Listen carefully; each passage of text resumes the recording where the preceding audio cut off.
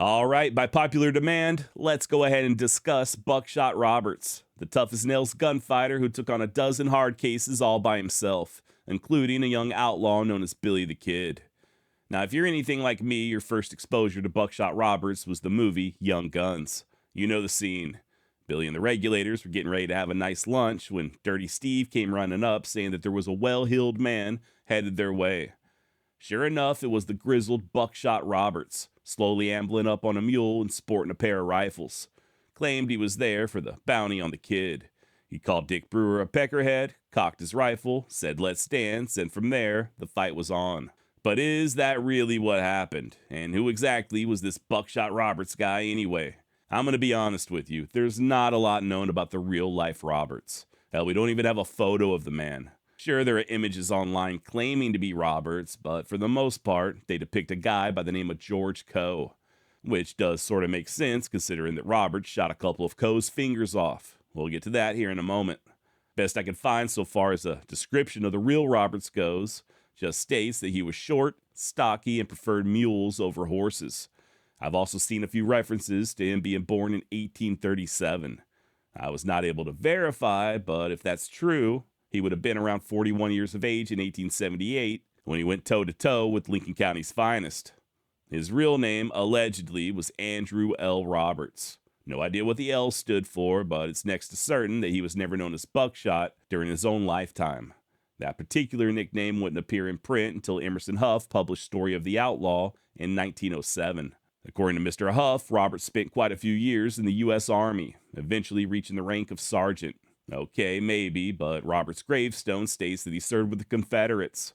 I don't know, maybe it was both. Whatever the case, Buckshot damn sure weren't no stranger to violence. Or to paraphrase Charlie from Young Guns, Roberts was deadlier than smallpox.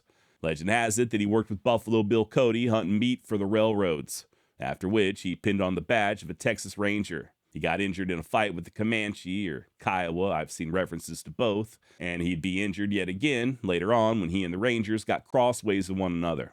Supposedly, Roberts killed a man there in Texas, and when his Ranger compadres tried to arrest him, that's when things went south. According to Emerson Huff, it was 25-1, and Roberts took a load of buckshot to the shoulder, resulting in limited mobility in his right arm. From that point on, he was unable to shoulder his rifle and was forced to fire from the hip. His beef with the Rangers was also mentioned by George Coe in the book Frontier Fighter. According to George, Roberts had, quote, once ran into a regiment of Texas Rangers and killed several of them single-handed while making his escape, end quote. Full disclosure, there are 0 official records of Roberts ever actually being a Texas Ranger. That said, he was known to go by the alias of Bill Williams, so who knows, maybe he had an alias in the Rangers as well, or maybe Roberts wasn't even his real name to begin with. There's just a lot we don't know about the man. I cannot stress that enough. Buckshot's origins, according to historian Robert Utley, were quote-unquote murky. Talk about an understatement. And to hear Utley tell it, Roberts rarely spoke of his past and pretty much just minded his own business. That said, things do clear up once he arrived in New Mexico. Once again, according to Emerson Huff, Roberts, quote, took up a little ranch in the beautiful Ruidoso Valley of central New Mexico, one of the most charming spots in the world, and all he asked was to be let alone, for he seemed able to get along and not afraid of work. When the Lincoln County War broke out, he was recognized as a friend of Major Murphy, one of the local faction leaders. But when the fighting men curtly told him it was about time for him to choose his side, he, Roberts, just as curtly replied that he intended to take neither side, that he had seen fighting enough in his time and would fight no man's battle for him. End quote. Okay, but be that as it may, Roberts wouldn't remain neutral for long. There is some indication that he occasionally worked at a store owned by Murphy's business partner, James Dolan, and eventually Roberts would ride with at least 2 posses on behalf of the Murphy-Dolan faction. He was part of that bunch that visited Tunstall's ranch on February 12, 1878, and again just 6 days later when Tunstall was murdered. I have read differing accounts, so please double check me on this, but it does appear as if around half of the posse, Roberts included, stayed behind at the ranch when Tunstall was murdered, so he most likely didn't get his hands dirty in that particular killing. Doesn't matter though, his name was still listed on a warrant issued by Justice of the Peace Squire Wilson shortly thereafter. By the way, I'm saying all of this as if you're already familiar with Billy the Kid and the Lincoln County War. If you're not, or if you just like to find out additional information, feel free to check out the series I did on Billy the Kid a while back. Link down below. Now, that guy I mentioned a moment ago, Justice Wilson, he's the one who deputized Dick Brewer following Tunstall's funeral. And in turn, it was Brewer who formed the Regulators, which included a young man by the name of Henry McCarty, a.k.a. William H. Bonney, alias Billy the Kid. Contrary to popular belief, the Regulators were not just former employees of the late John Tunstall. Billy Bonney was, but many of them, like Doc Scurlock and Dick Brewer, had ranches of their own. They liked and respected Tunstall. They considered Dolan and the House to be their common enemies, but things weren't exactly as depicted in the movie Young Guns. Case in point, John Tunstall was only 24 years old at the time of his death. Yeah, you heard that correctly, 24 years old. I think Dick Brewer, by contrast, was already 28 or 29. Little details like that notwithstanding, I do still consider Young Guns, and Young Guns 2, to be excellent movies. Probably my favorite movies depicting Billy the Kid. Anyway, like I said, the Regulators were deputized following Tunstall's murder, and it wasn't long before they set out in search of those who were responsible. On March 9th, they apprehended Buck Morton and Frank Baker, both of whom were suspected in taking part in the assassination. I talk about this much more in depth on that series I did on Billy the Kid, but long story short, Morton, Baker, and another guy named William McCloskey were all shot dead or in hell. Don't worry, we will circle back to Buckshot Roberts here in just a second, I promise. Now, on the very same day as that triple killing that I just mentioned, the territorial governor, Samuel Axtell, arrived in Lincoln to see about all the rampant lawlessness. And while he was there, he went ahead and nullified Squire Wilson's appointment as Justice of the Peace, which in turn meant that Dick Brewer and the Regulators were no longer deputized. And then, just a few weeks later, the Regulators rode into Lincoln and killed Sheriff Brady in broad daylight, right there in front of God and everybody. Which brings us back to our very own Andrew L. Buckshot Roberts. Wild West or not, you just can't go around murdering lawmen, right? Even the crooked ones. And as a result of the killing of Brady, the Regulators had a big target on their backs. And Buckshot Roberts would soon join a posse looking to bring him to heel. At some point in late March, this posse allegedly had a running gunfight with Billy the Kid and Charlie Bowdry, just outside of San Patricio. As far as I'm aware, nobody was injured, but as you can see, Roberts may not have been the neutral player that Emerson Huff said he was. And that's where things start to get complicated. You see, Roberts' neighbor there on the Rio Doso was Frank Coe, cousin of the aforementioned George Coe. And despite Frank's association with the Regulators, he and Roberts got along pretty well. Now, Buckshot was even known to spend the night at Frank's house on occasion. I only bring that up because there are some who think that Roberts was riding with those Dolan men just as a way to pick up a little extra cash so he could skin on out of the territory.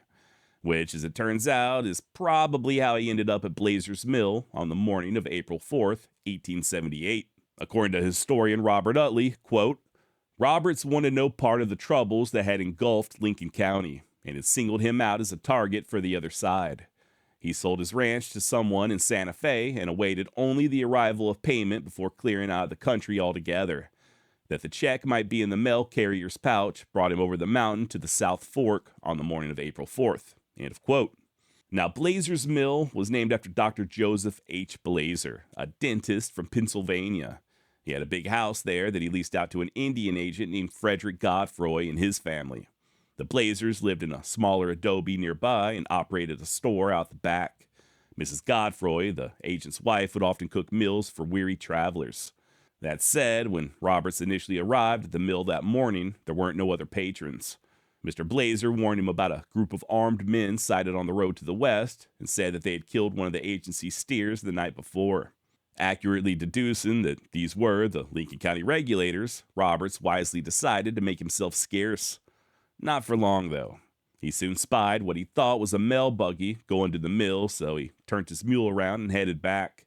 Big mistake, as in his absence, the dreaded Regulators had indeed arrived. 14 total. You had Billy Bonney, a.k.a. Billy the Kid.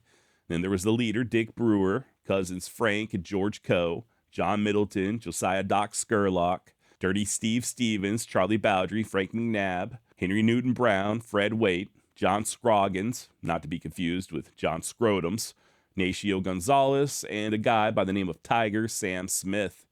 Now, Smith and Gonzalez wouldn't stay. They ended up riding on and thus would not participate in the fight to come. Still, though, that left an even dozen regulators for Roberts to deal with. Hardened and desperate men who made no bones about their willingness to kill. And unfortunately for Roberts, he didn't see their horses till it was too late. Apparently, they were all corralled in the back, and once he did see them, I guess he figured he had done enough running. Decided to stick around and see what these old boys were made out of. Now, Mrs. Godfroy was pretty adamant about no firearms being allowed inside where people were eating, so Billy and the others either stacked their guns on the porch or just inside the door. The only one who remained armed was John Middleton, and he stayed outside as a lookout. It was he, not Dirty Steve, who first spotted Roberts and warned the others. Dick Brewer, despite now being a wanted outlaw his own self, still held a warrant for Buckshot's arrest. As such, he sent Frank Coe out to talk to him. Remember what I said earlier about Frank and Roberts being neighbors on the Rio Doso. Now, by this point, Buckshot had already climbed down off that mule. He, too, followed the house rules by removing his gun belt and placing it over his saddle horn. Not his Winchester, though. Oh, no. He kept that in hand as Frank came out to greet him. The two ended up sitting down and talking for a while, with Frank doing his level best to convince Roberts to surrender. Only thing is, Roberts wasn't having it. And to be honest with you, I don't really blame the man. You gotta think, the regulators were no longer legitimate as far as the law was concerned. Likewise for that warrant that they held on Roberts. Also, Roberts knew full well what had happened to Baker, Morton, and McCloskey. I guess he figured if he let himself get arrested, then he too would be gunned down as he attempted to, air quotes, escape. He told Coe that if it was just him and George and maybe Dick Brewer, then he'd have no problem surrendering. But there weren't no way in hell he was going to take his chances with Billy the Kid and Charlie Bowdry. Guess there was still some bad blood from that run and gunfight a week prior. According to Frank, they talked for at least half an hour. Quote, I begged him to surrender, but the answer was no, no, no. I think he was the bravest man I ever met, not a bit excited, knowing too that his life was in our hands. Finally, Dick Brewer got tired of waiting and sent out some reinforcements, one of whom was Charlie Bowdry. And well, let's just say that Charlie wasn't quite as tactful as Frank Coe. As soon as he came outside, he yelled at Roberts to throw his hands up, to which Buckshot simply replied, no. Charlie then went for the butt of his pistol as Roberts raised his rifle to his hip. According to Billy the Kid biographer James B. Mills, quote, the two men then fired on each other almost simultaneously. Roberts' shot hit Bowdry's belt buckle before ricocheting and shattering George Coe's gun hand, destroying his trigger finger and thumb. As for Bowdry's round, it hit Roberts in the belly. Frank Coe would later recall seeing the dust flying from Buckshot's clothing when the bullet struck. At this point, the rest of the regulators spilled outside as Roberts began backing into the doorway of Doc Blazer's office, working the lever on that Winchester of his with a fury. According to Frank, he had never seen a man that could handle a Winchester as fast as Roberts could. But then again, Frank Coe's never seen me handle a Winchester. Have you, Frank? Anyway, one of Roberts' rounds caught John Middleton in the chest. Another hit Scurlock's holster and careened down his leg. Doc's grandson, Joe, would later quote his granddaddy as saying that the bullet burned like a hot iron. At least one round perforated George Coe's shirt, and yet another damn near put an end to the still teenage Billy the Kid. Luckily, he was able to take refuge between a wall and a wagon, and Robert's bullet only managed to scratch his arm. To once again quote the great James Mills, with lethal precision and a stroke of fortune, Andrew L. Roberts had taken 3 regulators out of the fight and sent the rest in search of cover. They had likely assumed Roberts would surrender when faced by superior numbers, and had been caught unawares by his almost suicidal bravado. Fatally wounded, outnumbered, and cut off from his holster pistols, still hanging from the saddle of his tethered mule, Roberts began backing away toward Dr. Blazer's single-story adobe house, still firing his Winchester as he went, and leaving a haze of smoke behind him. End quote, and hell yeah, brother. Now, at the same time, Billy the Kid was trying to keep count of how many bullets were left in that rifle. When he judged that Roberts was out of ammo, he went charging in. Only thing is, Roberts was ready and shoved his empty rifle into Billy's stomach, knocking his air out. And once again, the Kid was forced to retreat. In the meantime, the wounded Roberts went searching for another weapon. found exactly what he was looking for hanging on the wall in Doc Blazer's office. A single-shot 1873 Springfield, chambered in .45-70. And I don't know about you, but I do not want to get shot by a .45-70, ever. Not even if there's a fire. Rummaging around further, Roberts found a box of shells. He then made a barricade of sorts with a mattress, loaded the rifle, and prepared to sell his life dearly. Meanwhile, Charlie Sheen, aka Dick Brewer, tried to persuade one of the employees there at the mill, David Easton, to go flush Roberts out. And when Easton declined, Dick appealed to Blazer and Agent Godfroy. They too had sense enough not to approach a man like Roberts when he was wounded and backed into a corner. So finally, Brewer decided to handle it by himself. Crept around back to the corral and took cover behind a pile of wood, about 100 yards or a little over 100 yards away from where Roberts was hiding. Per historian Robert Utley, quote, "Taking careful aim, Dick fired. Inside Blazer's office, Brewer's bullet slammed into the wall behind Roberts, blowing particles of adobe onto the floor. Glancing down the valley, Roberts saw smoke from Brewer's rifle, drifting away from the logs. Propping Blazer's rifle on the mattress, he sighted on the log to where the smoke had been and waited. Soon, the top of Brewer's head appeared. Buckshot squeezed the trigger. The big Springfield blasted.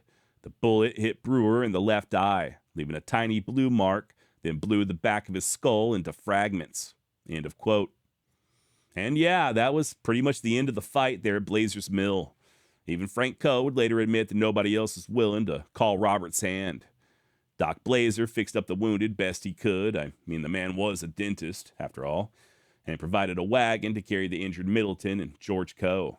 About 18 or so miles down the trail, they ran into the surgeon from Fort Stanton, who had apparently already been summoned to render aid to Roberts.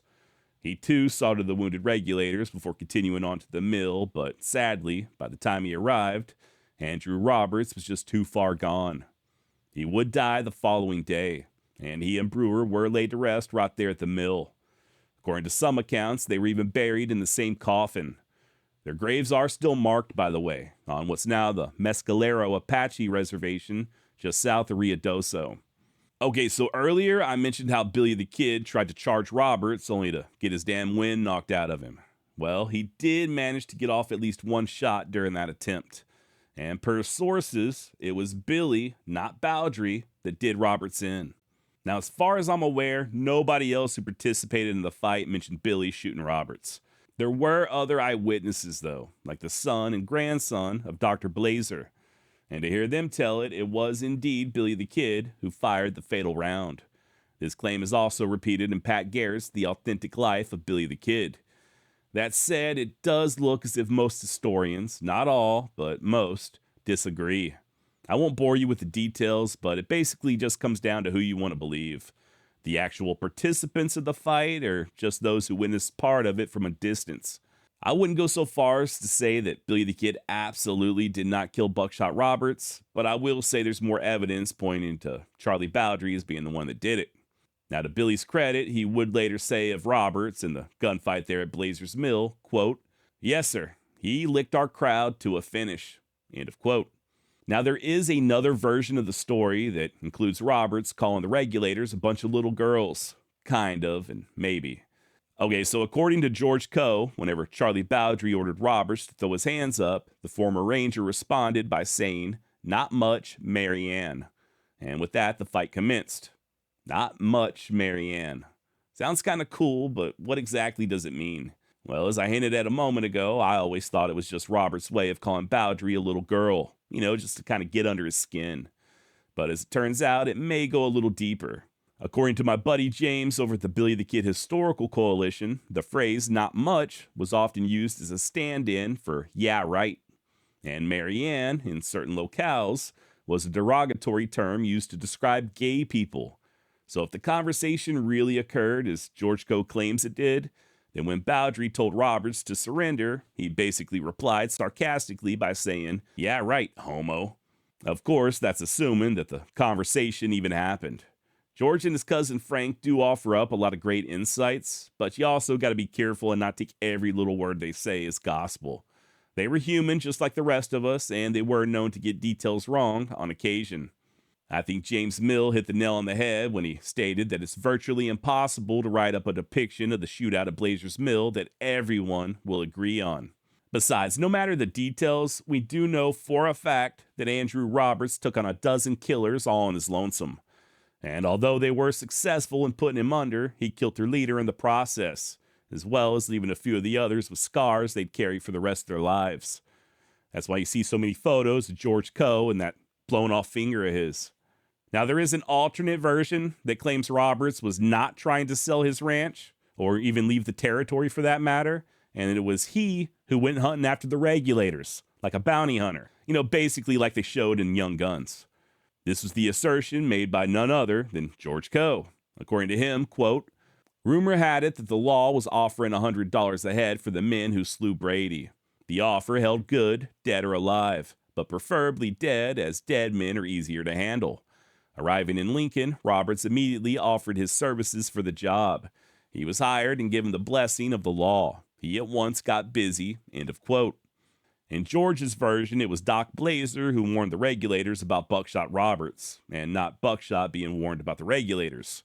And when Roberts arrived, according to Joe, he, quote, offered no words of greeting, but crawled off his mule armed with 2 6-shooters, a rifle, and a 12-inch belt full of cartridges.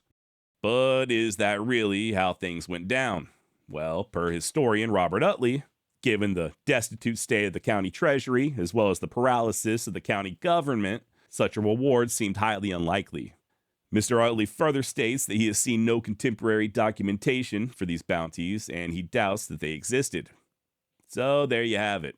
Who knows, man? Whichever way it shook out, I do think we can all agree that Buckshot Roberts was most definitely born with the bark on. When they executed Black Jack Ketchum, he only had one arm left. Had he had both, or somehow figured out how to shoot with his left hand, things may have turned out a bit different.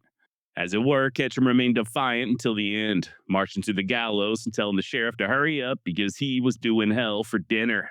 And what happened next sent a throng of onlookers running in terror.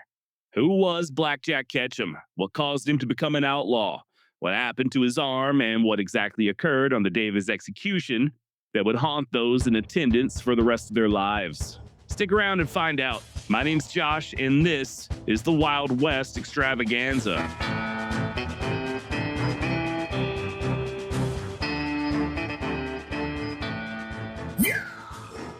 Thomas Edward Ketchum was born in San Saba County, Texas on October 31st, 1863. His parents arrived back in 1849 looking to raise cattle, a move that most definitely came with a price. 2 of Tom's uncles were killed by the Kickapoo in 1867. His father, Green, passed away the following year, and his mother, Temperance, would do the same in 1873. In other words, Tom was an orphan before he was even old enough to shave. Thankfully, his older brother, Barry, offered to take him in, for a while at least. You see, young Tom had a bit of a wild streak. His first known brush with the law came in March of 1880 when he was held in contempt of court. The details are murky, as are the consequences, but it does appear that at just 16 years of age, Tom Ketchum was already starting to buck authority. It was around the same period that he allegedly got caught stealing pecans from a neighbor. Said neighbor delivered a thorough ass whooping, so Tom returned with dynamite and blew up the entire grove. Legend has it that he also shot a fellow teenager with birdshot following a similar dispute. And as to how true these stories are, I really can't say. It's also unclear at what point Tom graduated from being a teenage nuisance to a full-fledged outlaw.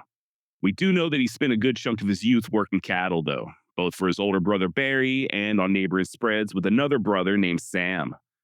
According to Tom's biographer, Jeff Burton, there's not much in the way of evidence showing that Ketchum was involved with stock theft prior to around the year 1884. But get involved he would. And when his name suddenly appeared on an indictment right alongside that of his brother Sam, they both wisely chose to flee San Saba for greener pastures, which in their case just meant the town of San Angelo. Ah, the good old days, back when you could easily escape serious legal troubles just by moving a mere 100 miles away. I wonder if Diddy ever thought of that. And yeah, for the next couple of years, Tom and Sam continued working cattle there in Tom Green County, as well as helping out in roundups as far south as El Dorado. And at some point, they drifted north into Utah's Snake Valley and started a ranch of their own. And I do use the term ranch rather loosely. Once again, per Jeff Burton, quote, Most of the time, they were away from the valley trading in livestock stolen from others. When they were at home, they were hosts to such hard characters as Tom McCarty and Willard Christensen, alias Matt Warner, a pair of thieves who later carried out a number of audacious bank robberies in Colorado, Oregon, and Washington. Mr. Burton further states in his book Dynamite and Six Shooter, quote, "In a year or so, the climate or paucity of the prophets, or perhaps even the inquisitiveness of the law, persuaded the brothers to withdraw from Snake Valley. By the close of 1888, they were back in Tom Green County," end quote. And yeah, the brothers may have been back in Texas, but they would not stay long. Apparently, Tom thought it would be a good idea to rile a dog up and chase it into a crowded church. The congregation, however, failed to see the humor, and Tom was taken into custody. Just so happens that Big Brother Barry was engaged to the arresting officer's sister, so in the early part of 1889, once Tom was released, he and Sam were once again on the move. I guess Barry didn't want their activities affecting his marital prospects. The brothers ended up working cattle in the panhandle for a while. Tom trailed herds from New Mexico to Oklahoma, and by all accounts, he and Sam were just hard-working, law-abiding cowboys. At least they were until Tom went and got his heart broke. And this tends to be the case, it was all of his own doing. Now, at the time, Ketchum was working for an outfit out of Lincoln County. Had him a lady there that he was sweet on, but at the same time, he was also dragging his feet when it came to making an honest woman out of her. Each time he would leave to go on a cattle drive, he would claim that it would be his last, promised he'd save his money and that they'd get married. And each time he returned, he was dead broke and full of excuses. Finally, one day she had enough.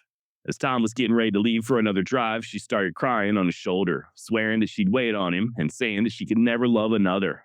Then no sooner was Tom gone that she went and got eloped. Ketchum wouldn't learn of this betrayal until the herd got to Clayton, at which point he abruptly drew his wages and quit, saying he was headed for the hole in the wall up in Wyoming. Now, it's anyone's guess as to whether or not he made it that far north. Matter of fact, nobody truly knows what Tom was up to directly after quitting that herd. He would head back to Texas just a few months later, though.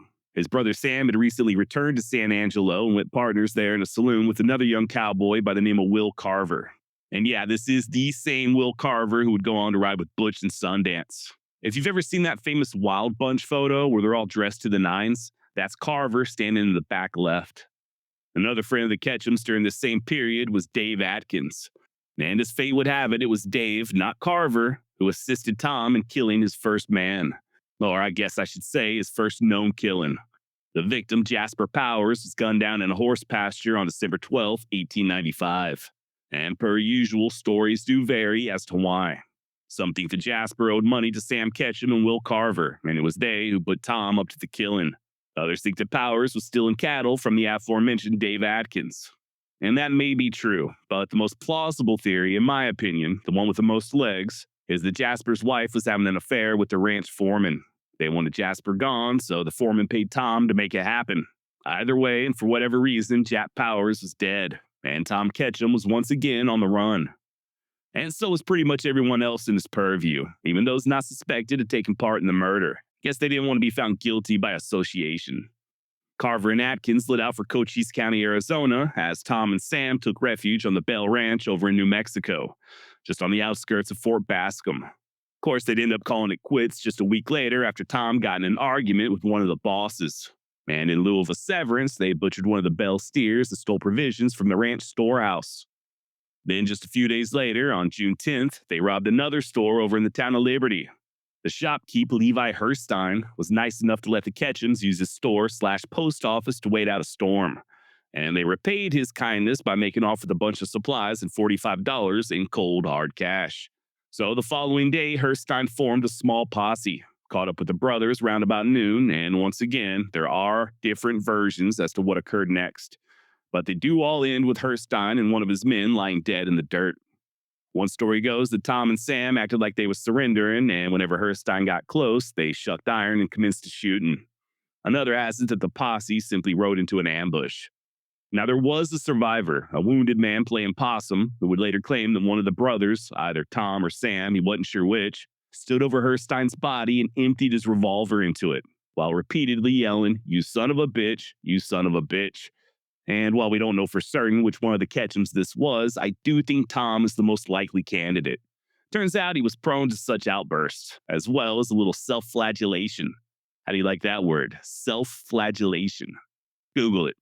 But yeah, it's like the time a few years prior when he failed to properly hobble his horse. When Tom awoke the next morning and discovered that his pony was gone, according to a former colleague, he began stalking around camp, cursing loudly at himself and banging his own revolver against his head. Then, on another occasion, when Tom was spurned by that girl that I mentioned earlier, one of his fellow hands found him, quote, pulling out his hair and cursing like a sailor, end quote. So, yeah, I'm no psychologist by any means, but if you're going to pistol whip yourself and pull your own damn hair out, I don't find it all that unlikely that you'd also empty a gun into a dead man while screaming obscenities. Something tells me that if Tom was around nowadays, he'd be punching holes in the wall every time he starts losing at fantasy football. Look, I'm not saying that Black Jack Ketchum was totally insane, but as you'll soon learn, at the very least, he did have a few screws loose. Now, following the killing of Herstein, he and his brother stole some horses from a nearby ranch and went their separate ways. Sam would go on to find legit, albeit temporary, employment north of Engle, New Mexico, as Tom headed west to Arizona.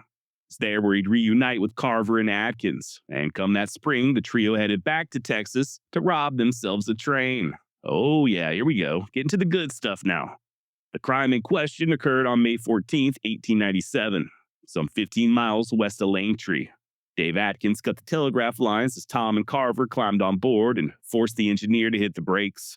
They then headed to the express car and blew the safes open with dynamite, making off with an estimated $42,000 worth of plunder, or damn near $1.5 million in today's money. Not sure how much of that they were able to enjoy, though. According to Jeff Burton, quote, most of the money unspent was left behind, either cashed somewhere in Tom Green County or deposited for safekeeping with Barry or some other ally. Their intention may have been to lie undercover for a while to collect the money when they deemed that they could comfortably get out with it to some distant place where they were unknown, end quote. So yeah, not really sure if they ever did retrieve that money, and to be honest, I do question whether or not it was really 42 grand. Either way, it does appear as if they were broke just a few months later and looking for another score. That being the case, on the night of September 3rd, 1897, they boarded the southbound train at Folsom. Waited till they were a few miles outside of town, made the engineer stop the train, and just like before, they blew the safes open with dynamite. Wasn't near as lucrative as the last haul, though. All they got for their troubles was around 3 grand, along with an assortment of jewelry and silver eating utensils. Oh, and just an FYI, back in those days, in the 1890s, robbing a train in New Mexico was punishable by death, something that Tom wouldn't learn until it was far too late. We'll get to that soon enough, but for now, the boys would lay over for a spell in Cochise County. They had a nice little hideout there, a veritable fortress northeast of Benson, in a place called Texas Canyon. A local ranch hand would describe the hideout as follows. You could not have dragged them out of there with a locomotive. At the head of the canyon, the basin widens out into what was known as the Wildcat. Above the Wildcat was a great bluff and many, many rocks, so wild and steep that no one could possibly climb from that side. Well, the cowboys would hobble their horses and leave them there, then climb up to the right and circle clear around the bluff over some almost impassable country and reach the top, almost over the Wildcat. Here, there was a series of caves and great boulders dividing the top of the bluff into rooms. One of these they called the kitchen and had their cook outfit there. Then there was the parlor and the bedroom. They could go out on the bluff itself and with a glass to see all over the country in all directions. They brought water up in 5-gallon cans from a spring about a half-mile away. This hideout has been used by many outlaws as it is very inaccessible. Now and then some of us cowpunchers would go in there and bring out a maverick, but what few cattle were in there were wild. It was pert near out of this world, end quote. Not gonna lie, sounds like a pretty cool little clubhouse. Only problem was gang member Dave Atkins ended up blowing their cover. He left the canyon one day alone, proceeded to get drunk near Bisbee and start blabbing about their previous robberies. He even bragged that they were planning on holding up another train just across the border at Steins Pass. As you can imagine, Tom wasn't all that happy with Dave's indiscretions. A situation made even worse when he learned that Texas Rangers had taken to hiding out in the express cars, hoping to catch him in the act. So instead of going to Steins Pass, they drifted south to Old Mexico, hiding out in northern Chihuahua, possibly with the remnants of the infamous High Five Gang. Now, I have not touched on this just yet, but there was another outlaw known as Black Jack, real name William Christian. He and his brother Bob were the leaders in the High Fives, and they also happened to bear a very strong resemblance to Tom and Sam Ketchum. So much so that folks started getting them mixed up. Hell, it was the Christian brothers who were initially blamed for Herstein's murder back in June of 1896. And when William was finally put under by law enforcement in April of 97, his body was erroneously identified as Tom Ketchum. And even after that, his gang, the High Fives, would continue using his name while committing robberies. So far as the law was concerned, Tom Ketchum was dead and Black Jack Christian was alive and well, when in reality it was the exact opposite. Tom would later claim that he met the real Black Jack, possibly at some point in 1896, and that he turned down an offer to join his gang. No idea whether or not that's true, but that is the long and short of how Ketchum came to be known as Black Jack. Now, as I alluded to earlier, Tom and the boys had previously planned to hold up that train at Steins Pass, about 20 miles southwest of present-day Lordsburg, New Mexico. The only thing that stopped him was Dave Atkins and his big mouth, coupled with rumors of armed guards on the express cars. But I suppose by December of 1897, they figured the heat had died down enough to go ahead and give it the old college try. And while they were able to steal around $11 from the station agent, the train itself proved far more difficult. Guards were waiting, as rumored, and when the gang tried to force their way inside, said guards opened fire. During the gunfight that ensued, gang member Ed Cullen was shot dead, as Tom and the others were forced to flee empty-handed. Fun fact, there are some who think that the dead man, Ed Cullen's real name was Ed Bullion, the brother of the lady outlaw Laura Bullion. But as it turns out, that's probably not true. Laura only had one brother, Daniel, and he lived all the way till 1975. That said, there is another connection between Laura and Black Jack. Another member of the gang, Will Carver, was previously married to Laura's aunt. And when she passed away, he and a still teenage Laura struck up a relationship of their own. And in time, she'd also be romantically involved with another outlaw you may have heard of, known as Ben Kilpatrick. Now, after that failed robbery, the gang returned to Cochise County to lick their wounds. Once again, according to Jeff Burton, they, quote, hid out mostly in the Swiss Helm Mountains or in the Wildcat. Outwardly, at least, they were still welcome with the cowpunchers, prospectors, and small ranchers. The only man whom they regarded as a menace was John Slaughter, owner of the San Bernardino Ranch and sometime sheriff. One day, while the gang was passing time at a cabin near Mud Spring in Sulphur Spring Valley, the conversation touched upon Slaughter. Tom Ketchum glared balefully and said, "Let's go down and kill that rat-headed son of a bitch." But before they had made up their minds what to do, Slaughter himself drove up in a buggy. Seeing the four bad men lounging outside, he handed the reins to Mrs. Slaughter and ostentatiously rested his shotgun across his knees. As he passed by, he looked them over, as if to dare them to make trouble. The outlaw said nothing until the rig was out of sight. Finally, one of them remarked dryly, "Well, there he is, fellers. If you want him, go get him." Tom Ketchum, it turns out, did not want him that badly after all. End quote. So yeah, apparently old Tom wasn't the mean little ass kicker that he thought he was. But then again, a man would have to be a fool not to at least be a little scared of someone like John Slaughter. Later on that spring, the gang was dead broke again, so they slipped back into Texas and robbed the number 20 between Langtree and Del Rio. This is the same exact locomotive that they had attempted to hold up just 5 months prior at Steins Pass. And luckily for them, this time, things did go as planned.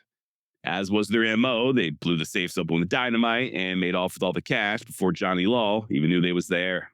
2 months later, on July 1st, they struck again, this time holding up a westbound train outside of Stanton, Texas. And as it turns out, this would be the last robbery they'd commit together as a gang.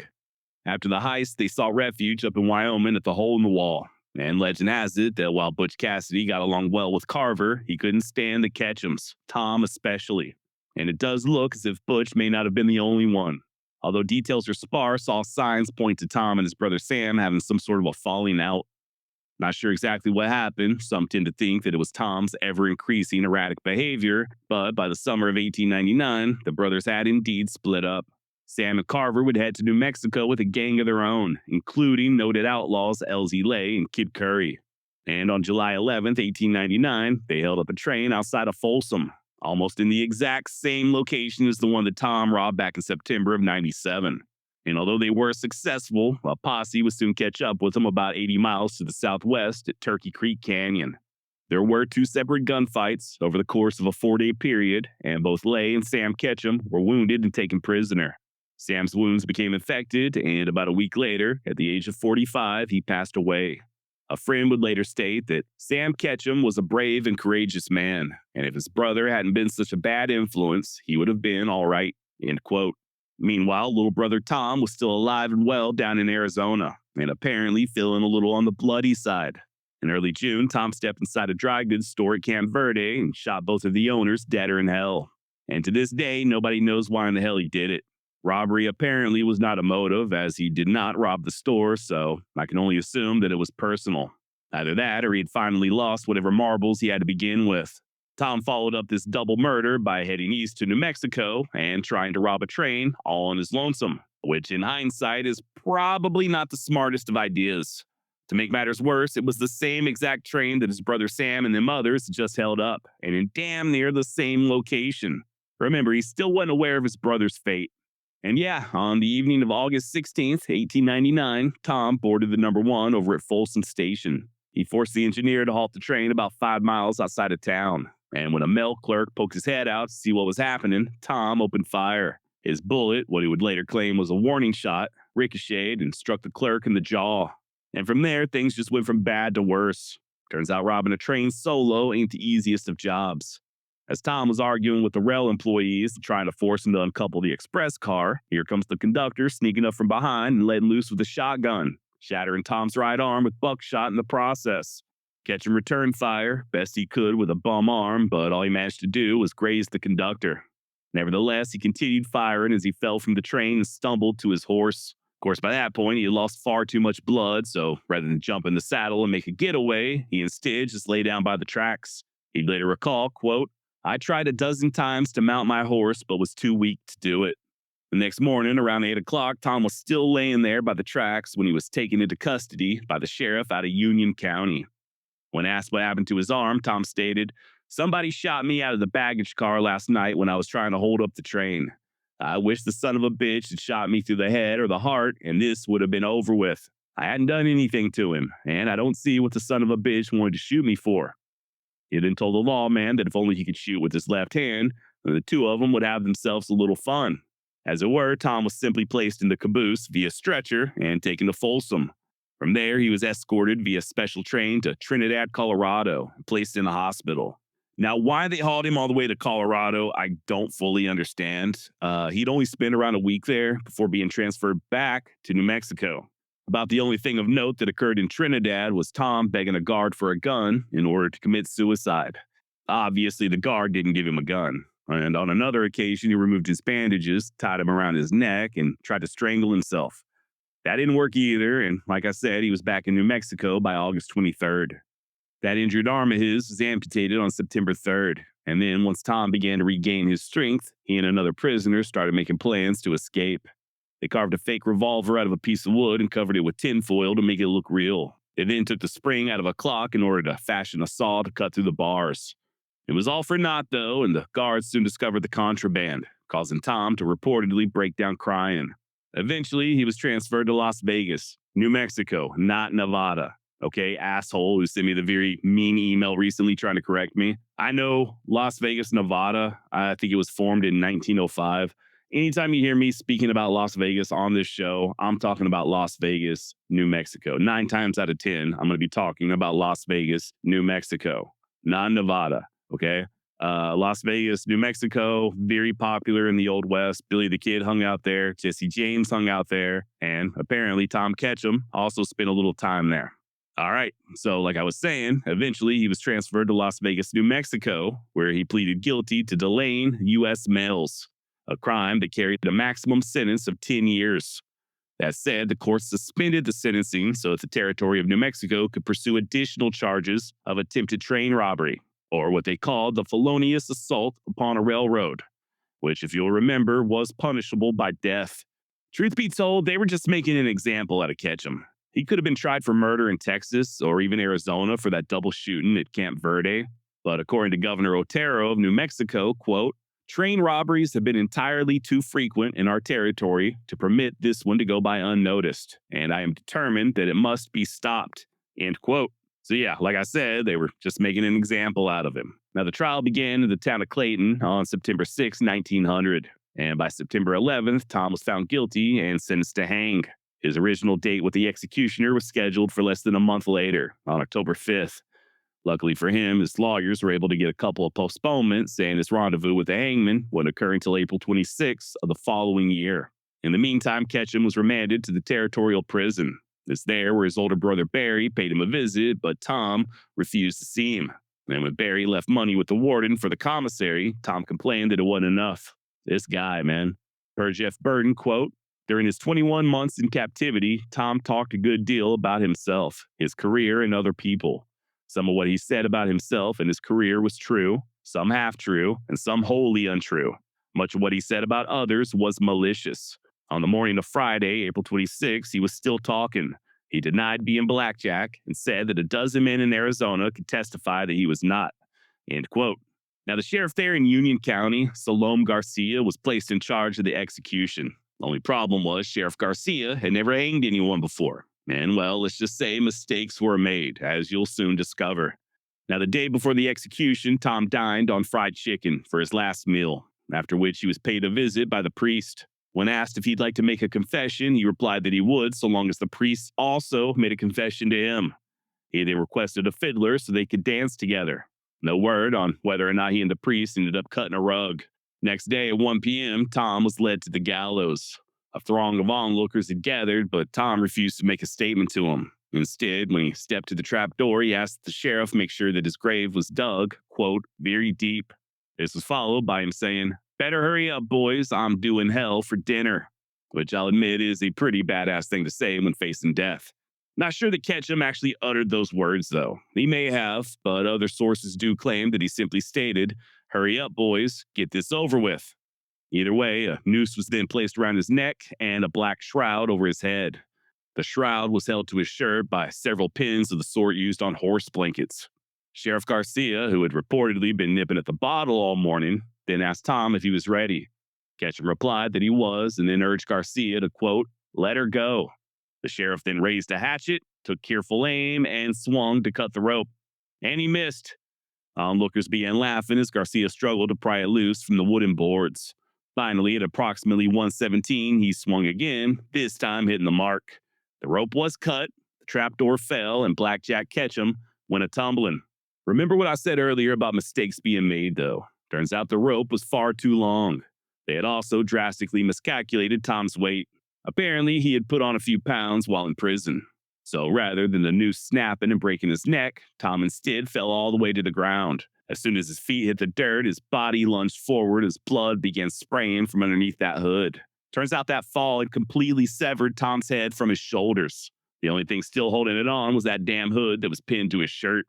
A photographer was on hand, and if you're curious, you can find photos of Tom standing on the gallows before that sack was placed over his head, and another of him on the ground after the execution, with his head lying next to the body. About an hour later, the head was sewn back on, and Tom was placed in a white coffin. He was then buried with zero fanfare, no minister, no mourners, nothing. Skip ahead 3 decades later, and Ketchum was reinterred to a new cemetery about a half a mile away. And this time there was a ceremony. They even pried the casket open and peered inside, noting how well preserved the body still was. Before they lowered Ketchum into the dirt for the second and final time, flowers were placed on the casket, along with a note that simply read, to a cowboy who went wrong. Now, his former associate, Will Carver, would go on to help Butch and Sundance rob a bank up in Nevada, only to be gunned down at a Texas bakery a few months later. As for that blabbermouth, Dave Atkins, he'd outlive all of them. Dave evaded capture by joining the British Army, believe it or not, saw action in Africa, after which he just sort of drifted throughout Mexico and South America.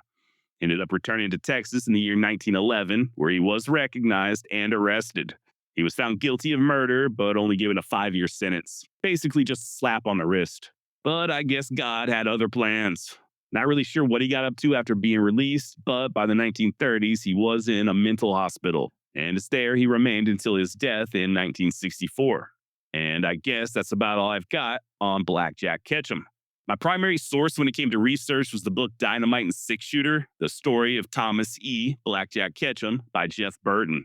There's also a pretty lengthy essay written by Mr. Burton that originally appeared in the February 2002 edition of Wild West, with more updated information. Link down below if you're curious. I did read F. Stanley's book, No Tears for Black Jack Ketchum, but I'll be honest, I did feel like it was a little bit outdated.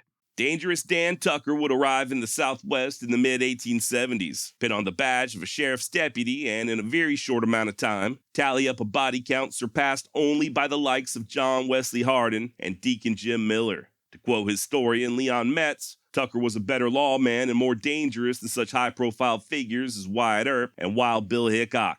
But who was he really? Is it true that Dan Tucker once took out half a dozen of the Tombstone Cowboys in one fell swoop? And what about the stories of Doc Holliday giving Dan a wide berth due to his deadly reputation? Please join me today as we take a look at one of the lesser-known yet still deadlier-in-hell gunmen of the Old West. My name's Josh, and this is the Wild West Extravaganza.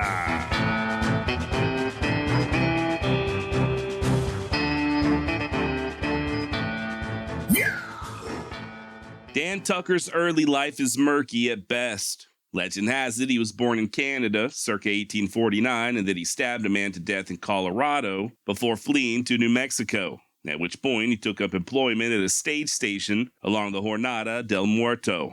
Now, how much of that is true is unknown.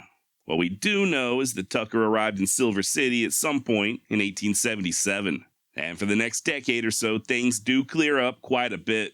Citizens of Grant County would later recall that the then 28-year-old Tucker was a shy, soft-spoken, and slim-built young man with blue eyes, light brown hair, and a mustache, and that he often dressed in a, quote, dark sombrero, blue flannel shirt, overalls, and light calfskin boots, end quote. Sounds pretty unassuming, right? Well, that's what folks there in Silver City thought as well. Imagine their surprise when Sheriff Harvey Whitehill then hired on this shy young newcomer as one of his deputies. A deputy who, in a very short span of time, would go down as one of the deadliest gunmen to ever pin on a badge in all of the Southwest. Now, this was back when Silver City was still wild and woolly. The town was first established in 1870 after the discovery of silver, and as tends to be the case with boom towns, the crime rate would absolutely skyrocket over the next few years. That's where Sheriff Whitehill came into play. It was his job not only to clean up Silver City, but the entirety of Grant County, which in those days was also comprised of what's now Hidalgo County, as well as parts of present-day Luna and Sierra counties. Pretty large chunk of land. And if Sheriff Whitehill had any hopes of establishing law and order, he'd need to have a few good men at his disposal, hence the hiring of Dan Tucker. Now, the earliest possible killing that Dan appears to be involved in occurred in June of 1877 when he and a posse had gone in search of 4 men accused of murder. The desperados vowed not to be taken alive, and sure enough, in the ensuing battle, 3 of the 4 were cut down. The lone survivor, a guy by the name of Bob Nelson, made his getaway as the posse returned to Silver City to celebrate. Sans Dan Tucker. Rather than call it quits, Dan stuck to the trail, returning to town a few hours later, leading Nelson's riderless and blood-stained horse. Now, according to Tucker, he failed to locate Bob Nelson, who had been wounded in that initial gunfight, hence all that blood. However, when Nelson's body was finally discovered, it was just 300 yards from where Tucker found the horse. Whether or not Dan dispatched Nelson or simply missed his body is unknown. That said, per Tucker biographer Bob Alexander, quote, there are other accounts that Tucker killed outlaws or livestock rustlers in the field, absent of any witnesses. True though the allegations may be, or perhaps not, the shrouded mystery only added to Tucker's mystique at the time, end quote. In a similar incident, when Dan and a posse returned to town, leading a string of riderless horses, he simply stated that the missing riders, quote, couldn't ride any longer and were left behind, end quote. And I'll let you figure out what happened to them. Skip ahead to August of 1877, and Tucker would make his first verified kill, at least that we know of. And unfortunately, we are short on details, other than the victim apparently attempting to escape.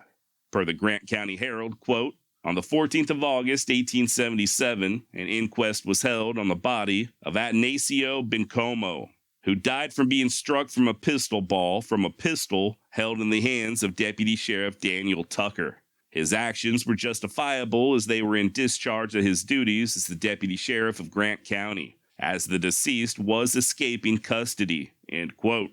That's one thing that Deputy Dan just did not put up with, escaping custody and resisting arrest.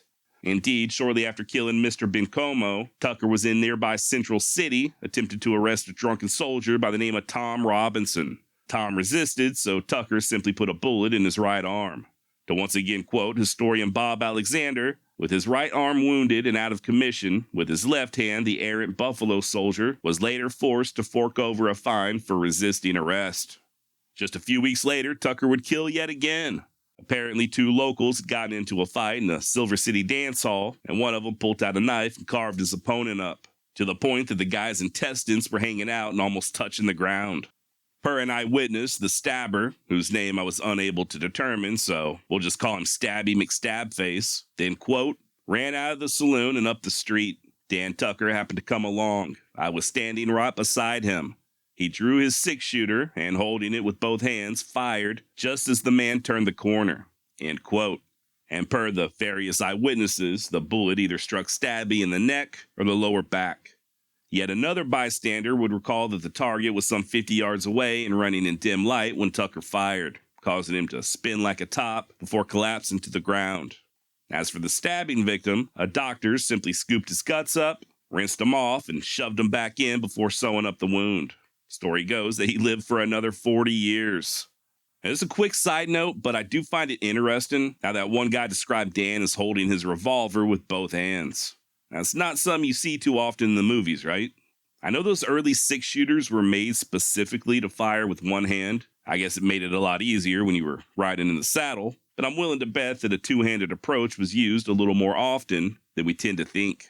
Now, if you don't mind, before we go any further, I do have a very special announcement. I'd like to personally dedicate this episode to one of Louisiana's finest, James Porto. I'm told that Mr. Porto, at a very young 81 years of age, is a huge fan of Old West history. I'm also told that he still works from sunrise to sunset, which in that damn Louisiana heat ain't no small thing. So Mr. Porto, take care of yourself, sir. And thank you so much for listening. I am beyond honored to have you paying attention to my dumb little show. And do me a favor, try to keep an eye on Shannon, okay? I think you know what I mean. All right, back to Dangerous Dan Tucker. Several months after dispatching old Stabby McStabface, Tucker was involved in yet another deadly shooting there in Silver City. And once again, details are sparse. According to the Grant County Herald, quote, Deputy Sheriff Tucker, charged with killing a man who resisted arrest, had a hearing in front of Justice Givens last Thursday. It was a case of justifiable homicide, end quote. Now, according to Sheriff Whitehill's son Wayne, the victim in this case was a quote-unquote Mexican who had went haywire and had taken to throwing rocks and frying pans out of his window at the people walking by. Deputy Dan was called to investigate, and as soon as this old boy raised himself up to chunk another rock, Tucker wasted absolutely no time in shooting him deader in hell. Once again, per Wayne Whitehill, quote, Tucker just popped him through the window and killed him, end quote. So yeah, not really big on small talk, Dan Tucker. One has to wonder if he ever gave any type of warning before opening up fire. Then again, like it or not, I guess things were done a mite different back in those days. Per Tucker biographer Bob Alexander, during the days of Tucker's reign in Silver City, indeed throughout Grant County, fleeing from an officer was tantamount to an admission of guilt. And if a suspected lawbreaker wouldn't stand arrest and subsequent legal examination, he could ill afford to anticipate any public sympathy. Likewise, an officer who cast a shadow of utter fearlessness and showed a sheer willingness to shoot could very well expect a degree of restrained compliance. Early frontier lawmen could ill afford the niceties usually mentioned when alluding to the Code of the West. Historian Joseph Rosa rightly reminds that in a shooting confrontation, hesitancy could mean death or crippling wounds. And despite examples of romantically pinned litter, the author points out that old-time gunmen had few rules. They were guided by instinct and experience, without which they could not have survived for long. Speaking specifically of Dan Tucker, one old-timer expressed community sentiment that he'd never shot a man unless the man had broken the law, end quote. Or maybe, like Mr. Alexander said, Tucker was just setting a precedent, just letting the ne'er-do-wells know that he wasn't a man to be trifled with. Either way, Bob Alexander also rightly knows that had Dan arrived 20 years later, there seems to be little doubt that his tendency to shoot first would have handicapped him with an enlightened populace. And had he tried the same technique still later, he probably would have been imprisoned or hanged. As it were, it didn't take long for word to spread as to Dan's reputation. So much so that when officials in Texas began organizing a posse of fighting men to help put a stop to El Paso's salt war, they headed straight to Grant County in order to recruit Dan Tucker. Not only that, but they made him a captain. Now, if you're not familiar with the El Paso Salt War, aka the Salt War of San Elizario, this is a wild-ass story.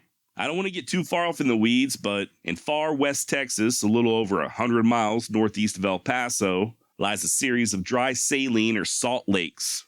A very valuable commodity, obviously. Salt has a million uses. And for well over 2 centuries, these salt beds were treated as a communal resource by the local Hispanics, especially those residing in the small village of San Elizario.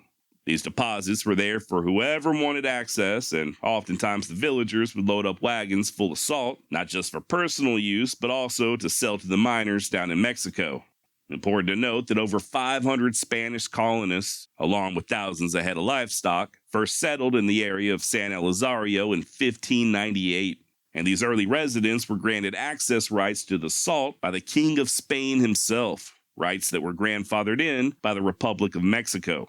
So yeah, people had been using these salt deposits as they pleased for damn near 300 years before the Salt War even began.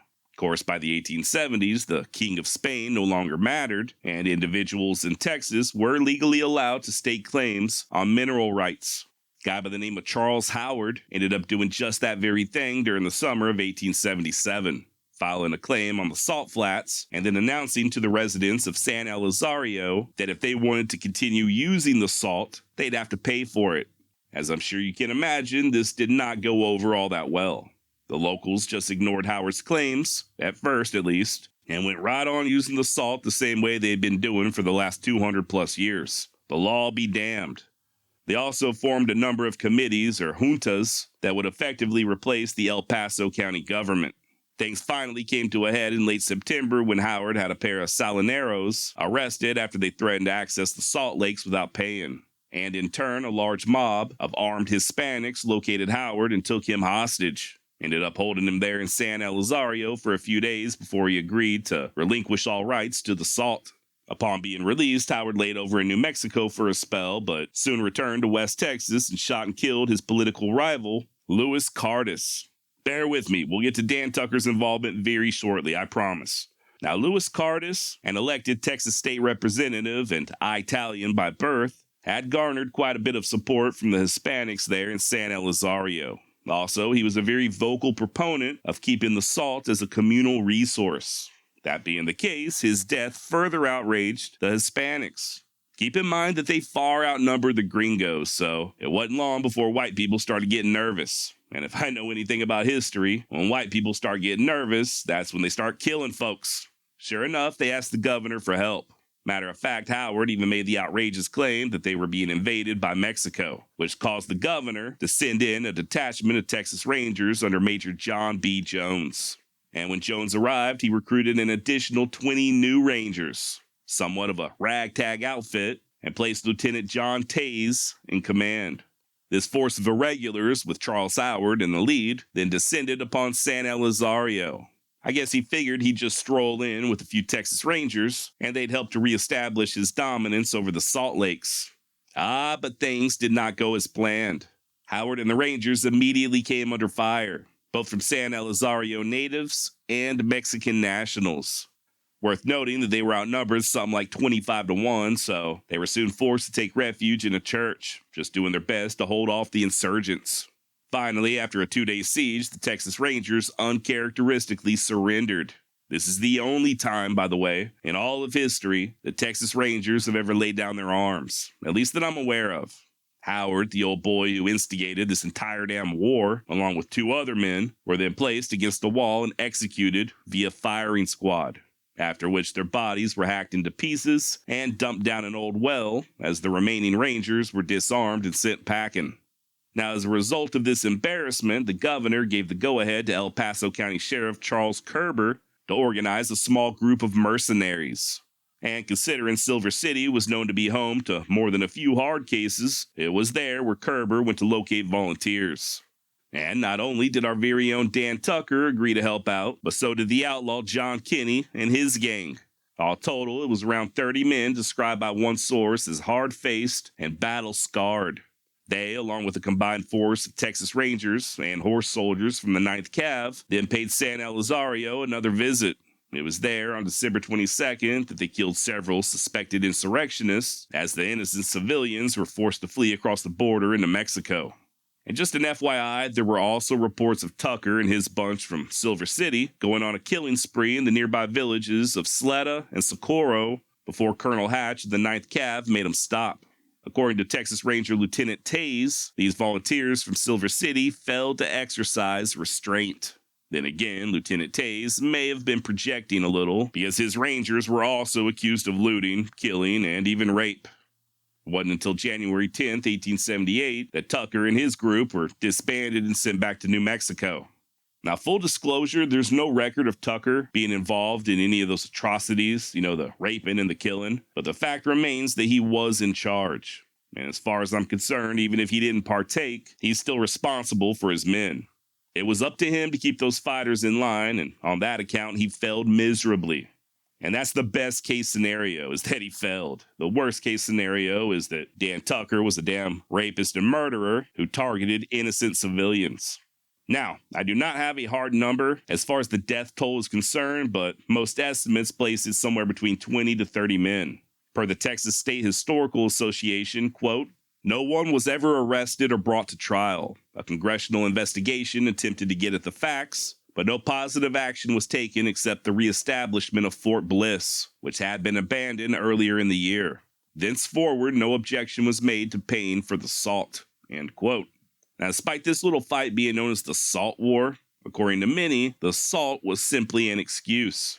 I'm going to once again quote historian and all-around Wild West expert Bob Alexander. It was basically a conflict between Anglo-Americans and Mexican-Americans. At the time, El Paso was completely cut off from the rest of Texas transportation. The Spanish-speaking population out there had a very difficult time understanding the concept of laws being passed at the state capitol in Austin applying to them, especially when they were in conflict with generations of tradition. They had a communal attitude toward the land. Salt and water, that was something that should be shared with the community. The Americans believed that whoever owned the land controlled the resources. That, with the school law that required compulsory schooling for boys and girls, boiled over with strong personalities into the Salt War. End quote. And yeah, man, this does appear to be a constant theme along the border. With the Salt War, obviously, there were bad actors on both sides. For instance, after that mob of insurgents killed Howard, they then looted the village of San Elizario itself. The village they were supposed to be helping. And like I said a moment ago, the regular everyday people who lived there were forced to flee across the border to avoid being punished at the hands of the Texans. Of course, it's these same people, and people just like them, that pretty much continued to endure various forms of persecution for decades to come. I mean, hell, just check out the episode I did on the Porvenir Massacre, which also, sadly, involved the Texas Rangers. As fun as it is to talk about the Old West, I do sometimes think we forget about the innocent people who just got caught up in the middle. Were there Mexican bandits or outlaws? Absolutely. But for every one of them, there were hundreds, if not thousands, of hard-working, honest Hispanics just trying to make a living for themselves and their families. Same as their parents before them. It wasn't their fault that the border was moved. Nonetheless, they were still treated as second-class citizens, despite their families being in that land far longer than men like Charles Howard and Dan Tucker. Speaking of Tucker, I did find it somewhat interesting that he would fight alongside the likes of John Kinney, officially referred to here on the Wild West Extravaganza as Kinney, you bastard. And of course, after leaving El Paso, Kinney, you bastard, would go on to fight in another little feud known as the Lincoln County War. And yeah, don't worry, we will be discussing whether or not Dan Tucker and Billy Bonney had any run-ins. For now, though, Dan would just return to Grant County and go right back to his job as a lawman. Matter of fact, by April of 1878, he was not only a deputy sheriff there in Grant County, but he was also the very first town marshal of Silver City, a job that appears to have been seasonal. I guess during the summer months, when them wild-ass cowpokes would flock to town, is when Tucker served as the marshal. Come October, he'd get laid off, when things were slow, only to resume his duties the following summer. He still retained his job as a deputy sheriff, though, and it was in such a capacity in December of '78 that he experienced somewhat of a close call. A guy by the name of Caprio Rodriguez was allegedly drunk and disorderly and ended up squeezing off a bullet that, according to the Grant County Herald, quote, passed through the marshal's clothing, but fortunately did not touch his person, end quote. I was not able to determine what became of Mr. Rodriguez, but something tells me he didn't get to celebrate any more birthdays after busting a cap at Dangerous Dan Tucker. And by the way, here's a fun fact for you.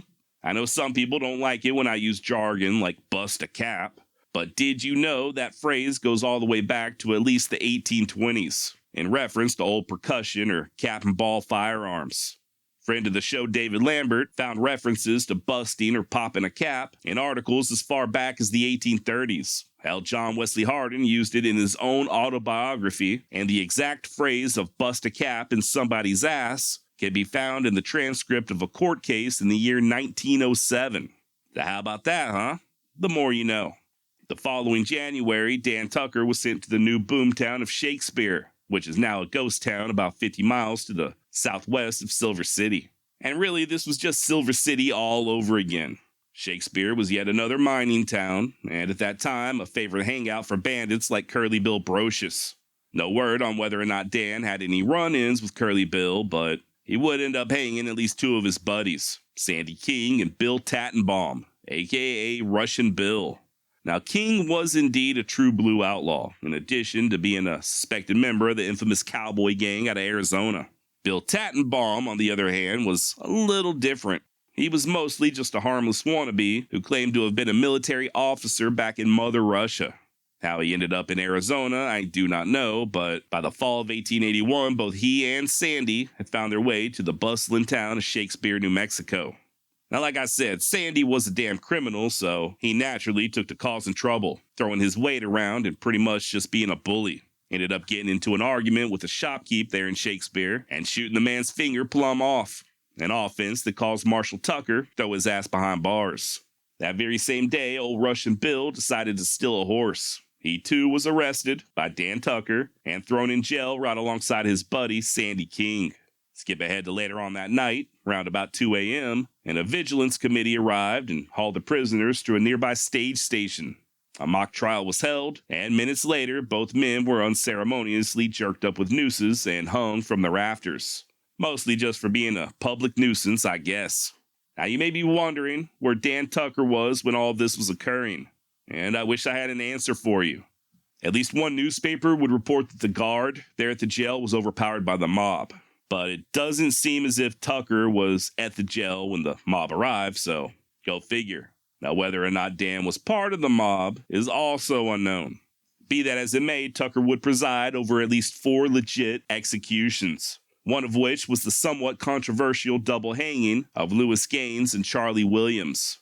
You see, Gaines was black and Williams was white, and I guess the good citizens of Shakespeare didn't much cotton to the idea of an integrated execution, which may be about the most ridiculous thing I have ever heard in my entire life. Was Charlie Williams a convicted murderer? Yes, he was. Did he deserve to hang for his crime?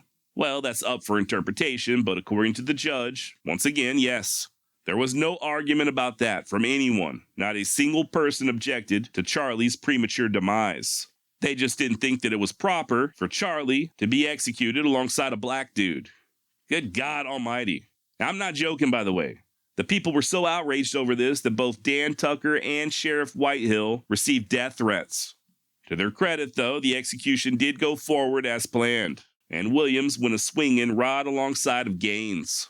That was in August of 1880. A few months later, Tucker assisted the good sheriff in the necktie party of yet another convicted murderer, Richard Remine. Now, this Remine character was a pretty bad seed, apparently. He got drunk one night and took an axe to his slumbering partner, chopped him up real good-like, and then crawled in bed with the bloody remains to sleep his drunk off. And although his execution was delayed due to appeals, Tucker would ultimately help with his hanging in March of 1881. Now, after Dan cleaned up Shakespeare, he then set his sights on a new railroad town known as Deming. And just to give you an idea, a passer through once wrote of Deming, quote, "The roughs and thieves are so numerous that no man ventures any distance from the village without his Winchester rifle, ready to repeat 12 to 16 times without reloading. With this element constantly on the watch for plunder, a man's life goes for naught, end quote. And yeah, Deming would remain rough until Tucker arrived and began patrolling the streets with a double-barreled shotgun. According to the Silver City Independent, he killed 3 men within his first 3 days in town, wounding 2 others, and within just a few weeks, he had jailed 13 members of the quote-unquote cowboy gang. After just 1 month in town, the New Southwest and Grant County Herald would report that thanks to Tucker, quote, the most perfect order now prevails at Deming, end quote. Not long thereafter, towards the end of July, Tucker would end up making a trip west to Maricopa, Arizona on undisclosed business. At least one researcher believes that this was on account of the hot mineral baths and that Dan was seeking to treat some type of previously inflicted wound. Whether that's true, I can't say, but as you'll soon hear, Dan Tucker would be the recipient of several wounds sustained in combat, and he would travel back to Arizona on at least one occasion to seek the talents of a physician. Fast forward to September of '81, and Tucker was involved in 2 more deadly shootings there in Deming. Maybe. The dates are a little confusing, and it's hard to tell which killings occurred first or whether or not they were just mistaken for one another. But that said, it was reported that on September 28, 1881, Dan, quote, killed one Charlie Hugo, who had been deporting himself in a riotous manner and who resisted arrest, end quote. Unfortunately, that's all we know, but the next little fight, which occurred right around this same time, was much more widely reported. It seems that an outlaw by the name of Jake Bond, along with 2 of his running buddies, arrived in town and began causing quite the ruckus, just galloping up and down the streets and firing off their pistols and even going so far as to ride their ponies straight into one of the hotels. Soon as they emerged, Dan Tucker was waiting, armed with that trusty scattergun of his and telling the troublemakers to throw their hands up. Per the September 30th, 1881 edition of the Las Vegas Optic, the command was not heeded, and without further parleying, the officer, Dan Tucker, fired, landing 9 buckshot in Bond's body. He instantly fell to the ground, a corpse. The other 2, seeing the fate of their comrade in crime, sought safety in flight, followed by a shower of bullets. It is not known whether or not either of them were injured. Deputy Sheriff Tucker deserves great credit for courage in tackling the demons, and but for his timely appearance, they would have run the town to suit themselves. The only thing to be regretted is the fact that the other 2 desperados did not share the fate that so fortunately befell their companion. End of quote. And like I mentioned a second ago, it's possible that the killing of Charlie Hugo and Jake Bond were one and the same, and somehow the names just got muddied somehow. The reporting was very confusing for this particular month in 1881. If you'd like to learn more, I'd suggest picking up a copy of Bob Alexander's Dangerous Dan Tucker, as he does discuss this further in the notes.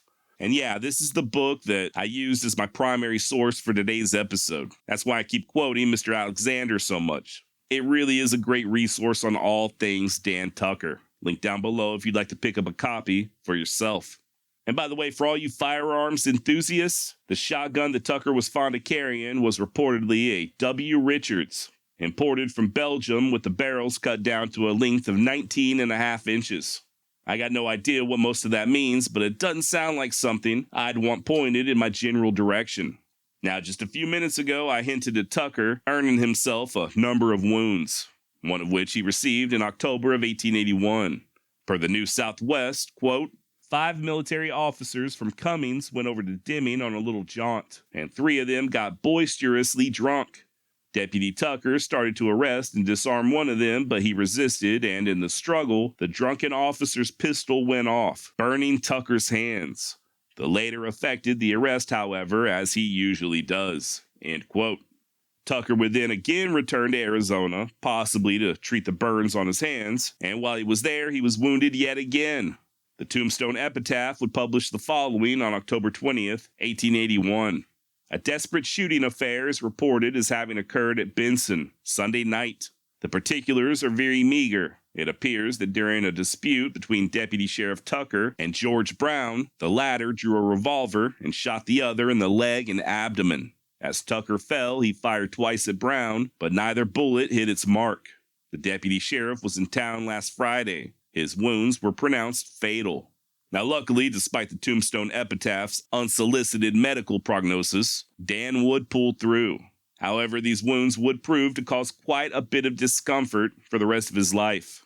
And if that ain't bad enough, Tucker's popularity would take a hit nearly a year later when he participated in the killing of a fellow lawman.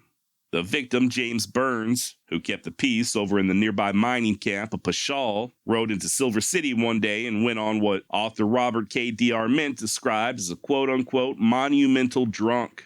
And the more Burns drank, the more he got to playing with his sidearm, just taking it out and twirling it around like he was Johnny Ringo. This continued all of Thursday, September the 24th, all that night and into the following day, with Burns just continuing to drink and getting more and more belligerent. Worth noting that Dan Tucker was not the marshal of Silver City at this time. That particular job was being held by the awesomely named Gladius W. Moore. Both Moore and at least one of his deputies had attempted to disarm Burns, but he wasn't having any of it. Said that as a member of law enforcement, he had the right to retain his firearm, and that was that. Things finally came to a head later on that night when Burns fired off his pistol outside of the Continental Saloon, for no apparent reason other than just liking the way it sounded. He then strolled inside and sat down to play a few hands of poker. As luck would have it, sitting at that very same poker table was our topic du jour, Dangerous Dan Tucker. Next thing you know, here comes Marshal Moore, gun in hand and investigating that errant shot. He once again tried to disarm Burns, but the inebriated deputy basically just told him to kick rocks, nerd. Another one of the poker players, a former deputy by the name of John Gilmo, talked Marshal Moore into holstering his revolver, just trying to calm an already very tense situation. Moore did as Gilmo suggested, but no sooner was his gun back in the holster than Burns jumped up, brandishing his own six-shooter and aiming it right at the marshal. That's when Dan Tucker sprang into action.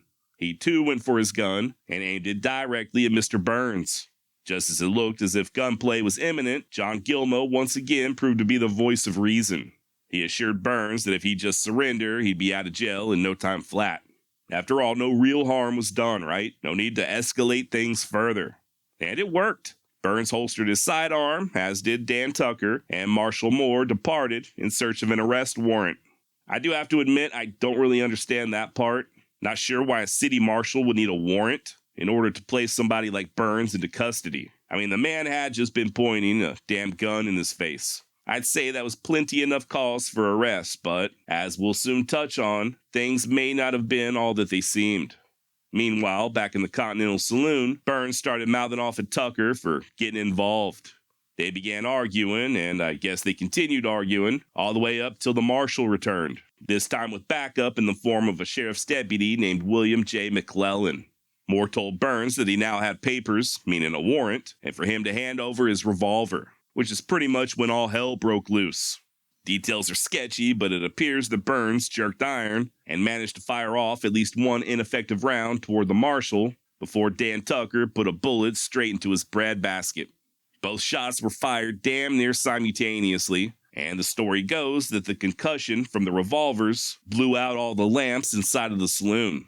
A fraction of a second later, as the joint was bathed in darkness, both Marshal Moore and Deputy McClellan also opened up fire, putting 5 more rounds into an already dead James Burns.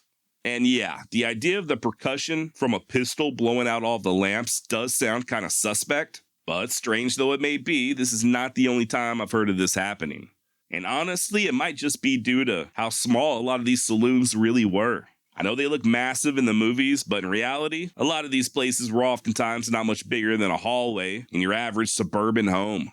The famous Cricket Saloon up in Deadwood, for example, which was the predecessor to Al Swearingen's Gym Theater, was only like 25 yards long and extremely narrow. Now, I've got no idea if size could have been the cause of it. I'm just sort of spitballing here, but I'm not going to lie. I do kind of feel like lighting some candles and firing off my pistol just to see what happens. Do not try that at home, by the way. I am not endorsing any such act. Now, James Burns, despite sounding like a total asshole, was extremely popular, especially over in that mining camp of Buckshot. The local prospectors began protesting his death and talking big about how they'd like to string up those who were responsible. They even published a resolution in the Silver City newspaper declaring Burns' death a, quote, cowardly premeditated killing, and announcing their, quote, intention to assist in prosecuting said murderers with all of our ability and means. End quote. Be that as it may, Dan Tucker does not initially appear to have been a target of these threats. Truth be told, a coroner's jury had somehow determined that his bullet had missed Burns completely. Whether that's the case, I don't know, but Dan would personally take credit publicly for helping to kill Burns. And the public outrage did get bad enough that Dan was ultimately thrown behind bars. He and Marshall Moore and Deputy McClellan. Not in Silver City, though. I guess they were worried about being lynched if they remained there, so they turned themselves in to a Deputy Baldonado over in Central City, which nowadays, I believe, is known as Santa Clara. Interestingly enough, Deputy Baldonado then raised a large posse of quote-unquote Mexicans to protect the trio. One has to wonder if any of these posse men were aware of Tucker's previous activities over in Texas. A few days later, a paper would report that despite Tucker killing at least 8 men there in Grant County, this was the first time he had ever been held to account.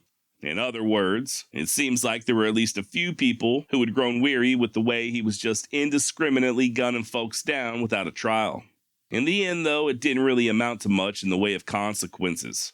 I guess the prospectors sobered up and went back to their diggings, and Dan was soon released on bail, with the charges eventually dropped altogether. Marshall Moore and Deputy McClellan would go to trial, but they were acquitted. That said, to this day, there is suspicion that James Burns' death was an orchestrated assassination. Word has it that Moore had a personal vendetta against Burns and enlisted Tucker and Deputy McClellan to help out in the killing. As for Tucker, he would catch a little heat in the local papers, with at least one journalist accusing him of being too free with his pistol and not putting a sufficient enough value on the average citizen's life. Now, I have read that both Tucker and Sheriff Whitehill lost their jobs over this debacle, but that doesn't really appear to be the case. While Sheriff Whitehill had been replaced due to the previous November's election, it does look as if Tucker continued right on being a Grant County deputy sheriff. About the only thing that really changed was that he was no longer considered the quote-unquote chief deputy as he had been before. That job fell to an old boy by the name of D.L. Doc Belt. To quote Bob Alexander, Doc ruled the law enforcement roost in the northern reaches of Grant County, and Dan Tucker continued to keep the peace to the south. Also worth mentioning that Tucker did have a fallback career with Wells Fargo. Even before the killing of James Burns, Dan had taken a ride in shotgun for the stage between Deming and Silver City, just sort of helping to make ends meet. James Cook, a ranch foreman for the WS, would later recall that Tucker had more than a few thrilling experiences with stage robbers and that he had the reputation of being the bravest of the many gunfighters there in the southwest borderlands. Now, as dangerous as I'm sure that was, Dan's next brush with death would not come at the hands of a stage robber, but rather a pair of soiled doves over in a Deming whorehouse. I guess Tucker got that particular itch and paid the brothel a visit on the evening of December 14th, 1882. According to the New Southwest and Grant County Herald, Dan had just stepped inside when 2 of the working gals threw their arms around him. Tucker just figured they were playing around, so he didn't make all that much of a fuss trying to free himself.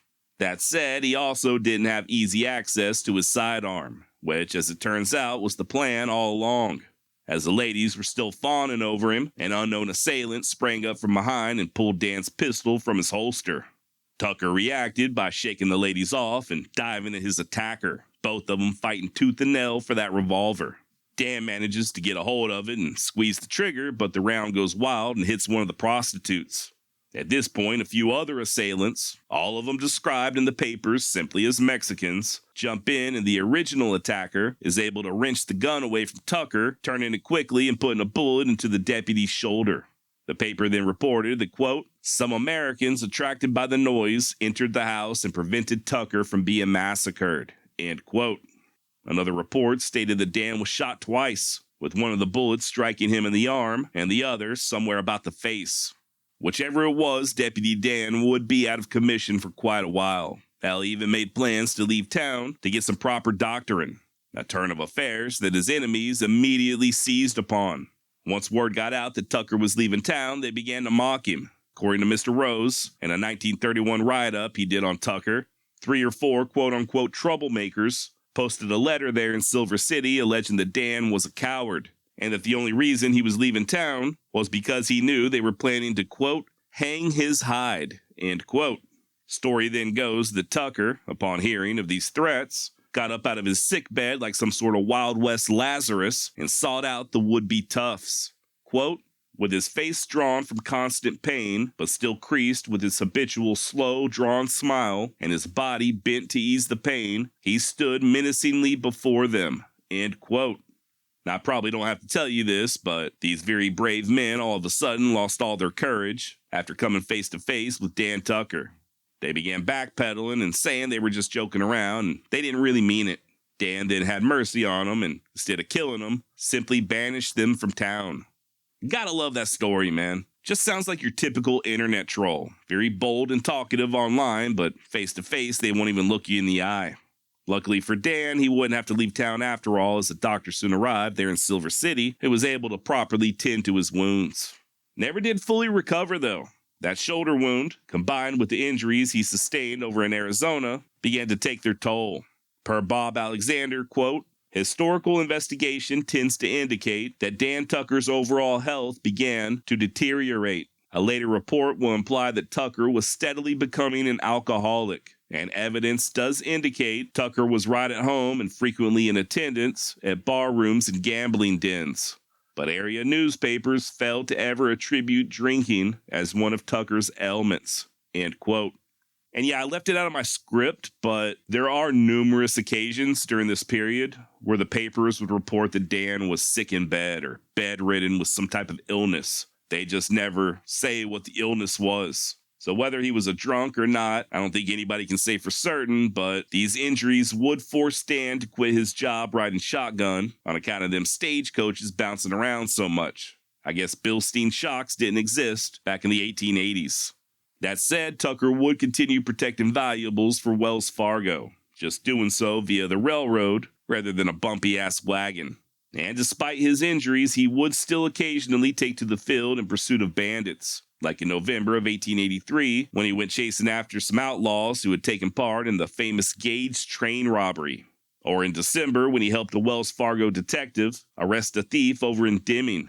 In addition to all of this, there's a very good chance that Dan also took part in the apprehension of John Kinney, you bastard. I guess following the Lincoln County War, Kinney had become sort of a king rustler there in that part of New Mexico, and a militia was soon raised in order to put an end to his reign. And they were successful, although how much of a role Tucker played is unknown. By the following year, Dan had also began to diversify his various streams of income. Not only did he take to doing a little bit of cattle inspecting work, but he also opened up both a saloon and a boarding house in Deming. A few months later, he became a member of the Deming delegation to the Grant County Democratic Convention. And upon the election of President Cleveland, he received an appointment as a deputy U.S. Marshal. Not one to rest on his laurels, Dan also moonlighted as a constable there in Deming. So this guy's a deputy sheriff, a deputy U.S. Marshal, and a constable, all at the same time. And in addition to all of that, he was even doing a little prospecting, an occupation that resulted in yet another close call. He and one of his mining partners were looking for silver just due east of Deming when they got waylaid by an Apache war party. Oh, and by the way, they did not have their rifles on them, only their six-shooters. Tucker and his buddy took refuge in an old boxcar by the railroad, and with their revolvers, they were able to hold the warriors off long enough for them to get bored and go looking for an easier target. Now, at some point in 1885, Tucker may or may not have gotten married. The special territorial census of that same year shows that he was cohabitating with a lady named Maria, who, as it turns out, did identify herself as his wife. Skip ahead 2 years later, in the fall of 1887, and Dan made one of his final known arrests, and most likely his most unconventional arrest.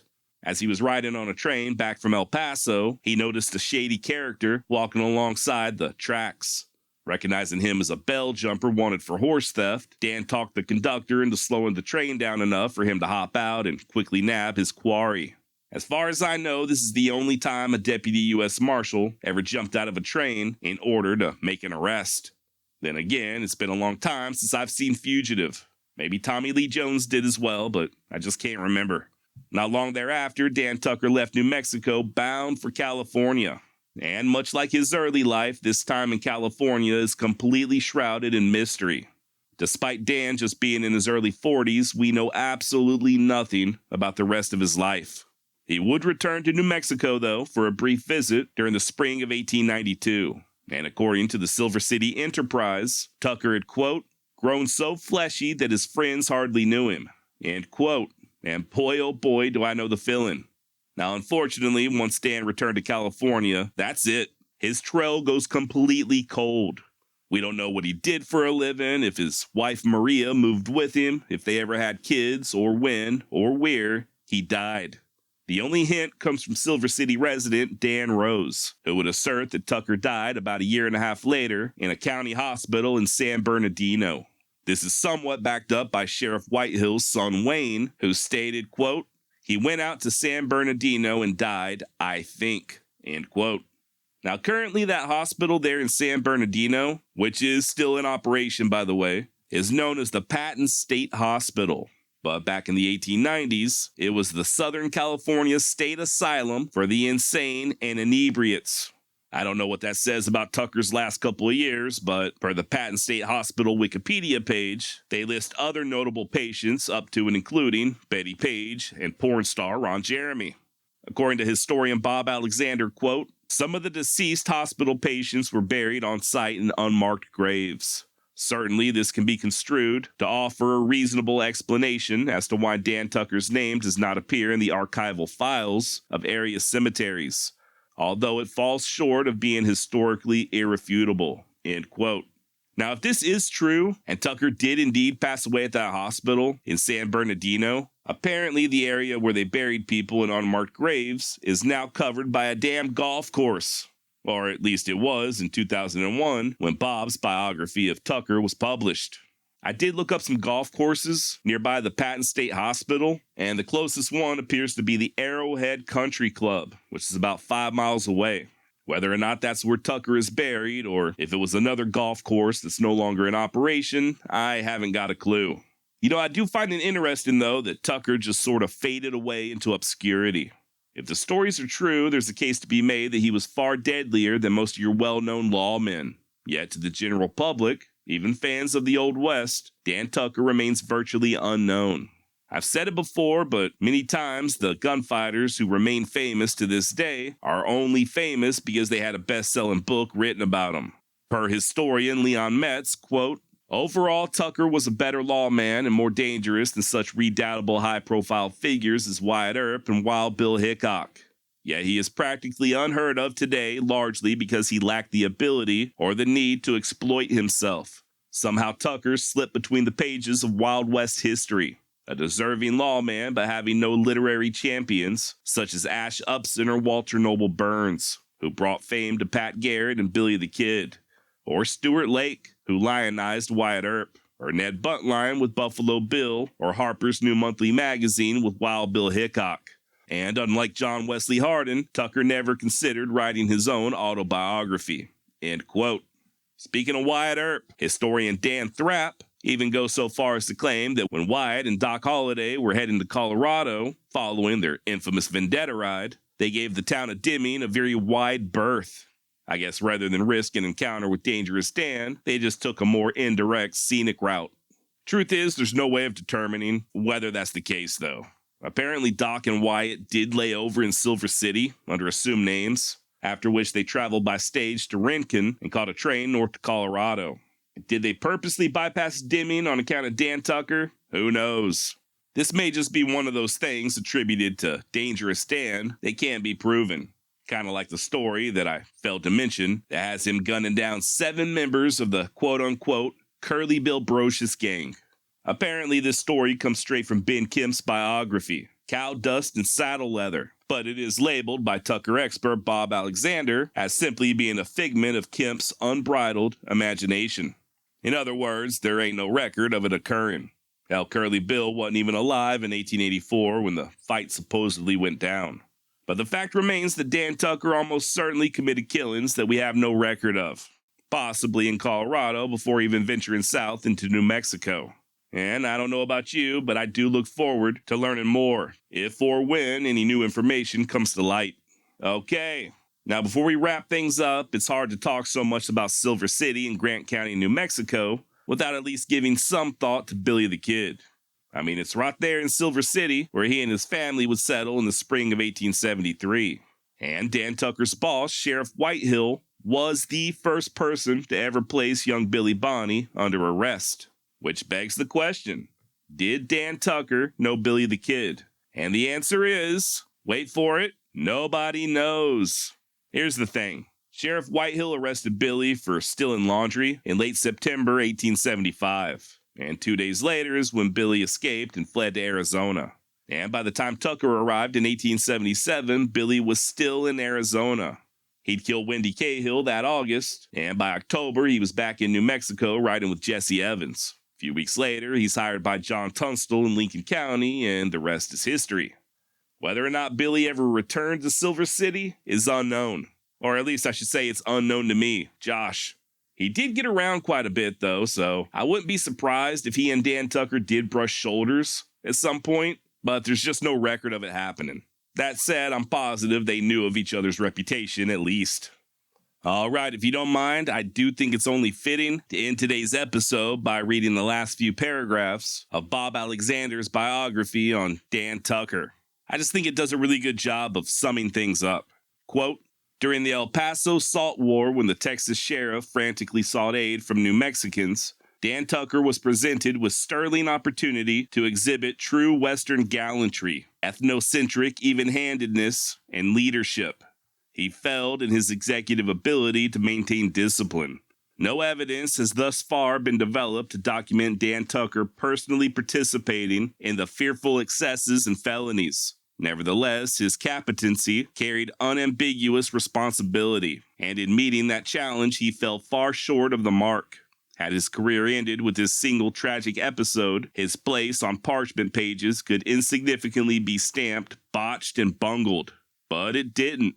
There is no evidence to suggest that Tucker ever sought or considered redemption for his actions, but his subsequent performance clearly demonstrated a commitment to lawfulness. In the end, the scales of justice are indisputably tilted in Tucker's favor. Although not blessed with a natural leadership genius, Dan Tucker staked out his enforcement domain, and then he defended it with daring defiance and audacity. Whether any of his courage was derived from a pull on the bottle is guesswork, but unlike so many a Western hero who never fought unless surrounded by cronies, Tucker never depended on others to impregnate his reservoir of raw nerve. Dan Tucker can aptly be described as a lone wolf, fiercely independent, self-reliant, and dangerous. That Dan Tucker sought pleasure with hard drinkers, trollops, and gamblers is clear. Evidence suggests that he could carouse, drink, gamble, and play in the same league with the best of them, most of the time. Someone might even imply Dan Tucker was a sporting man due to an observable fondness for barrooms, bordellos, and gambling tables. But in reality, this proclivity was recreational rather than vocational. Was Dan Tucker a hero?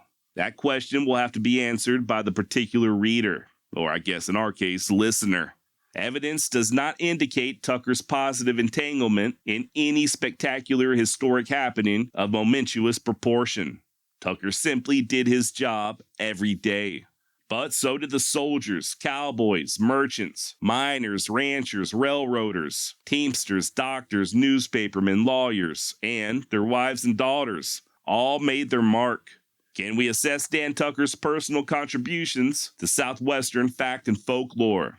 The professional historian might, with merit, argue that Dan Tucker played but a minor role in the overall scheme of Southwestern frontier development, while a cadre of grassroots historians, those specializing in the biographies of Western gunmen, might surrender to the temptation of seating Dan Tucker on an undeserved throne, along with a number of others whose primary fame is that they killed someone. Did Dan Tucker's fearsome reputation in and of itself serve as a meaningful disincentive for bandits and outlaws? There is no statistical or other method to measure what didn't happen. Therefore, that question is hard to answer. Taken as a whole, however, it is reasonable to say that Dan Tucker, while not always triumphant, added a much-needed stabilizing presence during a dangerous and wearisome test of New Mexico Territory's resolve to carve civilization out of an untamed wilderness. So then, how should we best characterize Dan Tucker when appraising his effectiveness as a frontier lawman, or in passing judgment on his membership in the man-killing fraternity? Simply this way: Dan Tucker was the real deal. End of quote, and thank you, Bob Alexander. Yeehaw!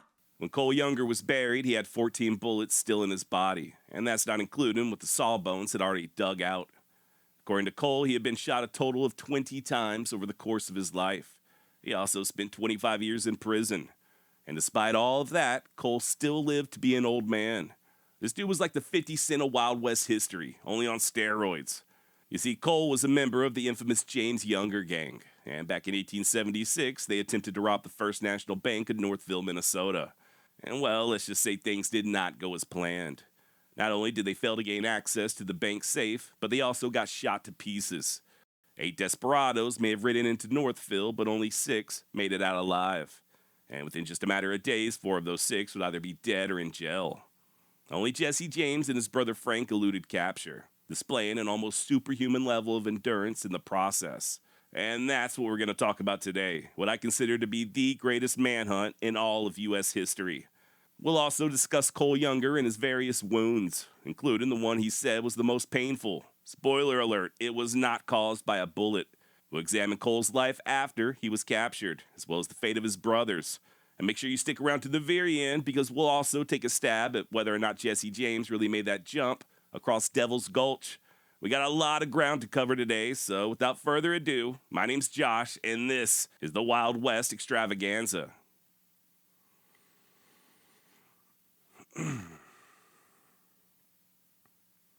Now, just as soon as the desperados fled Northville, they made a beeline to the town of Dundas. And believe it or not, the folks there in Dundas had not yet heard of the attempted bank robbery. That being the case, the owner of the hardware store initially pegged the bandits as drunken loafers. His words, not mine. He and a traveling salesman then started laughing and making fun at the boys, saying that they looked like they'd been running from Sitting Bull. To quote historian Mark Lee Gardner, in a blur of movement, one of the robbers unholstered his pistol and pointed its big bore at the salesman, snarling, "Get in the store, you son of a bitch." End of quote. So yeah, these guys definitely were not in the mood for small talk. Guess there's something about being shot multiple times that'll just cause a man to lose his sense of humor. As evidenced by them literally pistol whipping a farmer as they were leaving town. Remember, Bob Younger's horse was shot back in Northville, so they needed a replacement. And that farmer outside of Dundas just so happened to have a promising-looking draft horse pulling his wagon. It wasn't until he objected that one of the outlaws shucked iron and gave him a pop knot upside his head. Next stop was the town of Shieldsville, where, as fate would have it, a posse was already lying in wait. The only problem is they were waiting inside of the comfy confines of the saloon, fortifying their livers. And if that ain't bad enough, they left their wagon full of guns outside, unloaded and unguarded. Of course, by that point, Bob Younger was in pretty rough shape on account of that shattered elbow of his. And by the time they got to Shieldsville, he had lost so much blood that he fainted and fell off his horse. When an onlooker asked what was wrong with him, one of the boys just said that he was a captured horse thief. And that's about when that posse stepped out of the saloon. Per historian Ted Yeatman, a few moments later, the posse came to the doorway of the saloon, but found themselves staring at drawn revolvers. After warning the men to stay clear, they, the outlaws, shot up the water pump and rode off. End of quote. As to why they destroyed that water pump, I haven't got a clue. But unfortunately, they did wound a little girl. Far as I know, it was just a relatively minor wound. They just grazed her. I doubt it was done on purpose. But this was the second time that I'm aware of that the James Younger gang injured a child. I get that we love our outlaws, but if your job entails just constantly putting innocent people at risk, you might want to consider a career change. Now, just so happened that another posse arrived there in Shieldsville just a few minutes later, and they gave chase. In the running gunfight that ensued, Cole Younger was shot in his funny bone, or what he described as his crazy bone. At the same time, his brother Bob took another tumble from the saddle, but luckily he was able to get up behind Cole and they joined the others in making their getaway. They'd steal another horse not long thereafter, but it too was a draft horse, so they just turned it loose and Bob continued riding double. This would actually be somewhat of a theme going forward. There was not a shortage of horses there in Minnesota to steal, but many of them were draft animals and much more used to pulling a buggy than wearing a saddle. This would slow the outlaws down considerably early on in the escape. Now, that evening, the boys sought refuge at a farm. As I'm sure you can imagine, though, sleep did not come easily. They knew damn well they hadn't put enough distance between themselves and Northfield. Sure enough, at that very moment, at least 200 volunteers were combing the area, a number that would more than double in the days to come. Not only that, but the governor of Minnesota issued a $1,500 bounty. This, too, would double a week later to $3,000 per man. And that's not including the $500 per robber that the Northfield Bank had put up. Hell, even the telegraph operators were manning their stations 24/7. So yeah, needless to say, Jesse and the boys wouldn't tarry long. Every second they remained still, that noose just got tighter. They rode out early the next morning and exchanged gunfire with a posse as they crossed the Cannon River. Once they were on the other side, they stole 2 more horses from a farmer, in addition to taking the farmer's son as a hostage. They didn't hurt him, though, and the kid would later state that the bandits were mild-mannered and well-behaved, except when they drew their revolvers. I bet. The following day, September 9th, is when they just abandoned their horses altogether and continued on foot, staving off hunger by munching on whatever they could find growing in the forest. There were close calls. At one point, a posse got near enough for the bandits to hear them talking, but they remained elusive. And really, I think a lot of this initial success was on account of their experience as bushwhackers. After all, they were dodging authorities there in Minnesota, much the same way they did the Yankees and Redlegs during the war. When possible, they traveled through streams to hide their tracks. They'd also jump from one rock to the next and even walk single file in each other's footsteps, just basically doing whatever they could to confuse their pursuers. That said, as much endurance as they undoubtedly had, as much cunning as they displayed, they were still human, and there just were no way they could keep up that grueling pace indefinitely. Hell, in addition to their injuries, they were also dealing with a cold and drizzling rain. And other than a few rubber-coated blankets, they really didn't have much in the way of shelter. What scant food they had was scavenged. But still, they pressed on, miserable as hell, but guess it beats the alternative. That evening, they camped north of Marysburg before pushing south to Madison Lake. From there, they hiked all night till they found an abandoned house a few miles outside of Mankato. Yeah, Mankato. It's not Mankato, okay? It's Mankato. Ask me how I know. Anyway, it's there where they'd stay for the next 3 days, just tending to their wounds and trying to stay dry. Once they emerged, however, they were almost immediately spotted by a farmer. So they took him hostage, sort of like they did to that kid a few days prior. And according to Cole Younger, they did debate whether or not to kill him. Quote, "Some of the boys wanted to kill him on the theory that dead men tell no tales, while others urged binding him and leaving him in the woods. Finally, we administered to him an oath not to betray our whereabouts until we had time to make our escape, and he agreed not to. No sooner, however, was he released than he made a post-haste into Mankato to announce our presence, and in a few moments, another posse was looking for us." End of quote. And yeah, posse or no posse, the boys still marched to the heart of Mankato later on that night under the cover of dark, crossing the Blue Earth River around 2 a.m. Once on the other side, they stole some chickens, marched another 3 miles before cooking dinner, likely their first real meal in days. That said, I'm not entirely sure how much they were able to enjoy. Another posse did approach, so once more they had to take to the brush, leaving the food and several pieces of clothing behind. Clothing that I can only assume they were trying to dry out. Finally, on September 14th, a full week after that botched robbery, they decided to split up. Cole stayed with his brothers and Charlie Pitts as Jesse and Frank went off on their own.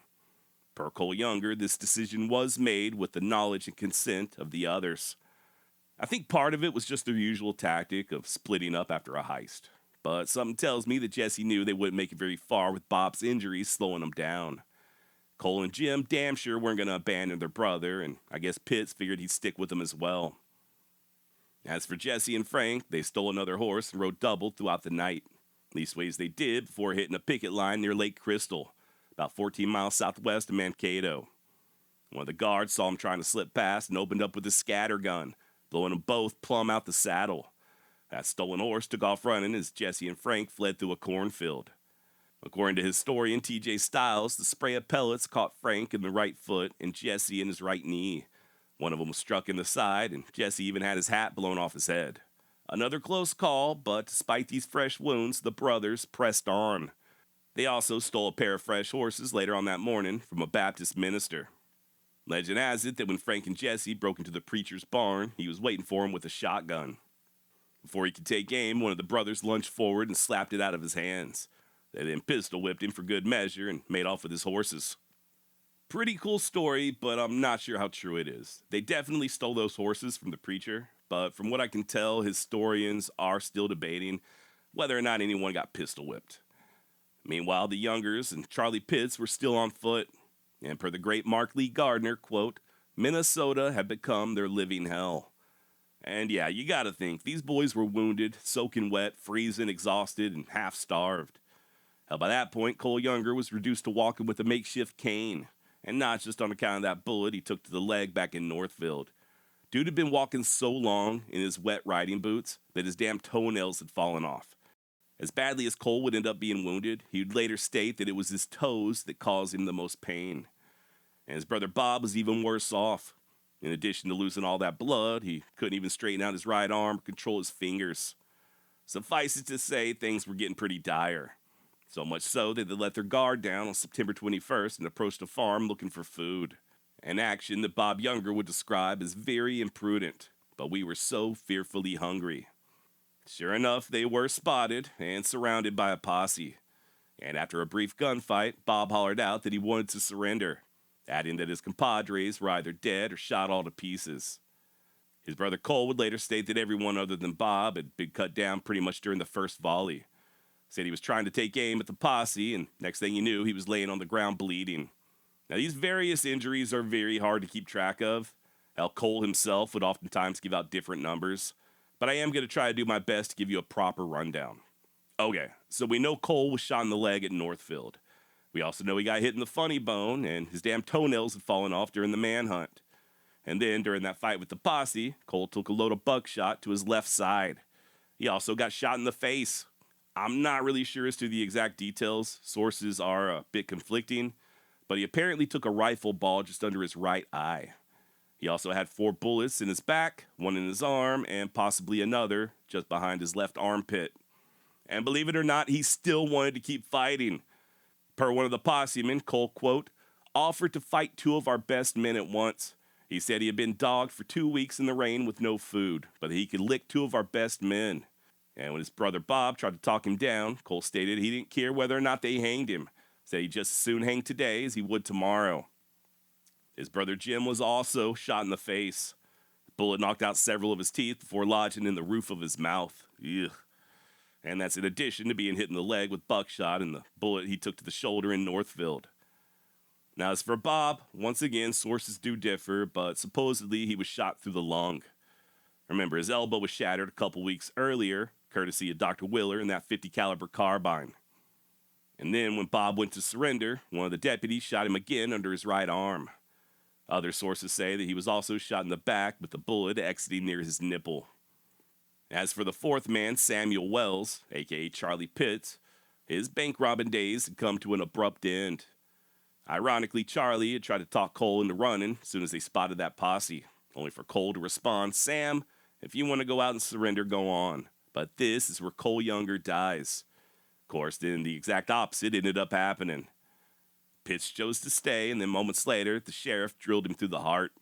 Supposedly, he had additional wounds on his right arm and right hip, but I'm not really sure if he got those during this fight or back in Northfield. Now, as soon as the smoke cleared, the Youngers were hauled to Madelia in the back of a wagon, only to be greeted by a throng of onlookers. Jim, with blood still streaming down his face, managed to wave his hat to the crowd as Cole struggled to his feet and took a bow. An eyewitness would later say that Cole may have been an outlaw, but many of us that day admired his nerve, for he was a man who could take it on the chin and still smile. And yeah, you gotta hand it to Cole Younger, man. Dude had nerves of steel. Now, later on that night, when the inevitable lynch mob arrived, Cole told the sheriff, I don't want any man to risk his life for us, but if they do come, give us our pistols so we can make a fight for it. Luckily for all involved, the mob soon dispersed, and that was that. Now, it's also there in Madelia where the Youngers had their photos taken. Chances are you've already seen these pictures. They're pretty well known, but they are oftentimes mislabeled. Cole is the one with the right side of his face swollen. Jim looks to still be dazed with the front of his shirt stained with blood, and Bob, despite all he had been through, looks pretty normal. He even appears to have a slight smile on his face. You would never in a million years be able to guess how badly wounded he was just by going off that picture. Charlie Pitts was also photographed. Kind of creepy considering that he was dead, but if you're curious, you can find it online. They took his shirt off, so the hole in his chest is clearly visible. Now, from Adelia, the boys were transported via train to Mankato. And once again, there was a huge crowd to greet them. Folks even lined up to shake their hands. Finally, they arrived in the town of Faribault, where they were placed behind bars. By the way, although Cole and his brothers readily admitted their own true identities, they still refused to give up Frank and Jesse. Even years later, when Cole wrote his memoirs, he didn't name them.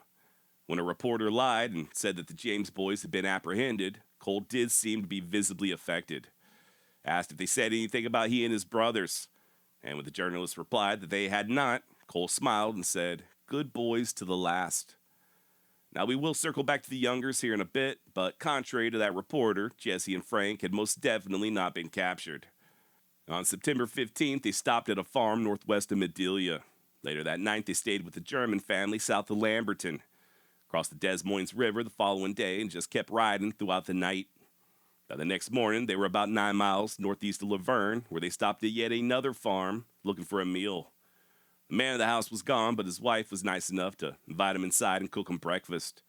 She'd later recall that they were gentlemanly in their address and that they looked like brothers. They were also hurting something fierce. Per historian T.J. Stiles, they, quote, radiated physical agony as they shuffled into the kitchen, barely able to lift their feet. They had spent the last 24 hours on horseback, in the same clothes they had worn for 10 days through pounding rain. In addition to exhaustion and muscle pain, they must have suffered from chafed and peeling skin inside their thighs. Their wounds affected them as well. Though they refused to unbutton their raincoats, reaching up under them to get money to pay for their meal, one of them was obviously injured in the right side, his garment being torn there, and he could barely sit up to eat. But the iron will they had inherited from their mother drove them on. End of quote. And just to give you an idea how bad off they were, Jesse and Frank had to climb up on a fence just to get back in the saddle. Now, you may be wondering, why had they not yet been captured? Considering that they could barely move and the fact that there were hundreds of people out there hunting for them. Well, you got to keep in mind that many of their pursuers were married men who loved their families and desperately wanted to make it back home to them in one piece. That being the case, they may not have been all that fired up to go toe-to-toe with a cornered and very much pissed off Jesse James. Hell, later on, when a sheriff out of Rock County spied Jesse and Frank a couple hundred yards in the distance, he declined to pursue. Guess he just didn't want to risk it. The James boys may have been hobbled, but they were still mean as hell. What's more, they knew how to swallow that misery and just keep on a-going. Look, I am not a tough man by any means. About a week ago, I drove all the way to the tire shop so they could fill up my tires. Why? Because it was too cold for me to do it myself. And you want to know the worst part? When I got to the shop, it was a girl who did all the work. Well, I just sat there in front of the heater looking stupid. Compared to Jesse and Frank James, I am a pussy. But that said, it has been my experience that when things get challenging, if you just keep your head down and you keep moving, no matter what, even when everything inside of you is wanting to quit, if you just keep plodding on, just one foot in front of the other, you will make progress. Amazing things happen when you refuse to quit. Jesse and Frank had been through tough times in the past, and they knew full well it wasn't over until it was over. They may have been hurting, but they were still free. To paraphrase Al Swearingen from HBO's Deadwood, pain or damage don't end the world, or despair, or fucking bullets. The world ends when you're dead. And just like I said, the James boys were still very much alive, and the word quit just weren't in their vocabulary. Indeed, one of their pursuers would later state that in every way, they were masters of the situation. Their bravery and their endurance on horseback for days and nights, wounded and almost starving and without sleep, are without parallel in the history of crime. Now, later on that evening is when they crossed over into South Dakota, which, of course, at that time was just Dakota territory. The horses were played out, so they stole 2 more near present-day Palisades State Park, only to discover that the new horses were blind. A few miles later, they swapped again. This time for ponies they could actually see, and by sunrise they had already made it past Sioux Falls. They spent another rainy night at a farm before crossing the Sioux River into Iowa. There was a brief skirmish with the posse, but by the time reinforcements arrived, the James boys were long gone. Skip ahead to September 20th, round about noon, and they confronted a doctor by the name of Henry Mosher, some 25 miles north of Sioux City. The doc was on his way to treat a patient, but I guess the brothers figured he was some sort of detective, so they held him at gunpoint. They also took his clothing. And when I say they took his clothing, I'm talking everything, including his underwear. In turn, they gave him their old rags. According to Mosher, Jesse's coat was perforated with bullet holes. From there, the boys pushed on to the outskirts of Ida Grove, where they conversed with the young girl that was eating a potato. Per Mark Lee Gardner, quote, they joked with the girl a bit, politely declined her offer of some of the raw potato, and spurring their horses, dashed away. When last seen, Jesse and Frank appeared to be riding for the North Raccoon River, below Sac City, end quote. And from there, they pretty much vanished.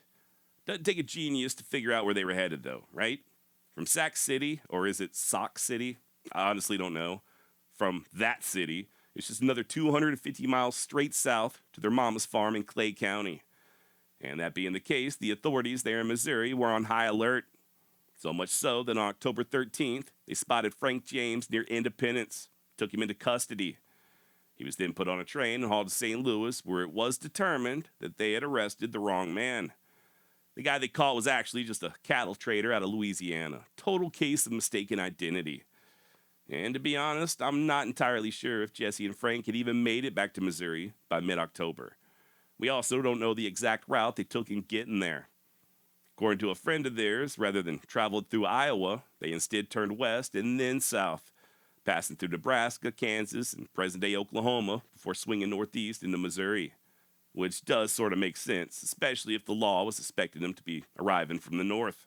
Years later, Bob and Charlie Ford would share a similar story, as would future gang member Dick Little. Only in his version, they stole a wagon. Jesse drove as the wounded Frank convalesced in the back. And according to former bushwhacker Jim Cummins, they traveled as far west as Arizona before turning back east into Missouri. Whatever the case, they would indeed return. I'm not sure about Frank, but Jesse allegedly hid out in the home of General Joe Shelby over in Lafayette County. They would also have a close call with Sheriff Groom of Clay County when they decided to pay a visit to their mother's farm. But just like always, Jesse and Frank were able to slip away. Not only that, but they taunted the sheriff and his deputies while they did so, calling them cowardly sons of bitches. And once more, quote Mr. Gardner from his book Shot All to Hell, as the brothers recovered, Jesse remained strangely silent. There were no letters from the outlaw denying that he and Frank had participated in the raid. No naming of alibis from the best citizens of western Missouri. No offer to come in if guaranteed a fair trial. The brothers had had the wind knocked out of them, and in addition to laying low, there was much to ponder. Meanwhile, their law-abiding enemies celebrated the end of the infamous James Younger Band. The breaking up of this powerful and dangerous gang of outlaws is the most important event which has happened in the criminal history of this country, proclaimed the St. Louis Globe. But Jesse and Frank were not done yet. End of quote. And yeah, the James boys still had quite a few adventures in store, which we will get to. As for the Youngers up there in Minnesota, they ended up pleading guilty. And while they were able to escape a hangman's noose, they did still get sentenced to life in prison. Matter of fact, Bob Younger would actually pass away there at the Stillwater Prison in 1889 from tuberculosis. 12 years later, in 1901, is when Cole and Jim were finally paroled after 25 long years behind bars. Can't even imagine that. Now, this was not an unconditional pardon, at least not yet. They were still technically wards of the state, so they couldn't just pick up and head back home to Missouri. Jim got himself a job at a cigar shop, and for a while, he seemed to be doing okay. Even met him a nice young lady nearly 30 years his junior. Only problem was they couldn't get married without the governor's permission, and for whatever reason, the governor denied his request. From there, Jim just sort of spiraled. And sadly, in October of 1902, he got his hands on a little snub-nosed 38, pressed it to his head, and bid Minnesota goodbye. Older brother Cole would fare a bit better. He did receive a full pardon following Jim's death and returned to Missouri.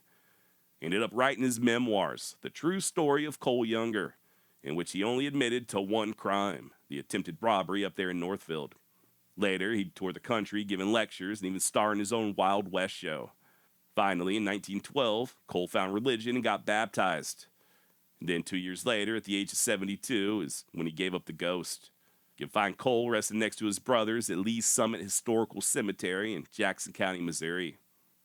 Now I know what you're thinking. What in the hell ever happened to the remains of Killin Miller, Charlie Pitts, and Bill Chadwell? And the answer is nobody knows. Remember, Chadwell and Miller were killed in Northfield, and Pitts, of course, met his demise when he and the Youngers faced off with that posse. So here's the thing. If you'll recall, one of the Northfield defenders was a young medical student named Henry Willer. He'd go on to practice medicine in North Dakota, and for a number of years, Willer kept a full-size human skeleton on display in his office. A skeleton that he claimed was Killin Miller. Well, actually, at first he claimed that it was Bill Chadwell, and later on he admitted it was Miller. Now, although both Miller and Chadwell were initially buried in Northfield, their bodies were soon exhumed and sent to the University of Michigan. The cadavers were dissected and then placed in lead boxes that were filled with some sort of a preservative. And this happened very quickly, by the way, just 13 days after they were killed. Then on October 12th, Miller's family traveled to Michigan and retrieved his remains, or at least what they thought were his remains. Even though the bodies were preserved, there was still a good deal of bloating and discoloration. So I guess the idea of the family not being able to recognize him isn't completely out of the realm of possibility. I feel like I said that weird. Of course, the other body was then obtained by Dr. Willer and displayed in his office. And like I said, Willer would eventually admit that it was Clell as opposed to Chadwell. And then, just before the doctor died in 1930, he donated the skeleton to a private collector. Skip ahead all the way to the year 2010, and a team from Minnesota State University did a series of tests on said skeleton. They tried getting DNA, but when that didn't pan out, they did a forensics test on the skull. Their conclusion was that it could possibly be Miller. Important to note that forensics ain't exactly a settled science, so the results are oftentimes inconclusive or incorrect. The next step would be to dig up whoever's in Miller's grave and do even more tests. They got Miller's last known next of kin to agree to it, but I guess officials down in Missouri are refusing to get on board. Last I heard, the entire thing was placed on hold, and that was back in 2013, so who knows if it'll ever happen. So yeah, long story short, one of the two men killed in Northfield, either Killin Miller or Bill Chadwell, ended up getting buried in Missouri under a gravestone bearing Miller's name. And the other was put on display in a damn doctor's office. As for Charlie Pitts, his remains are likewise shrouded in mystery. Remember, Pitts was taken to Madelia and photographed, along with the Youngers, after which his body somehow ended up in the hands of yet another crazy-ass doctor, a guy named John Murphy. He and his students dissected the body and then sunk him in Lake Como, just so he could finish decomposing. And then they just sort of forgot about him. Charlie's remains weren't discovered until December of 1879, when a family there at the lake pried open a box they found sticking out of the frozen water. They contacted the sheriff, who treated it like an unsolved mystery until Doc Murphy came forward to claim it. He then took what was left to Chicago and gave it to one of his colleagues, another weirdo doctor. And what happened to Pitts after that is anyone's guess. The only thing that remains, so far as I'm aware, is a piece of his scalp and one of his ears, which I believe are now in the possession of the Northfield Historical Society. Double check me on that, though. The whole damn thing reminds me of that Wyoming outlaw, Big Nose George. Remember him? How they made an ashtray out of his skull and shoes out of his skin? What in the hell was wrong with doctors back in the 19th century? Okay, and finally, just to wrap things up, let's go ahead and discuss that jump that Jesse James allegedly made across Devil's Gulch. If you're not aware, Devil's Gulch is located not far from Garretson, South Dakota. I've seen varying estimates, but it's said to be somewhere between 18 to 20 feet wide with a 60-foot drop. And per legend, Jesse jumped his horse across the gulch when he and Frank were running from one of those posses. Now, this is still very much a debated topic, and there are many who think that such a feat would be impossible. I am not one of those people. Horses can absolutely jump 20 feet. That's been proven. And so can humans. The record long jump by a human was something like 29 feet. So yes, it would physically be possible for Jesse to jump his horse across that gulch. For that matter, it would have been possible for him to do it himself minus the horse. But just because something is possible doesn't mean it's probable, right? You got to keep in mind that Jesse and Frank were still riding those ponies they stole back in Minnesota, and they had been pushing them very hard. Mark Gardner put it best when he opined that the horses likely weren't even able to jump over a puddle at that point, much less a gulch. And remember, both Jesse and Frank were dealing with wounds of their own. Also, the first official mention of the jump, so far as I'm aware, comes from a 1924 newspaper article, over 50 years after the fact. Now, the more I dug into it, it doesn't even appear as if anyone in the posse even claimed to witness the jump.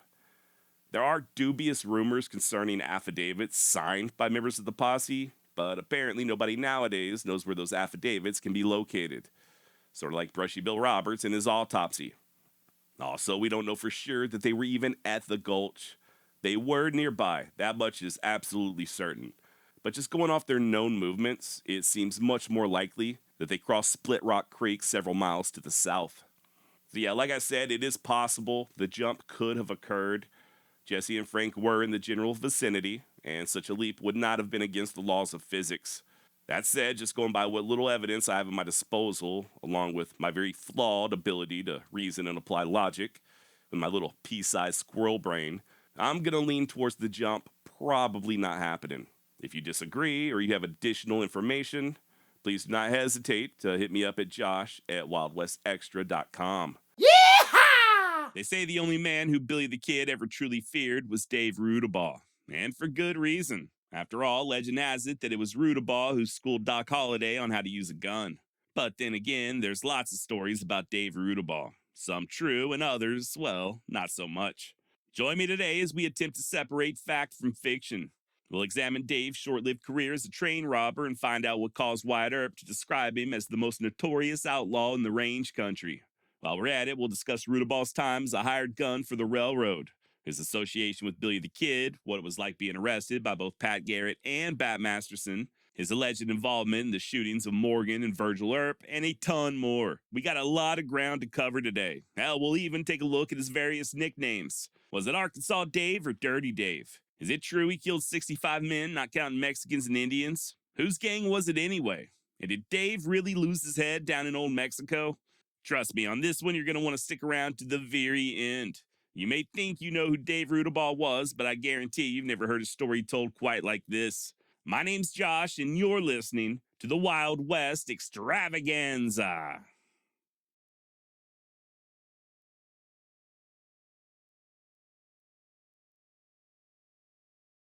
David Rudabaugh was born in Illinois on July 14th, 1854. His father, James, served with the Union Army but disappeared shortly after mustering out in 1863, after which the remainder of the family would move to Kansas by way of Iowa.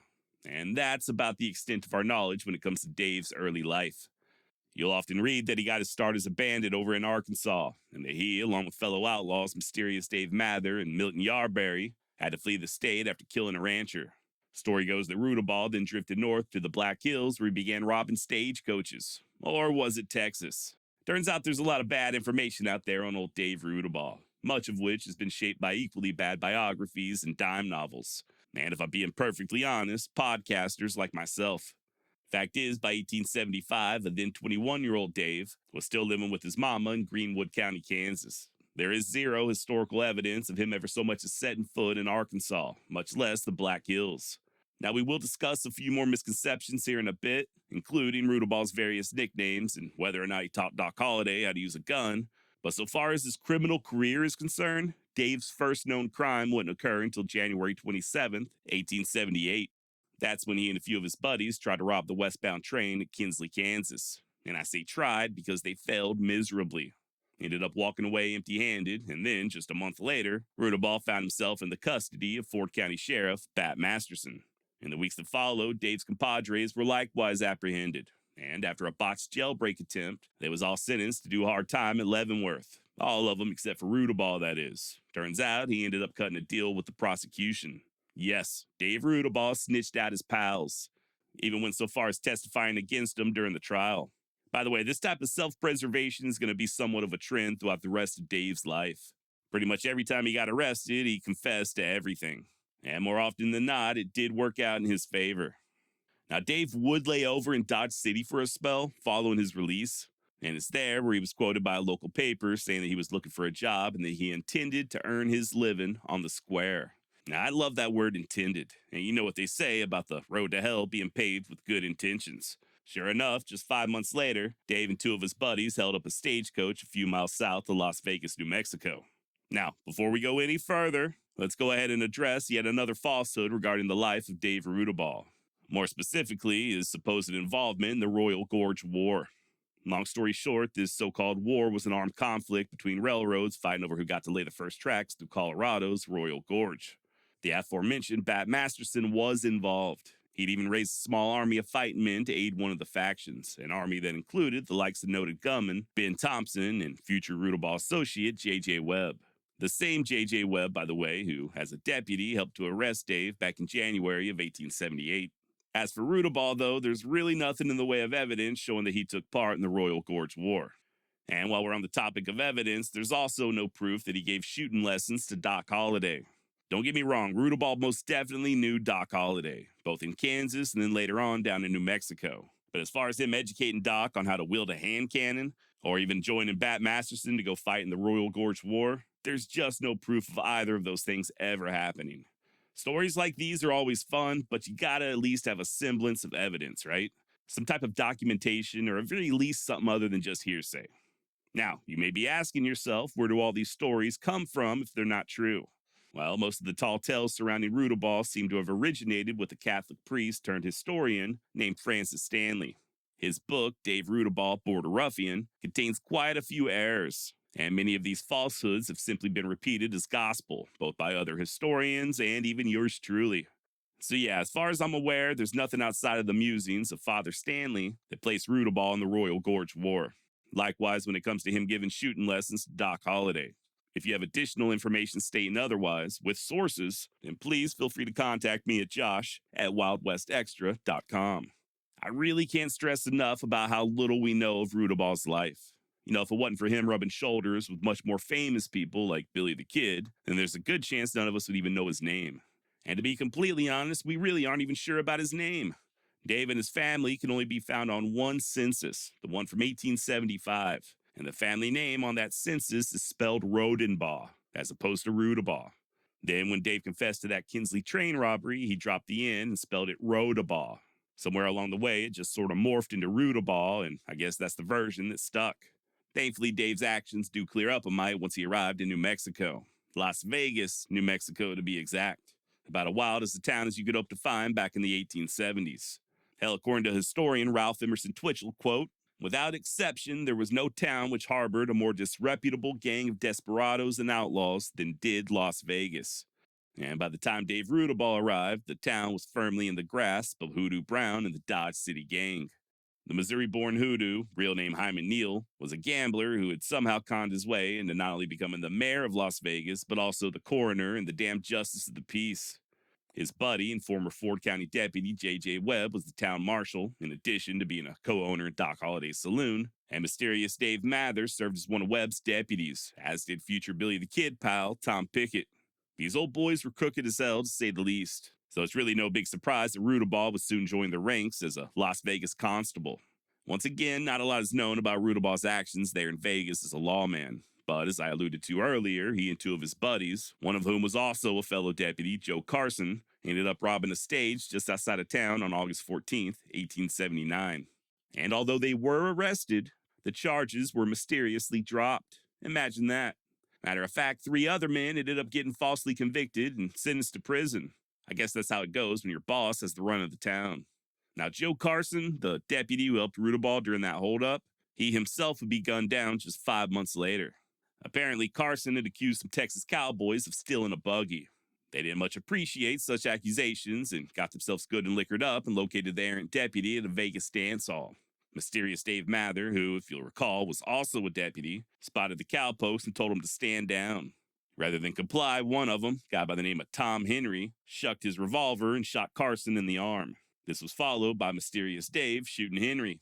Per a news article published a few days later, quote, "Immediately after the firing of the second shot by Dave Mather, the lamps in the dance hall were extinguished by repeated concussions, and then followed a scene that beggars description.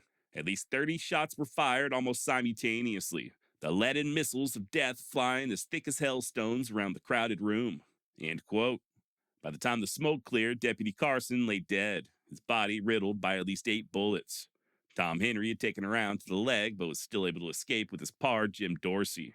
As for the other two, they was just shot all to hell. One of them would soon die, and the other was thrown behind bars, despite having taken rounds to both the chest and the lower abdomen. Like I said, Henry and Dorsey escaped, but they were soon caught by our very own Dave Rudabaugh and thrown in the same jail as their wounded partner. And just a couple of nights later, a lynch mob came a-calling. The prisoners were led to the town square, where one of them was hanged from the windmill by his neck till he was dead. The remaining two were then forced to stand on said windmill, as, according to a paper out of Santa Fe, they were, quote, perforated with bullets, end quote. I don't know if this was in order to save money on rope or not, but legend has it that Deputy Carson's widow was the one who pulled the trigger. How accurate that is, I'll leave that up for you to decide. It's also unclear as to whether or not Rudabaugh helped out with these executions. I do think it's likely, considering how close he was to Joe Carson, but that's really just pure speculation on my part.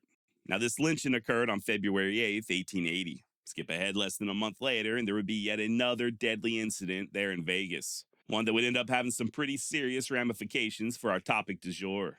According to the March 9th, 1880 edition of the Dodge City Globe, quote, at about 4 a.m., 3 men headed by Michael Kelleher entered the Goodlet and Roberts Saloon, all being intoxicated and heavily armed. They soon became very boisterous. Police Officer Webb, being present and fearing trouble would arise, ordered them to depart. Kelleher refused, exclaiming, I won't be disarmed. He drew his pistol and was just in the act of leveling the weapon when Webb, taking in the situation at once, as quick as a wink, pulled his pistol and instantly fired a ball into his assailant's breast. Kelleher dropped to his side but still showed fight. The officer fired twice more, balls lodging in the breast and head. Kelleher dropped over on the floor and died without speaking, end quote. And yeah, that's the official story. Turns out things may have been a tad more complicated than just a drunk refusing to hand over his gun. You see, the victim, Mike Kelleher, had just finished driving a load of freight all the way from South Dakota and had over $2,000 on his person, which, adjusted for inflation, is close to 64 grand in today's money. Just so happens that Rudabaugh was also in the saloon when Kelleher was killed, as was the town mayor / coroner, Hoodoo Brown. And surprise, surprise, according to both Dave and Brown, the killing of Kelleher was justifiable. And to be honest, that might just be the case. There are people, even to this day, who think that Webb was justified. Of course, it didn't help matters none when his boss, Mayor Hoodoo, skipped town with all Kelleher's money. Wasn't long before a local judge put two and two together, and J.J. Webb was arrested by the San Miguel County Sheriff and charged with murder. I guess the idea being that Brown had put him up to assassinating Kelleher just to get to the money. Webb was tried, found guilty, and sentenced to hang. And just 3 weeks later, our very own Dave Rudabaugh attempted to bust him out of jail. Once again, maybe. Lots of maybes when it comes to Dave Rudabaugh. Now, by all accounts, Rudabaugh and Webb were pretty tight. Dave would even pay frequent visits to the jail in order to bring Webb tobacco and newspapers. And according to Dave, that's exactly what he was doing on April 2nd, 1880. The only thing is, he wasn't alone. Joining Dave on this jailhouse visit was a very inebriated friend of his by the name of John Allen. And for whatever reason, Allen decided to pull out a six-shooter and gun down the jailer, Antonio Lino Valdez. Allen then strolled over, grabbed the keys off of Valdez's body, and tossed them to Webb, who, to his credit, refused to unlock the cell. Apparently, his lawyers were working on an appeal, so rather than becoming an accessory to murder, Webb just decided to stay put. As for Rudabaugh and Allen, well, they hauled ass out of town as quickly as possible. Dave to Fort Sumner and Allen to an early grave. Per the Las Vegas Optic, quote, Allen met his death a few weeks after the break from Las Vegas. Sick and crippled with rheumatism, life became a burden to him, especially as he could get no medical attention. He frequently besought Rudabaugh to kill him, and the latter, as they were riding along one day, put his pistol to Allen's head, blew his brains out, and buried him by the roadside in the sand near Alkali Wells, end quote. And like I said a minute ago, this is followed by Dave making his way to Fort Sumner and joining up with the infamous Billy the Kid. Now, just to put things into perspective, this was well after the Lincoln County War. Doc Scurlock had already retired to Texas, Frank and George Coe were up in Colorado, and Jose Chavez was busy doing his own thing down in Lincoln. Charlie Baldry was still hanging around, but he too had grown weary of being on the run and was tempted to distance himself. That being the case, by the time Rudabaugh came along, the Kids' core group seems to have consisted of relative newcomers like Billy Wilson, Tom Folliard, and Tom Pickett. And yes, that is the same Tom Pickett that served along Rudabaugh as the Las Vegas constable. And really, this was about the worst possible time for Rudabaugh and Pickett to have linked up with the kid. By late 1880, Billy was not only being hunted by the Secret Service and a posse of gunmen out of Texas, but also his old friend, the newly elected Lincoln County Sheriff, Pat Garrett. If you'd like to learn all the gritty details, I do have a series on both Billy the Kid and Pat Garrett. Links down below to both of them in this episode's description. Now, you'd think with all this extra heat, Billy and the gang would want to lay low, but I reckon that weren't their style. Hell, in October of 1880, they would rob a mail coach just a few miles north of Fort Sumner, a crime that Rudabaugh committed in his underwear. According to an eyewitness, quote, only one man approached the buckboard. He was on horseback, and the other two men who remained a little off the road were backing him. All three men were masked, and the two who stayed back wore only their underclothes, end quote. Now, I really haven't got a clue as to why they were in their skivvies, but I assume it was so their clothes wouldn't give them away. And contrary to popular belief, Billy the Kid was not involved in this particular robbery. The other two men helping Dave were Pickett and Billy Wilson, with Wilson being the one that remained dressed. That said, the Kid would be present just a month later when Rudabaugh and the others made off with a small herd of horses belonging to Alexander Grezelkowski, a.k.a. Padre Polaco. The stolen steeds were taken to the Great House Ranch just outside of White Oaks, followed by the bandits heading into town stocking up on provisions. Provisions that they allegedly declined to pay for. That being the case, a posse caught up with them just a few days later at a place known as Coyote Springs. Although a brief firefight did ensue, the only casualties were horses, and Billy and Rudabaugh were able to escape and make their way on foot back to the Great House Ranch. And if you've ever seen the movie Young Guns 2, you kind of sort of have a pretty good idea of what happens next. The posse found them yet again, and a deputy sent a note inside telling the outlaws that they were surrounded and to come out with their hands up. According to the messenger, quote, I took the note in and delivered it to the one I knew to be Billy the Kid. He read the paper to his compadres, who all laughed at the idea of surrender. They told me to rest easy and not be alarmed, as no harm would come to me from them. They sent me out with a note demanding to know who the leader of the party was and invited him into the house to talk the matter over, end quote. Now, the leader in question was Lincoln County Sheriff's deputy / saloon owner, William Hudgens. And rather than accept the kid's invitation, he sent another member of the posse in his stead, a guy by the name of James Carlisle. Once again, for all you fans of Young Guns, this is sounding very familiar, right? In the movie, this little standoff took place in a whorehouse owned by the sultry and seductive Jane Greathouse. And as much as I love Jane's appearance, especially the part where she rode away in her birthday suit, the fact remains that she never truly existed. In real life, the boys were at a house owned by James Greathouse. Not Jane, James. Although I wasn't able to determine when or where James was born, he earned himself the nickname Whiskey Jim on account of selling illegal booze to the Native Americans. He got ran out of Texas by Colonel Ronald McKenzie, spent a brief period as a buffalo hunter, and eventually opened up this little joint outside of White Oaks, the same place where Billy and Rudabaugh found themselves facing off with that posse. And when Jimmy Carlisle agreed to come inside and negotiate with the Outlaws, it was Greathouse who took his place with the lawmen. It was understood that if anything happened to Carlisle, then Whiskey Jim would be the first to pay the piper. As I'm sure you can imagine, tensions were running a bit high. As soon as Carlisle stepped inside, he was effectively just taken hostage. Not only that, but Billy Bonney forced so much whiskey down the man's throat that he was a stumbling drunk in no time flat. A very nervous, probably scared out of his mind, stumbling drunk. Finally, Deputy Hudgens called out an ultimatum. Come out now with your hands up, or we will kill Jim Greathouse. As the minutes began ticking by, one of the law dogs got nervous and accidentally discharged his firearm. And just as soon as the gun went off, here comes Carlisle diving headfirst through the front window, getting himself shot all to hell in the process. Now, to this day, nobody can say for sure who exactly killed Carlisle. According to Billy the Kid, it was the posse. And according to the posse, it was Billy the Kid. One of the deputies who was there, James Bell, would later claim that he heard Rudabaugh admit that it was him, Billy the Kid, and Billy Wilson who gunned down Carlisle. But according to Rudabaugh biographer David G. Thomas, there's no evidence backing that up other than the word of Deputy Bell. Either way, the posse soon disappeared, and the kidding gang were able to get while the getting was still good. Now, as all this was happening, Pat Garrett was making a few inroads of his own. He had recently led a posse in a sweep from Roswell all the way to Fort Sumner. And while they were unable to catch Rudabaugh or the Kid, they did apprehend J.J. Webb. Remember him? But Josh, I thought you said that Webb refused to escape.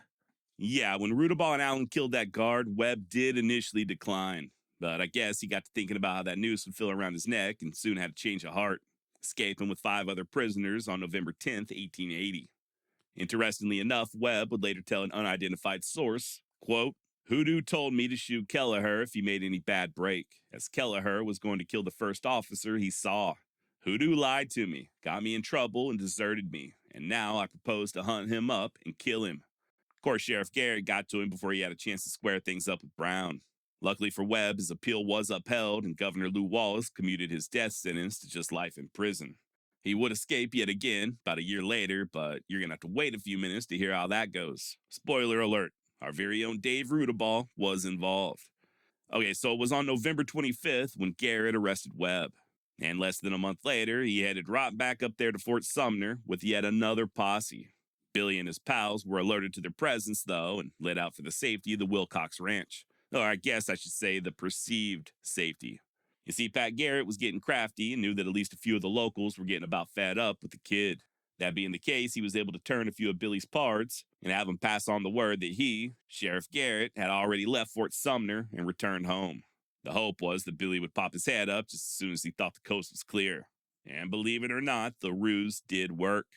Late on the evening of December 19th, Garrett and the posse heard horses approaching. Just so happened that the 2 Toms, Folliard and Pickett, were riding up front.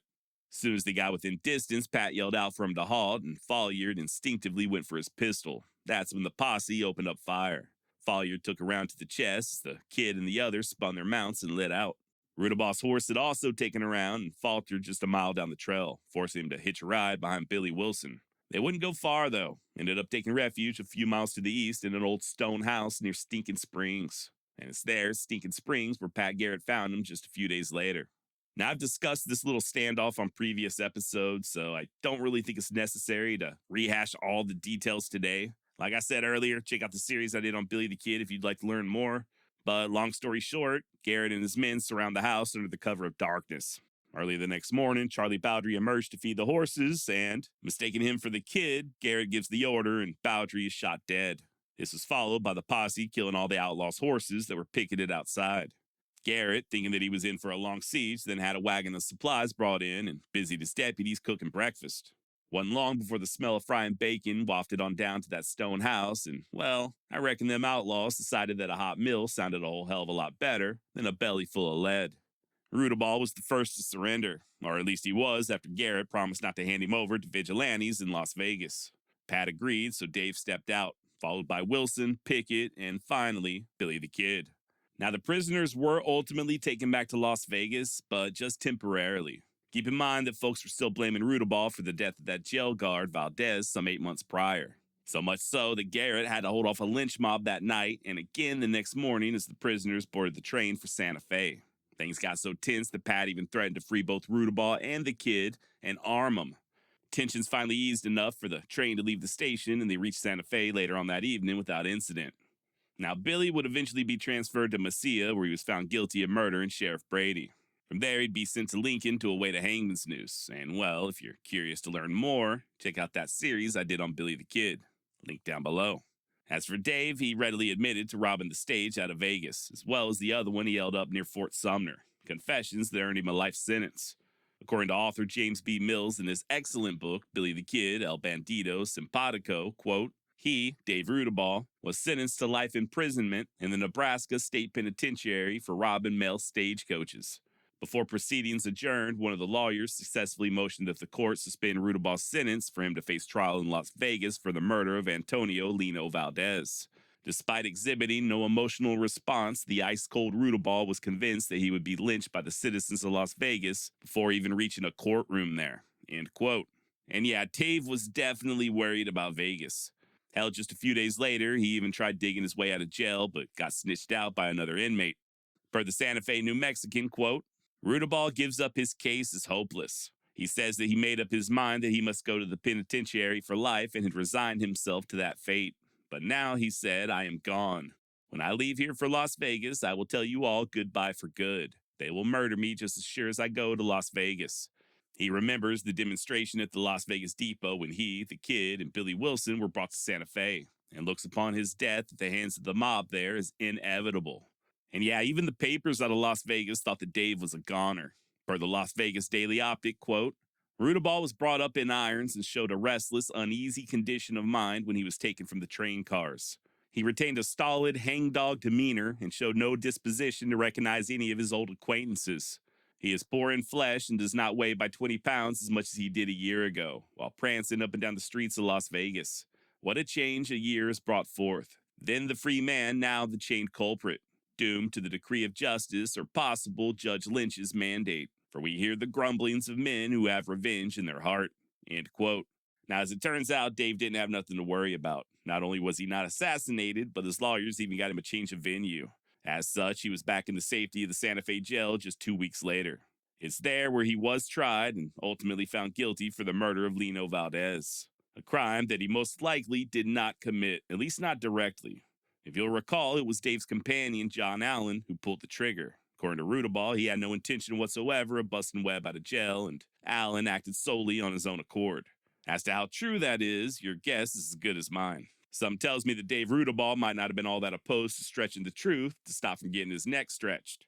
Now, if you'd like to read all about the trial, including the court transcripts and Rudabaugh's own statements from the stand, then I would strongly suggest picking up a copy of the book Dirty Dave Rudabaugh by David G. Thomas. I found Thomas to be a meticulous researcher, and his book on Rudabaugh is an absolute wealth of information. And according to Mr. Thomas, the New Mexico territorial law required that to convict a defendant of first-degree murder, the jury must satisfy two requirements. They must be certain beyond a reasonable doubt that the defendant was guilty, and they must be as equally certain that the act was premeditated. Apparently, the judge failed to address these requirements to the jury, and just going by what I read from the court transcripts, there certainly was reasonable doubt as to the premeditation. Either way, like I said, Rudabaugh was found guilty and sentenced to hang. His lawyers immediately filed an appeal, and the Supreme Court was scheduled to hear the case in January of 1882. But I guess Dave didn't much like the idea of his fate being decided by a bunch of dudes wearing robes. As such, on the morning of September 19th, 1881, just a few hours before sunrise, Rudabaugh picked the lock on his cell with a piece of wire. And instead of just walking out a free man, or at very least pouncing on the sleeping guard, he instead, for reasons that don't make the sense God gave a mule, called out the jailer's name and woke him up. And despite Rudabaugh having a loaded revolver, the guard decided to put up a fight. Once again, according to the Las Vegas Daily Optic, quote, Rudabaugh, although a powerful man, was no match for the sinewy guard. And although he fired a shot which glanced off the stone floor and entered a post in the placida, he was overpowered and disarmed. Now, where exactly Dave got his hands on that pistol is unknown, but later on he would claim to have had it hidden in his cell for over a month prior to the failed escape. Guards also found a file, a large quantity of bent wire, and a chisel. No word on whether or not there was also a rock hammer and a poster of Rita Hayworth.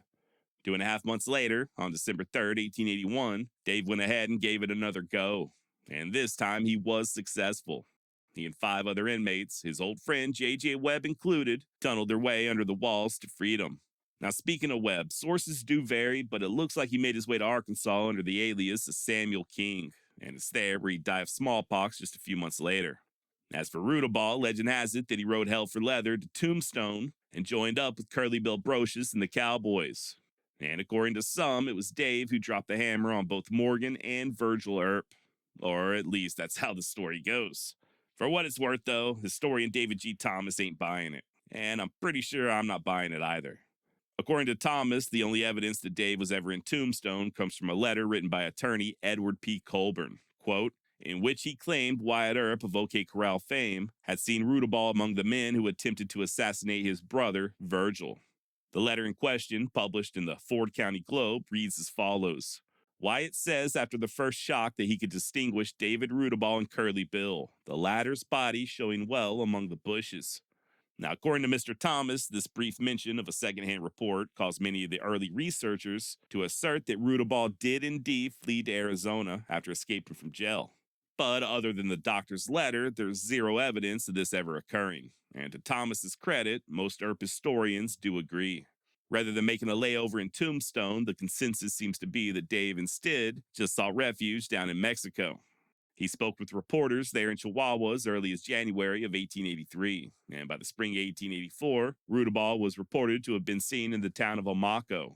According to the Daily Commonwealth out of Topeka, Dave was, quote, following the butcher business and said that he was going to Parral.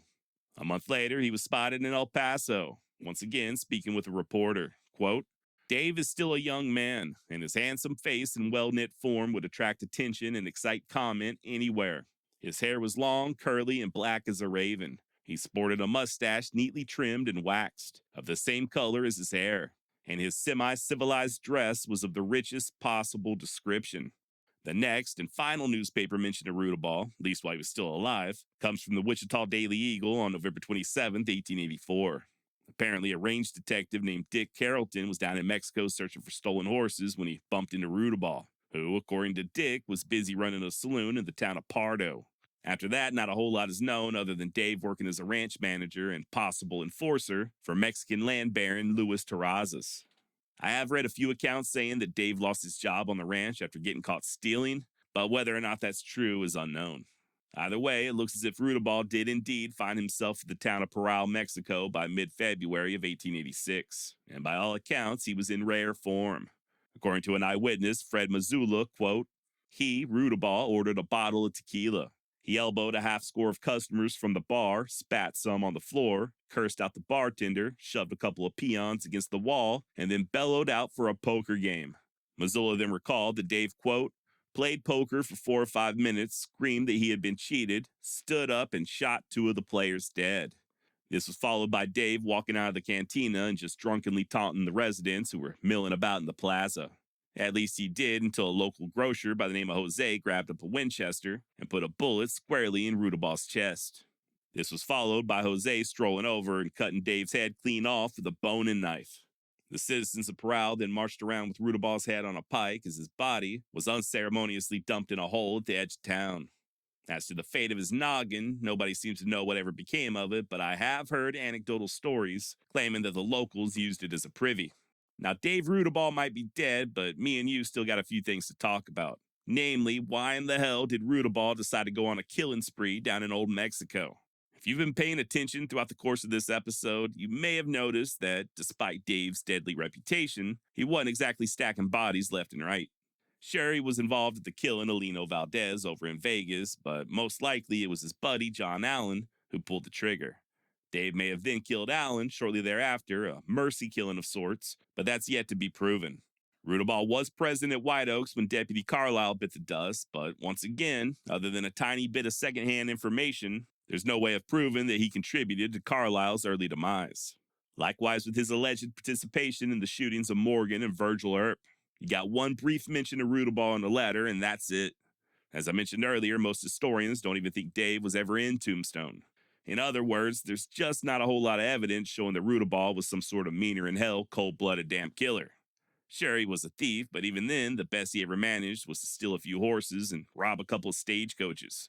What I'm trying to say is that Rudabaugh's final chapter down there in Parral seems to be just a little out of character. There are some who think that Dave became a drunkard there at the end, and maybe that explains his turn for the worse. Or who knows, maybe he had done similar type stuff in the past and we just don't know about it. Or maybe that wasn't Dave Rudabaugh who lost his head in Mexico. Maybe it was somebody else and Dave just went with it. And yes, there are stories about Rudabaugh returning to the United States under an assumed name and eventually dying in Oregon in the late 1920s. For what it's worth, though, a paper out of Tombstone would publish Rudabaugh's obituary on March 23, 1886. Now, I was planning on reading the entire thing, but turns out there's a few words I can't pronounce, so you'll just have to check it out in the aforementioned book, Dirty Dave Rudabaugh, Billy the Kid's Most Feared Companion, by David G. Thomas. That said, the obituary did get a number of facts wrong concerning Dave's life. For instance, he never robbed any banks, and the only time he tried holding up a train, it turned out to be an abject failure.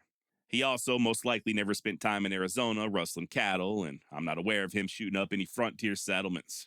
At least not till that grocer did him in down in Mexico. Fact is, Dave Rudabaugh was simply a mid-level bandit who just so happened to be in close proximity to more notable characters from the Old West. Guys like Doc Holliday, Billy the Kid, and Bat Masterson. I'm going to go out on a limb and say that if it wasn't for Young Guns 2, there's a good chance none of us would even know who the hell Rudabaugh was. No, he never taught Doc Holliday how to shoot a gun. And rumors notwithstanding, there is zero evidence that Billy the Kid was ever afraid of him. Now, before we call it a day, if you don't mind, I would like to go ahead and discuss Rudabaugh's various nicknames. Both Arkansas Dave and Dirty Dave do get tossed around quite a bit, but I'm sure you already know what I'm going to say. There is no evidence that he was ever known by either of those monikers. The whole Dirty Dave thing seems to have originated from a single newspaper article published by the Las Vegas Daily Optic in December of 1880, shortly after Dave's arrest at Stinking Springs. The article in question declared that Rudabaugh was wearing the same clothes as he had been wearing 9 months prior when he was last in Vegas. Quote, apparently not having made any raids upon clothing stores. End quote. That's it. That is literally the extent of any mention of Rudabaugh being allergic to soap. It's also in direct contradiction of that other newspaper report of him looking dapper in El Paso. And as far as the Arkansas thing goes, well, that appears to have found its genesis in the mind of noted screenwriter and film producer John Fusco. Maybe. I actually reached out to Mr. Fusco and asked him point blank if he invented the Arkansas nickname when he was writing the script for Young Guns 2. And his reply is as follows, quote, as best as I can recall, I had come across a sobriquet, Dirty Dave, which conflicted with Dirty Steve Stevens. So I gave Rudabaugh the outlaw moniker Illinois Dave, only to find it weak and potentially comical. So I went with a more badass regional sobriquet. End quote, and thank you, Mr. Fusco. Now, although I am still trying to get that bit part in Young Guns 3, something tells me that John Fusco might just be pulling my leg. I also reached out to a friend of mine over at the Billy the Kid Historical Coalition, and he thinks he possibly remembers reading the Arkansas nickname in an early biography on Pat Garrett, so who knows. However it came into being, it does seem to have happened after Rudabaugh's lifetime. Okay, and finally, let's go ahead and discuss the photographs.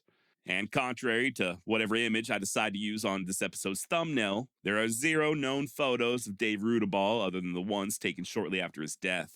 Probably one of the most famous images you might see online is a menacing-looking character with a dark mustache and what appears to be a bow tie. But as it turns out, there is 0 provenance connecting that photo with the real Dave Rudabaugh.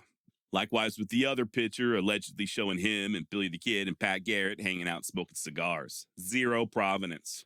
There are a few others as well, but not a single one of them is verifiable. The closest we can get are the death photos, and unlike the pictures I just mentioned, the death photos do have provenance. The photographer was a 19-year-old by the name of Albert W. Lawn. Originally from Chicago, Lawn was earning a living traveling around Mexico taking portraits. He happened to be there in Parral when Rudabaugh was killed, and he did end up snapping 4 separate photographs, only 2 of which he printed and sold as postcards. According to Rudabaugh biographer David G. Thomas, quote, when the governor of the Mexican state of Durango, the state located south of Parral, learned that Lawn was selling postcards of Rudabaugh's severed head, he demanded that the photos and negatives be turned over to him. Lawn acceded to the governor's request and gave him the 2 negatives that he had printed. He retained the negatives of the 2 poorer photographs, which he had not printed. End quote. These 2 remaining photos wouldn't see the light of day until 1943, when a collector of Western memorabilia got his hands on them directly from Mr. Lawn. You can find them online if you're curious, but just keep in mind they are very graphic. One of them shows a mob carrying Rudabaugh's head on a pole, and the other, a much clearer image, depicts a close-up of Dave's face being cradled in the hands of what appears to be a Mexican federale. Interestingly enough, this was not the only famous beheading to take place in Parral. It was there, just 37 years after Rudabaugh's death, that Pancho Villa was shot and killed from ambush. Villa was buried there in Parral the following day, and then, just 3 years later, someone dug him up and made off with his skull. To this day, nobody knows what happened to Pancho's head. There are rumors that it's currently in the possession of Yale University's Skull and Bones Society, but who the hell knows? And I guess that's about all I've got on Arkansas Dave Rudabaugh. If you'd like to learn more, I would once again strongly suggest that you pick up a copy of Dirty Dave Rudabaugh, Billy the Kid's Most Feared Companion by David G. Thomas. There's also an excellent interview of Mr. Thomas on the YouTube channel Mankind Media discussing Rudabaugh. Links down below for both the book and the interview. You know, this is actually my second time covering Rudabaugh. I did an episode years ago, I think back in 2020, and I did find him to be a very hard egg to crack. I remember specifically saying that I was sure the information I was looking for was out there somewhere, but it just takes someone far better than I am at research to discover it. And apparently that someone was David G. Thomas. So, thank you, Mr. Thomas. All right, and I guess that about does it. If you're looking for more true tales from the wild and woolly West, well, you, my friend, are most certainly in the right place. Feel free to head on over to wildwestextra.com and peruse the over 100 episodes at your disposal. While you're there, hit that contact button or just email me direct at josh@wildwestextra.com. Till next time, try not to rob a stagecoach in your underwear, okay? Don't go to White Oaks looking for Jane because she doesn't exist.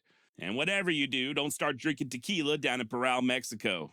Even if you wake up with your head still attached, you might wish that it wasn't. Adios. How far are you willing to go to stand up for what's right? Far enough to put your reputation or even your own life on the line? Well, our topic today did just that. Not once, not twice, but on multiple occasions over the course of a very short life. Silas Soule first moved to Kansas as a teenager, became part of the Underground Railroad, and ran slaves north to freedom. And when it came time to arm himself and take on the border ruffians, Silas didn't hesitate. Later, when the war between the states broke out, he was commissioned as an officer in the Union Army. Served with distinction during the Battle of Glorieta Pass, and then, as the conflict continued to rage back east, Silas helped to protect the frontier from hostiles.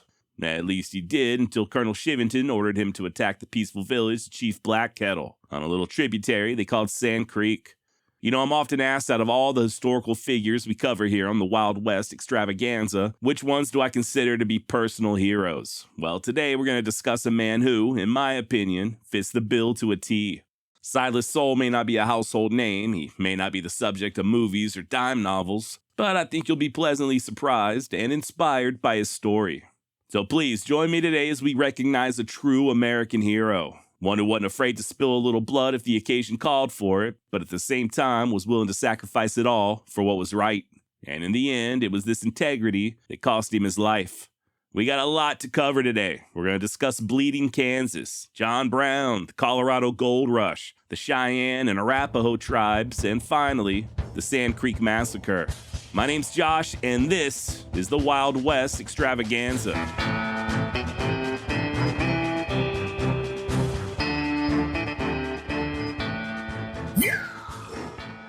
Silas Stillman Soule was born in Bath, Maine on July 26, 1839. His parents married 8 years prior, and over the course of the next decade, they'd have a total of 7 children, only 4 of whom would reach adulthood. And at one point, when Silas was still a child, they lived in a commune like a bunch of dirty hippies. Kind of. I'm being a little silly in saying commune, but I guess technically it was more of a community-ran farm.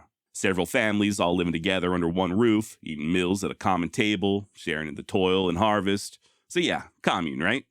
Either way you want to shake it, the Soules wouldn't stay there long.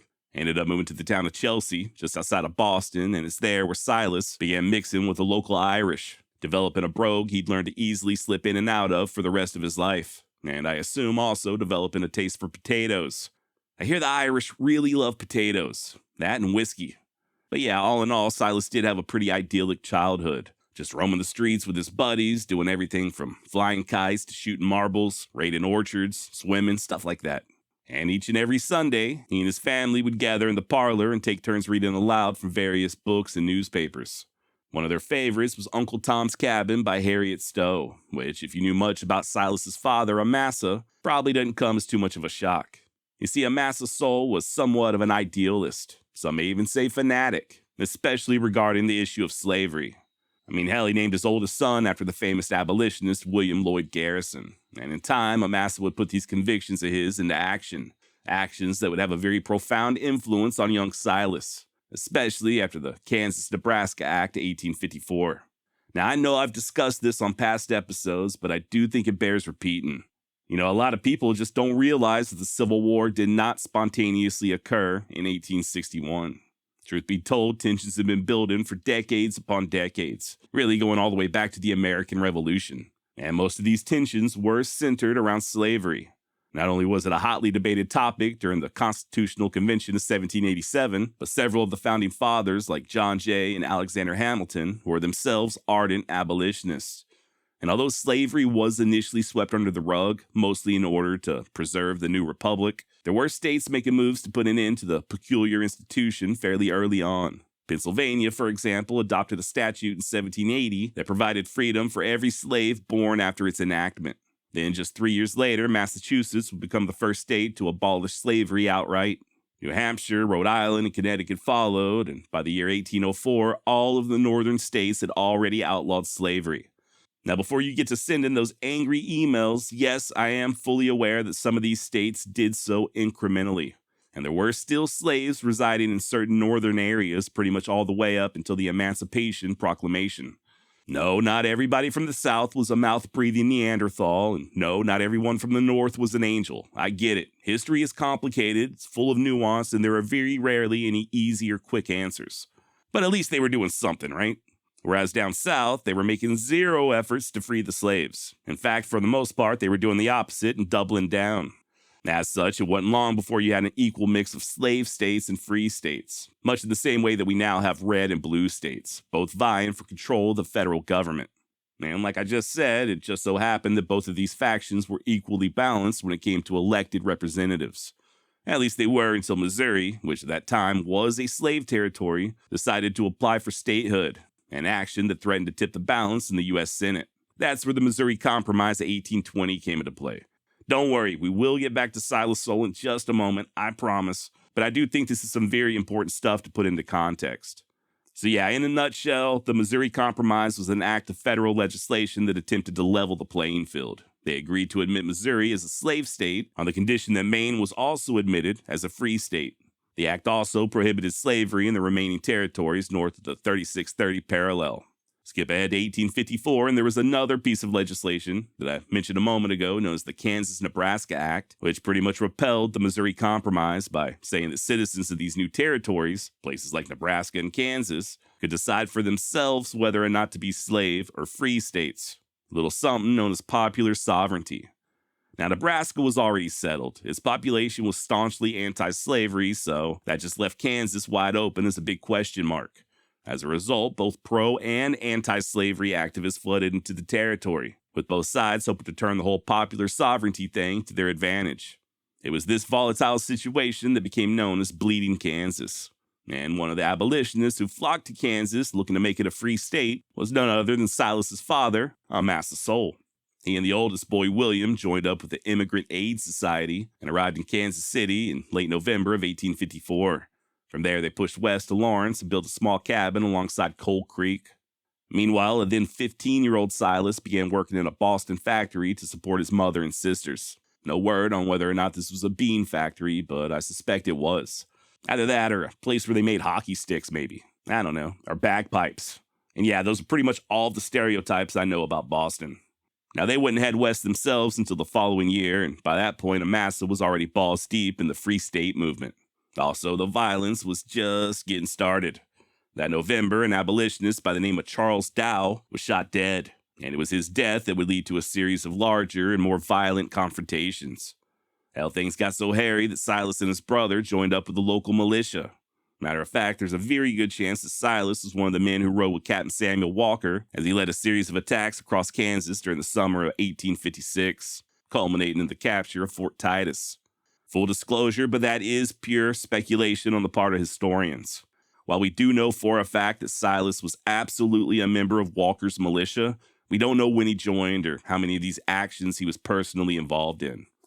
You know, I see and hear a lot of references about Silas developing into a very feared gunman during this period and taking part in more than a few violent scrapes of the Missourians, but unfortunately, I'm just not aware of any known specifics, at least not regarding the summer of 56. Now, later on during that summer, his mother and sisters all got sick and headed back east to recover, leaving the Soule men to their own devices. Silas would later say of this period, quote, "I miss my mother and sisters very much, but I delighted in the life of a bachelor. With the girls gone, my father, brother, and I were free to take shits with the door open, go riverboat gambling whenever we pleased, talk about pussy, and make beef jerky to our heart's content. In short, we had the time of our lives." End quote. And no, that's not true at all. I mean, for all I know, it could be true, but mostly I just felt like bastardizing a quote from Step Brothers. Yeah, that movie never gets old. Now, in all actuality, Silas, William, and Amasa spent their time sans ladies, just improving the cabin. That and becoming more and more involved in the chaos of Bleeding Kansas. Amasa was elected as a delegate to the Leavenworth Constitutional Convention, while Silas and William continued riding with the militias. They also went ahead and opened up their home to the Underground Railroad, which, just FYI, was not a literal railroad under the surface of the ground, as I thought it was for a good chunk of my childhood. just a big tunnel under the cities where slaves were transported via secret and super quiet locomotives. What can I say? There's a reason Mensa never came knocking on my door, all right? Now, in truth, the Underground Railroad was just a nickname given to a loose network of people in safe houses who aided slaves escaping from the South. Totally illegal, by the way, and in direct violation of the fugitive slave laws. It could also be pretty damn dangerous. Case in point, in January of 1859, one of Silas's buddies, Dr. John Doy, got caught trying to escort around a dozen slaves north to Iowa. They were barely 10 miles outside of Lawrence when they were apprehended by a group of Missourians and locked up in the town of Weston. Later, they'd be transferred to St. Joseph, where Dr. Doy was sentenced to 5 years in the Missouri State Pen. And there's a very good chance he would have set out the entire 5 years behind bars had it not been for our very own Silas Soule. He and 9 of his buddies rode into St. Joseph on July 23, 1859, just 2 days shy of Silas's 21st birthday. And upon arrival, they scattered throughout the town, just trying to blend in and prepare for what was coming. As for Silas, all that time spent among the Irish served him well. He went to the jailhouse with that thick Irish brogue of his, posing as a traveler and claiming to have a letter for Doy from his wife. Not only did Silas charm his way past the guards, but he was able to personally hand the letter over to the doctor, all while making careful observations of the jail's interior. The note, by the way, was not from Dr. Doy's wife. It simply read, "Be ready at midnight." And it worked. Later on that night, shortly before 11 p.m., Silas and his companions gained entry to the jail, overpowered the guards, i.e. whooped their asses, and made off with the good doctor in tow. Sadly, the slaves that Doy was attempting to shuttle north were either resold or given back to their so-called masters. Per historian and biographer Tom Bensing, quote, "In July of 1859, Silas Soule turned 21. He had developed into a fairly handsome man with gray eyes and auburn hair. He had a bit of a baby face and was about average in height, in the mid-5-foot range. Silas had been running fugitives since he was 17 or 18, was a member of the local militia, and was readily picked by James Abbott to play a role in the Doy rescue. No doubt all of this, plus the daily living in a virtual war zone on still basically undeveloped prairie, gave him a strength of character and toughness that was belied by his wit, charm, and sense of humor. Little did he know that his character and performance in the Doy rescue would lead him to help in another rescue. One of Kansas's most fanatical abolitionists and a family acquaintance, John Brown, had allowed his obsession to carry him to one of the most extreme and nation-changing acts in American history. End of quote. Ah, yes, old John Brown. I'm going to go out on a limb and assume you're probably already familiar with the man, but just in case, I'll do a very quick summary. Born in May of the year 1800, Brown was of the belief that not only was he an instrument of God, but that he had a sacred obligation to put a stop to slavery. And much like the Soules, he too was involved with the Underground Railroad. Matter of fact, Brown's credited with helping over 2,000 slaves make their way to Canada. He moved to Kansas in the mid-1850s, just like the Soules, and almost immediately became a leader in the Free State movement. Only thing is, John Brown didn't really think his fellow abolitionists were doing enough to support the cause, especially after the sacking of Lawrence in 1856. As such, on the night of May 24th, he and a few of his like-minded associates decided to kick things up a notch and go on a little late-night murder spree. Their first victims, James Doyle and 2 of his sons, were members of a pro-slavery group known as the Law and Order Party, or at least they were until Brown and his buddies got a hold of them. They'd killed twice more before the night was over in what's now remembered as the Pottawatomie Massacre. And although Brown's bloodlust was temporarily satiated, he weren't quite done just yet, as evidenced by him trying to foment a literal slave rebellion just 3.5 years later. The famous raid on Harper's Ferry in present-day West Virginia would begin on October 16, 1859, and unfortunately for Brown, it proved to be an abject failure. Several of his followers were killed or wounded, and he himself was arrested, tried, and sentenced to death.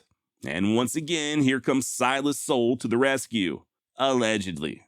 Legend has it that Silas gained access to the jail after pretending to be drunk and getting himself arrested. He met with Brown, much in the same way that he met with Dr. Doy over in Missouri, but Brown refused to be rescued, saying that his blood would, quote, "do vastly more towards advancing the cause as I have earnestly endeavored to promote than all I have done in my life before," end quote. So it were that a disappointed Silas simply returned home empty-handed. But is that what really happened? Well, we do know that Silas and John Brown were acquainted with one another. That much is a fact.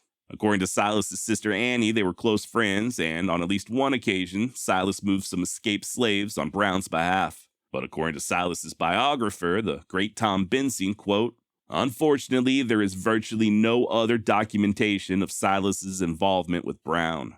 It does not appear that he took part in the military aspects of Brown's fight, most likely just crossing paths when Brown needed the Underground Railroad's help." End quote.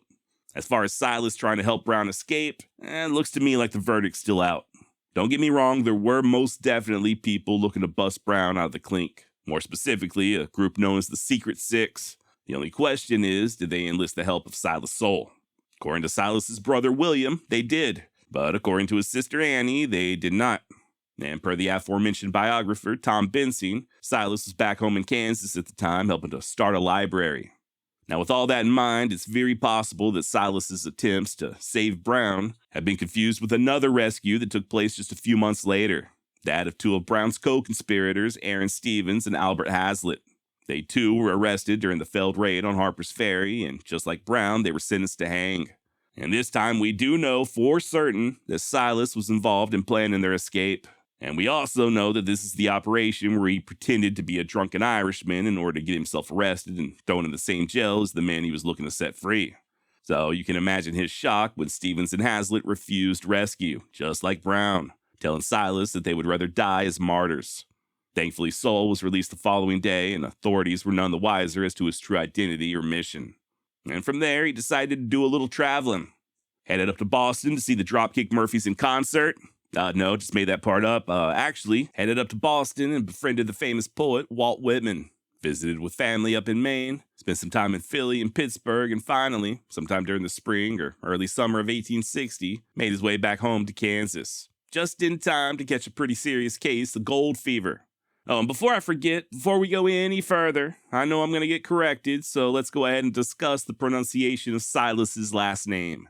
It's spelled S-O-U-L-E. I've heard people say it the way I've been saying it, Soule, and I've heard them pronounce it as Soule or even Soule. Hell, I've even seen some spellings in old documents where the E at the end has an acute accent. But according to the actual Soule family, I'm talking Silas's great-great nieces and nephews, it is pronounced Soule, okay? So if you've got any issues whatsoever with the way I'm saying it, take it up with them, huh? If you have additional information or you just want to tell me how horribly wrong I am with zero context, please feel free to hit me up at josh@wildwestextra.com. Now, as I alluded to a moment ago, by the time Silas got back home to Kansas, his brother was making arrangements to head west to Colorado and strike it rich in the gold diggings. And Silas, ever the adventurer, decided to tag along. They ended up camping out in Leavenworth Gulch, some 30 or so miles west of present-day Denver.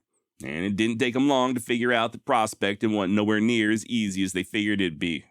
In time, William would return to Kansas as Silas found employment as a blacksmith. And once again, quote Soule biographer Tom Bensing, by July, Silas began to question his future.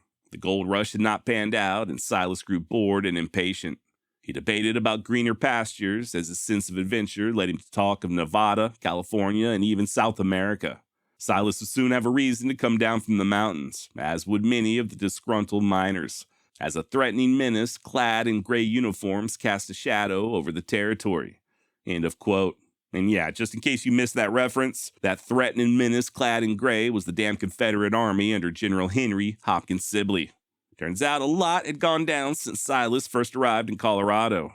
His father Amasa passed away in September of 1860, then just a couple of months later, Abraham Lincoln was elected as the nation's 16th president.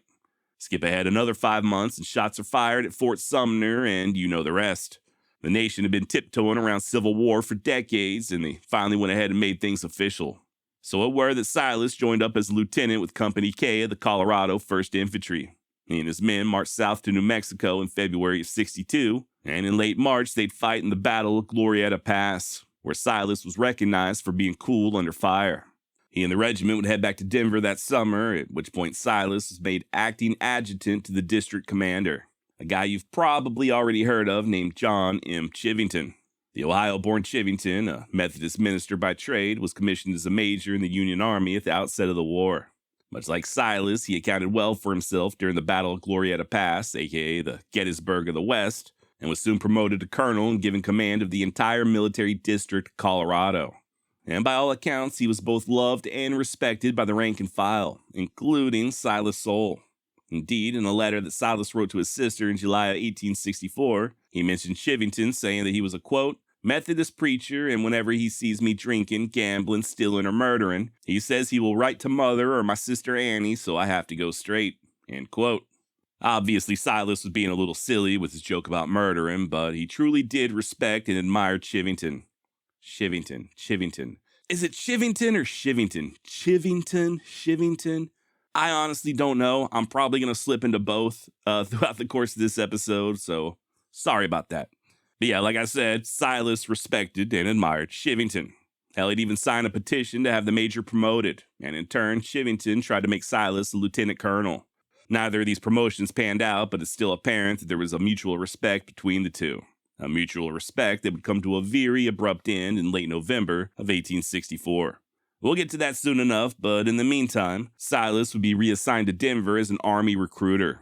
We get to see a lot of Silas's personality coming out during this period, as his practical jokes often made the pages of Denver's Rocky Mountain News. And when Silas himself was the victim of such pranks, as he evidently was on April Fool's Day of 1863, they reported on that as well. Quote, on April Fool's Day, many persons were sold in various ways, but I do believe the one with an E attached to his soul was victimized the most, end quote.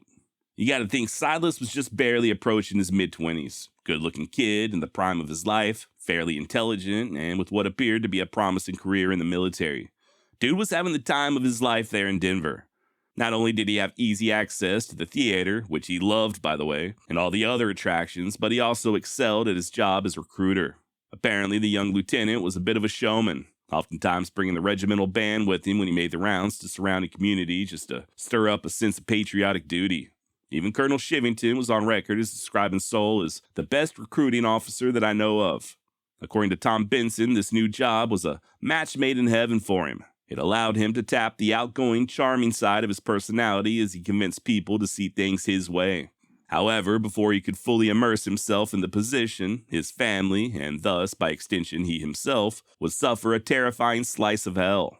A devil who had once called himself Charlie Hart descended on the town of Lawrence and forever changed lives. End quote.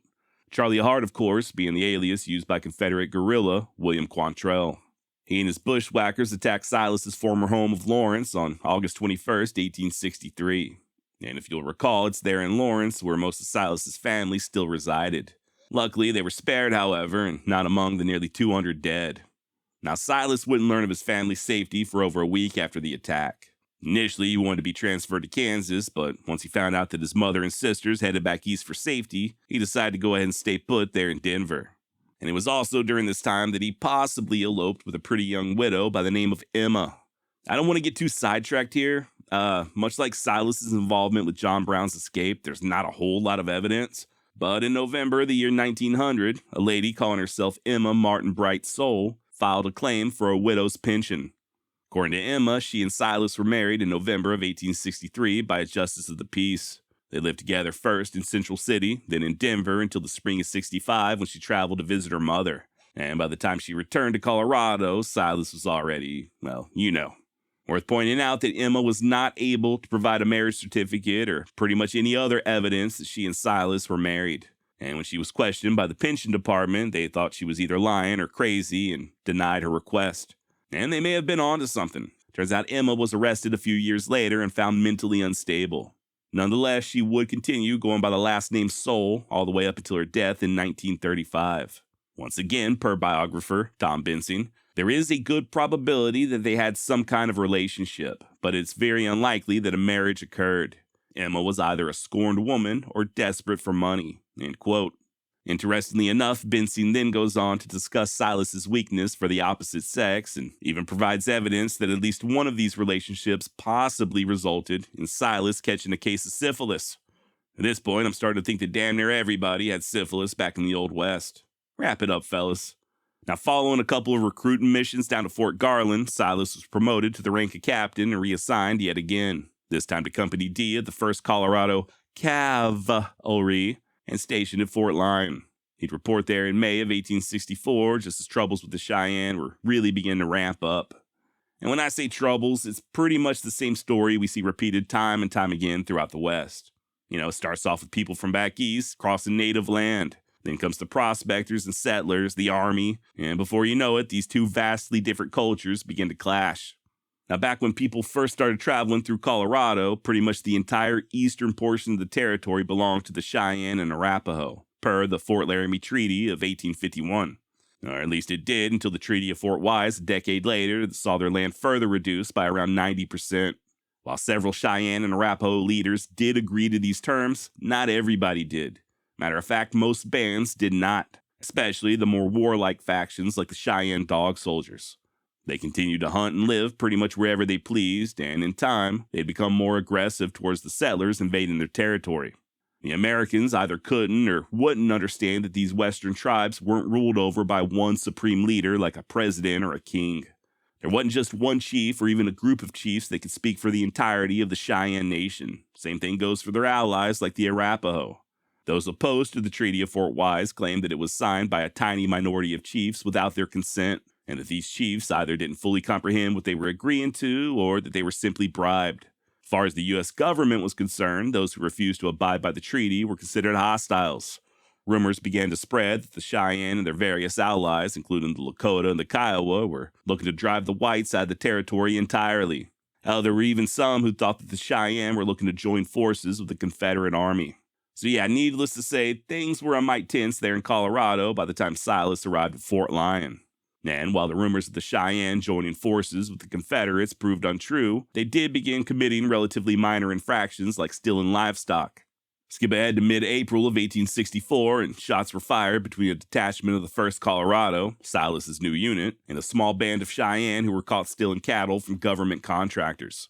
The following day, Colonel Shivington wrote to the commander at Fort Lyon saying that the Cheyennes were, quote, stealing large numbers of stock and refusing to give them up, and there is but one course left for us to pursue. That is to make them behave or to kill them, which latter it now seems that we shall have to do, end quote. Not long thereafter, the army burned a couple of Cheyenne villages along the Republican River, followed by a similar attack near Cedar Bluffs. Finally, by mid-May of 1864, a Lieutenant George Eyre located a group of Cheyenne in present-day Ellsworth County, Kansas, under the leadership of Black Kettle and another chief named Lean Bear, both of whom, by the way, were signers of the Fort Wise Treaty. Now, Lean Bear even had a peace medal from President Lincoln, in addition to a letter from Lincoln stating that he was a friend of the whites. Didn't matter, though. Colonel Shivington had given orders to attack the Cheyenne wherever they could be found, and that's exactly what L.T. Eyre did.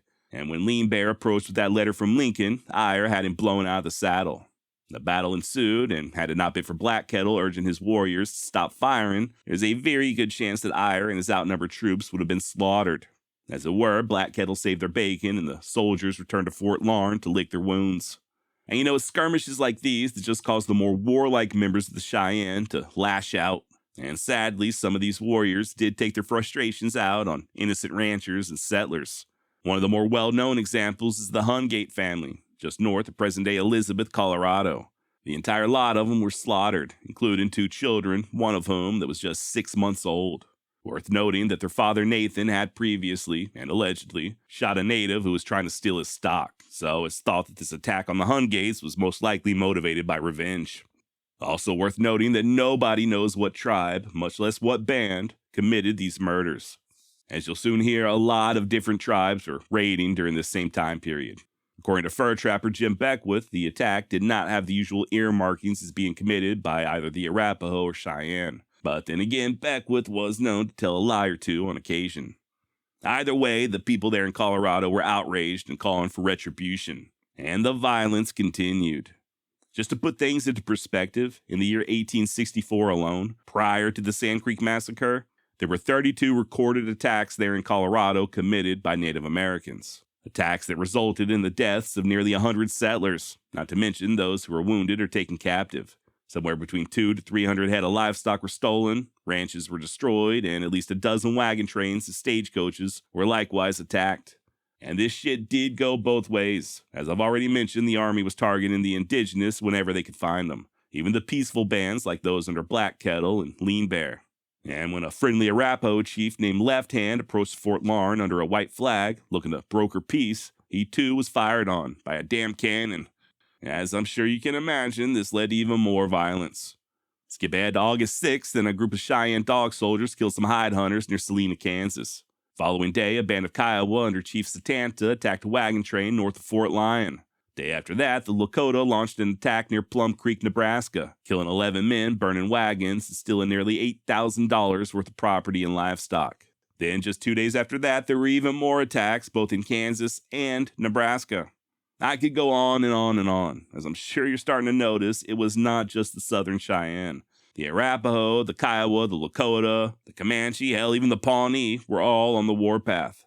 Suffice it to say, the summer of '64 was a bloody mess, and pretty much everybody, white and indigenous alike, were on edge. So much so that when a rider outside of Denver spotted a large group of horsemen, he rushed back into town and sounded the alarm. The distraught citizens began running from their homes screaming and looking for safety, and a good deal of them spent the night huddled together in the few brick buildings there in Denver all the way till sunup. Turned out to be a false alarm. What the guy thought was a large war party was actually just a herd of cattle. The fear was real, though, and it spread like wildfire. Things got so bad that Territorial Governor John Evans declared martial law and even made a trip to D.C. looking for assistance. According to Tom Bensing, quote, "Finally, after continual lobbying of Washington, Evans received what he wanted several days later. In the absence of seasoned veterans, Colorado was given permission to raise a 100-day unit for defense," end quote. Now, I do not know how many regular troops were already stationed there in Colorado, like Silas, but it wasn't a lot. Just like down in Texas, most of the available men of fighting age had headed east to fight in the Civil War. And considering that the Army had their hands full with Johnny Reb, Chivington and Governor Evans would just have to make do with an all-volunteer militia. Now, oddly enough, the various raids and depredations began to slow down a mite come the fall of 1864. Matter of fact, that September, a pair of Cheyenne messengers arrived at Fort Lyon looking to make peace. Turns out they had a letter from Black Kettle, written by George Bent, and saying that if the Army released all of their prisoners, then they, in turn, would release all of their white captives. When these emissaries were asked whether or not they were nervous to approach the fort, considering that the Army was under orders to fire on them, they replied by saying that they knew, even if they were killed, that the soldiers would find Black Kettle's letter on their body, and that their deaths would be worth it if it meant that the Cheyenne soldiers could live in peace. Now, I don't care who you are, but that takes balls. A fact that certainly wasn't lost on the commander there at Fort Lyon, Major Edward W. Wynkoop. He'd later write that he felt himself in the presence of superior beings, and that these were the representatives of a race that I heretofore looked upon without exception as being cruel, treacherous, and bloodthirsty, without feeling or affection for friend or kindred. And yeah, the major was so impressed that he went ahead and made the executive decision, without consulting his superiors, to meet with Black Kettle in person. He, along with the newly minted Captain Silas Soule, and around 130 troops left Fort Lyon on September 7th, traveling to the chief's village in what's now north-central Kansas. And it wasn't just Black Kettle, by the way. There were other bands of Cheyenne, including dog soldiers, as well as a smattering of Lakota and Arapaho. All total, somewhere around 800 warriors versus Wynkoop's 130. Things were a little hairy at first, but the meeting did go relatively well. Not only did they refrain from slaughtering one another, which is always a plus, but Silas and the Major were able to retrieve 4 captives. What's more, Wynkoop offered to escort Black Kettle and a few of the other chiefs to Denver so they could meet with the governor, which he did. The only thing is, Governor Evans did not want peace. Not really. And this is where things really go off the rails. Like, the way this story is about to go is almost unbelievable. It's very hard to believe that people thought this way, but hey, it happened, and now we're going to talk about it. If you'll recall, Governor Evans had spent the better part of the summer pretty much begging the War Department to fund Chivington's all-volunteer regiment. And as crazy as this sounds, Evans felt like there would be political backlash if he agreed to peace so easily. And Chivington pretty much felt the same way. He too was planning on a career in politics when he got out of the Army, and he knew damn well that a decisive blow against the Cheyenne would only bolster his chances. And if he and Evans made peace like Black Kettle wanted, then they wouldn't get their chance at victory. Wasn't just that, though. You see, a lot of folks had taken to mockingly calling Chivington's regiment the Bloodless Third. On account of them failing to punish the aggressors.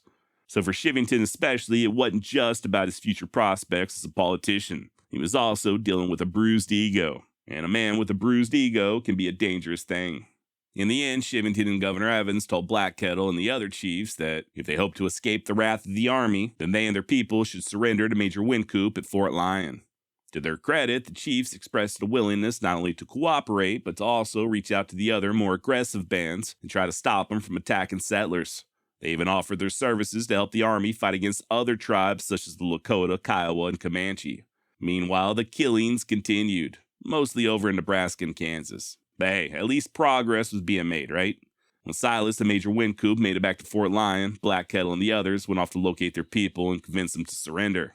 If all went according to plan, they'd meet back up there at Fort Lyon where they'd be under the Army's protection. According to Silas, in a letter that he wrote to his sister that October, quote, "We have had considerable trouble with the Indians this summer, but they are quite peaceable at the moment. There are about 3,000 here within a mile of the post who have come for the purpose of making peace. I do not know what we shall do, but I think the government will not make peace with them. If that's the case, we shall have some fighting to do this winter." End quote. And unfortunately, Silas was correct, at least in regard to the government not making peace. Hell, Governor Evans was so against the idea that he even had Major Wynkoop relieved of his command. The official reason was insubordination, but in all reality, like I keep saying, it wasn't peace that the governor truly wanted. He and Shivington were out for blood. And here was this Major Wynkoop guy doing his level best to deprive him of a career-boosting massacre, so he got the axe. And once Wynkoop's replacement showed up, Major Scott Anthony, and saw that Black Kettle and his bunch were flocking to the fort en masse, exactly as Shivington told him to do, he wrote the following to his superiors. "They, the Cheyenne, pretend that they want peace, and I think they do now, as they cannot fight during the winter, except where a small band of them could find an unprotected train or frontier settlement." End quote. And yeah, that's really what a lot of this was about. Most of these Great Plains tribes, like the Cheyenne or Arapaho, did the bulk of their fighting when the weather was more agreeable. Then come wintertime, they'd stock up on meat and pretty much just hunker down. Shivington knew that he'd have a hard time defeating the Cheyenne under optimal conditions, especially with an unproven militia. That being the case, his only hopes were to catch them in their winter camps with their pants down. And since winter was rapidly approaching, he damn sure wasn't going to waste such a golden opportunity by making peace. Now, in he and Governor Evans' defense, I do somewhat understand their skepticism. After all, it's always possible that Black Kettle and the others were only agreeing to peace to ensure that they'd remain unmolested throughout the winter. You know, when they were the most vulnerable. And then come springtime, they just go back on the warpath, peace treaties be damned. Okay, cool. But as I've already touched on, Shivington and Evans' misgivings had a whole hell of a lot more to do with their future political aspirations than it did the safety of their constituents. Now, Wynkoop's replacement, Major Anthony, did go ahead and meet with Black Kettle and a few of the other chiefs. He told them that if they gave up their arms and moved their people to Sand Creek, some 40 or so miles to the northwest of the fort, then he'd see to it that they were protected. And when Black Kettle expressed concerns about being so far away from Fort Lyon, Anthony suggested that he fly the American flag above his lodge just to signify that he and his people were friendlies. He then wrote to his superior over in Kansas, General Curtis, and admitted that he only agreed to Wynkoop's deal with the Cheyenne in order to keep them docile long enough for reinforcements to arrive. Simply put, Major Anthony sent Black Kettle to Sand Creek so he'd be a convenient target for Colonel Shivington. That may be a controversial take on my part. I do know that Anthony would later express remorse and even readily admit to the atrocities committed by his men, but hey, what's done is done. And I do think that letter to General Curtis is especially damning. Now, Shivington and his soon-to-be Bloody Third arrived at the ranch of William Bent on November 27th. They posted guards to prevent William from leaving and alerting his Cheyenne in-laws, and then took his son Robert, who was half Cheyenne, as a prisoner. A nearby rancher named John Powers, who was married to the daughter of an Arapaho chief, was likewise placed under guard and not permitted to leave his own property. And the following day, November 28th, 1864, Shivington and his men reached Fort Lyon. And upon arrival, he commandeered Anthony's troops to supplement his 100-day regiment, including our very own Captain Silas Soule. Per Tom Bensing, quote, he, Shivington, informed Anthony of his intention to march on Sand Creek and attack the Indians there. Anthony was unsure of the direction to take, considering the fact that Shivington was operating outside of his district. He also had doubts about whether or not the best course of action was to attack the Sand Creek bands, while the Dog Soldiers and other more warlike factions were at the Smoky Hills in Kansas and would be enraged into attacking settlers again. But the fighting parson, aka Colonel Shivington, convinced him that it was their best course of action. End quote. And once Silas and a few of the other officers learned of Shivington's plans, they began protesting to Major Anthony, reminding him that Black Kettle was under their protection. At one point, Silas proclaimed that any man who would take part in murdering peaceful natives was a, quote, low-lived, cowardly son of a bitch, end quote. And he certainly was not the only officer with such misgivings. One of his brothers-in-arms, Lieutenant Joseph Kramer, would even liken Chivington's planned attack as being akin to murder. Chivington responded to these protests by saying that he thought it was right and honorable to use any means necessary under God's heavens to kill the indigenous, and, quote, damn any man that is in sympathy with the Indians. He then suggested that Soule, Kramer, and any other officers who were hesitant to act should just go ahead and get the hell out of the army. And yeah, later on that evening at around 8 p.m., over 700 soldiers departed Fort Lyon, including Silas and Kramer. Believe it or not, they were given the option to remain back at the fort. Why they didn't stay is anyone's guess. Perhaps Silas thought he could do more good in the field, maybe even change Chivington's mind at the last second. Maybe it was his sense of duty to his men, or maybe he believed Major Anthony's false promise of not firing on any of the quote-unquote good Indians. Now, like I said earlier, Black Kettle was camped at Sand Creek, about 37 miles north of present-day Lamar, Colorado. His village consisted of somewhere between 700 to 800 Cheyenne, as well as around 10 lodges belonging to the Arapaho. And since Old Man Winter was rapidly approaching, most of the men of fighting age were out hunting buffalo, leaving behind less than 100 warriors to defend the camp. And what happened next was an absolute slaughter. You'll often read that Chivington told his men to kill and scalp all, big and little, nits make lice. And while Chivington did indeed utter those words, it was during a previous speech back in Denver and not as he and his men were preparing to attack Black Kettle. That said, he would give similar orders, just not so blatantly. Per one of his own men, Morse Coffin, what Chivington said was, boys, I shall not tell you what you are to kill, but remember our slaughtered women and children. So yeah, not quite as catchy or foreboding as nits make lice, but the meaning was about the same. Chivington was letting the troops know that he wanted the Cheyenne to suffer in the same way that families like the Hungates had suffered. And sadly, that's exactly what ended up happening, only at a much larger scale. The butchery would commence at dawn and last all the way up until around 4 o'clock that afternoon. And when the smoke cleared, there were at least 100 natives dead on the ground, the vast majority of whom were women and children. I see at least 100, but estimates do vary quite a bit. If you search online, you'll find many a credible appearing article stating that the total number of dead was 230. There are other sources claiming that it was 148, and Colonel Chivington would admit to killing over 500. So where exactly does the truth lie? Well, the lowest number I found comes from an eyewitness, John Smith, who said that there were only around 70 or 80 bodies. Historian Alan Brinkley thinks it was closer to 130, and George Bent, who was living with the Cheyenne and present during the massacre, said that it was 137. Then, a few years later, he would change the total to around 160. Silas, in a letter to his mother, said that it was 300, but his fellow officer, Joe Kramer, thought that the number of dead didn't exceed 200. Truth is, nobody knows the exact number. I do think, though, just going off the available data, that at minimum it was 100, most likely more. I mean, God only knows how many people escaped who would die of their wounds days or even weeks later.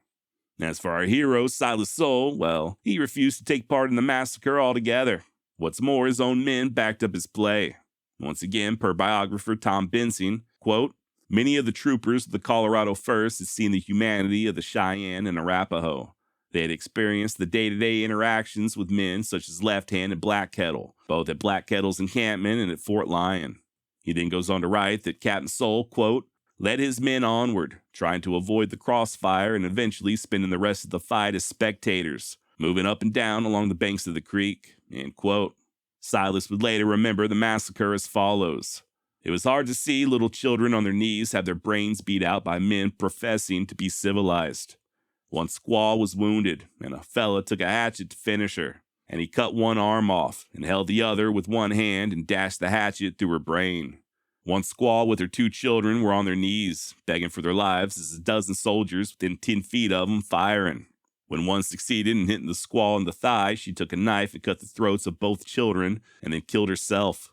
One old squaw hung herself in the lodge. There was not enough room for her to hang, and she held up her knees and choked herself to death. Some tried to escape on the prairie, but most of them were run down by horsemen.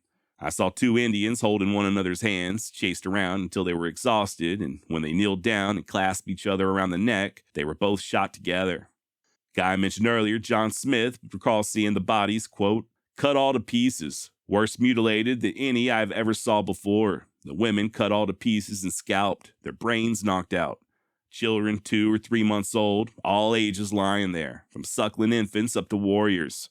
By whom were they mutilated? By the United States troops. End quote. Sadly, it didn't stop at just mutilations. Rapes were reported, and such indecencies weren't just relegated to those still alive, if you catch my drift. Others would report seeing women's breasts cut off and stretched over saddles or even worn as hats by the soldiers. Even Major Anthony would admit to witnessing atrocities. Said he saw a little girl, quote, probably 3 years old, just big enough to walk through the sand. The Indians had gone ahead, and this little child was behind following after him. The little fellow was perfectly naked, traveling in the sand. I saw one man get off his horse at a distance of about 75 yards and draw up his rifle and fire. He missed the child. Another man came up and said, let me try the son of a bitch. I can hit him. He got down off his horse, kneeled down, and fired at the little child, but missed him. A third man came up and made a similar remark and fired, and the little fellow dropped. And yeah, Shivington and his volunteers were greeted as heroes when they returned to Denver. Hell, Shivington would even lead a parade through downtown while holding onto a pole with a live bald eagle tied to it, just flapping his wings in terror. Good God, man, this guy's like a fucking villain from a cartoon. Oh, and by the way, his men then began displaying the severed body parts of natives in Denver saloons. As soon as the celebration was over, Shivington sent a telegram to General Curtis over in Kansas, explaining his great victory against the Cheyenne, while at the same time snitching on Silas. Quote, I cannot conclude this report without saying that the conduct of Captain Silas Soule, Company D, 1st Colorado Cavalry, was at least ill-advised, saying he thanked God that he killed no Indians, and like expressions, proving him more in sympathy with the Indians than with the whites. End quote. Of course, at the same time, Silas was writing letters of his own, one to his mother where he stated, I was present at a massacre of 300 Indians, mostly women and children. It was a horrible scene, and I would not let my company fire. He then went on to say that he saw little children on their knees begging for their lives, only to have their brains beaten out like dogs. He also wrote to his former commander, Major Wincoop, describing the massacre and giving praise to Lieutenant Kramer. If you'll recall, Kramer was one of the ones who joined Silas when he complained to Colonel Shivington, and just like Silas, Kramer refused to let his men participate in the massacre. Now, by this point, Silas had a little soul-searching to do. No pun intended. He began debating whether or not to stay in the service, but in the end, he decided to remain, just not at Fort Lyon. He ended up getting transferred to Denver as an assistant provost marshal, which, if I'm not mistaken, basically means he was like an MP or military policeman. And although he was still held in high regard by most, there was a certain segment of the population there in Denver that didn't care for his actions at Sand Creek. Or I guess I should say his lack of actions. And these same people really didn't like him once Shivington was subjected to a military investigation, an investigation whose first witness was Captain Silas Soule.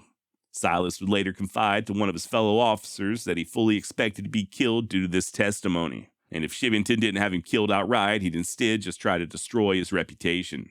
Sure enough, there were death threats, and on at least one occasion, Silas was fired upon by unknown assailants. Not long thereafter, he was followed in a menacing manner by an angry mob, just barely escaping. But despite it all, Silas went on living. Not only did he continue damning Shivington and working as a provost marshal, but he also found time to fall in love and get married. And very fittingly, he and his young bride, a lady by the name of Hersa, tied the knot on April Fool's Day, 1865.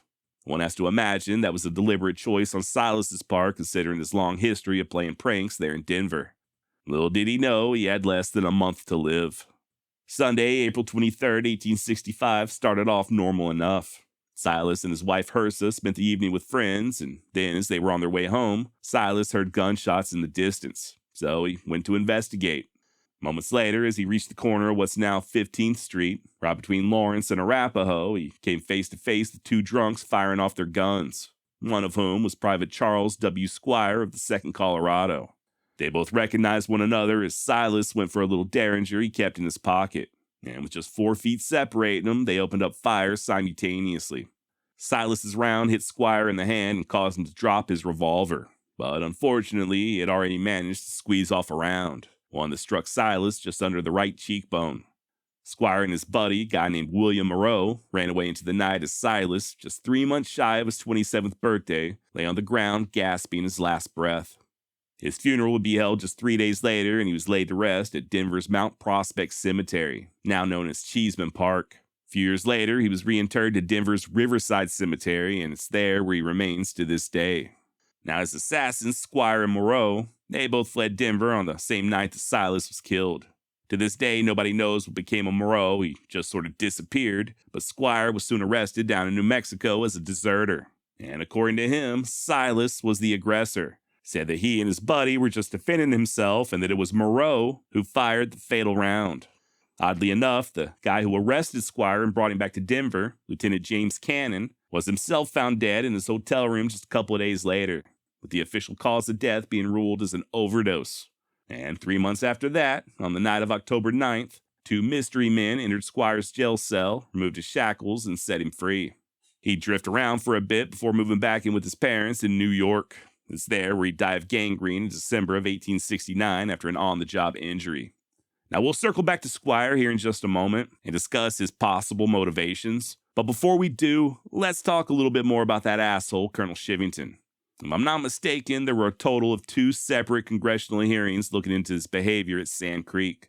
One conducted by the Joint Committee on the Conduct of War, and another by the Joint Special Committee on Conditions of Indian Tribes. And although they did find that Shivington, quote, surprised and murdered in cold blood the unsuspecting men, women, and children on Sand Creek, he still never faced justice. Not an iota of justice for slaughtering all those women and children.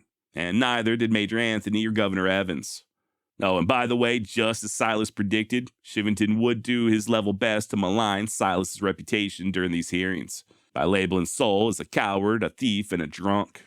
After the hearings were concluded, Shivington moved to Nebraska and worked as a freighter. I guess about the only highlight to this entire story is that his future dreams of political greatness were dashed. Unfortunately, though, he just kept on living. And after his son died in 1866, he seduced and married his own daughter-in-law. Of course, his new bride would leave his ass just a few years later due to Shivington being a damn deadbeat. According to his wife/daughter, quote, he skipped to Canada and left me without means of support.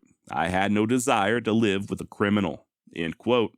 Shivington would eventually move back to Denver, where he died in 1894 at the age of 73. And you better believe, all the way up until his death, he staunchly defended his actions, saying that he ordered the attack on Black Kettle's village in response to similar atrocities committed by the indigenous. Oh, and by the way, according to George Bent, Black Kettle was indeed flying the Stars and Stripes over his lodge. Bent said that he didn't see how any of the approaching soldiers could have missed it. Shivington knew exactly who he was attacking that day. He knew damn well that Black Kettle and his people wanted peace, and he did not give a fuck.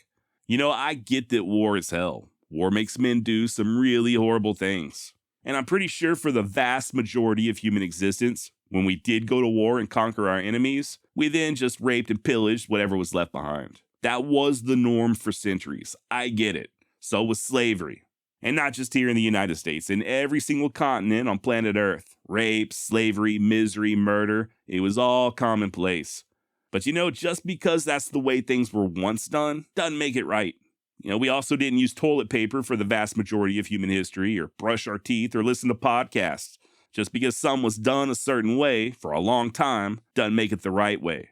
We don't live in the Dark Ages anymore. Sand Creek didn't happen in ancient Rome or medieval Europe. People in the 1860s absolutely knew the difference between right and wrong. And I refuse to just explain away these atrocities by saying, war is hell. What are you going to do?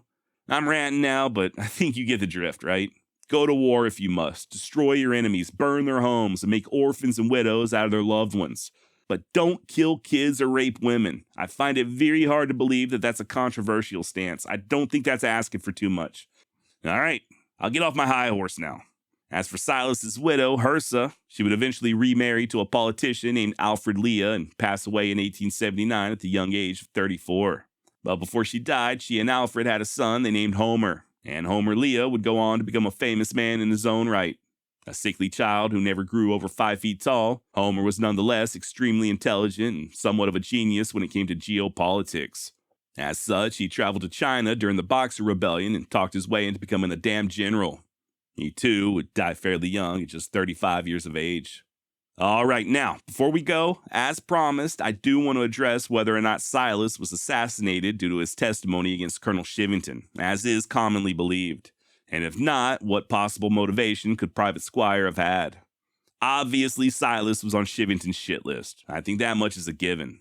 Also, something I haven't mentioned yet, but the day before that first hearing, the one that Silas testified at, Shivington publicly offered $500 to anyone who either killed an Indian or killed an Indian sympathizer. And $500 was a whole lot of money back in 1865. On one hand, it seems pretty obvious, right? Shivington labels Silas as a sympathizer. He publicly offers $500 to anyone who kills Indian sympathizers. There are at least 2 possible attempts on Silas's life, maybe more. And then finally, he's gunned down by Squire just months after testifying against Shivington. Then, when the guy who allegedly shot him was arrested, the guy who arrested him died under what seems like pretty mysterious circumstances.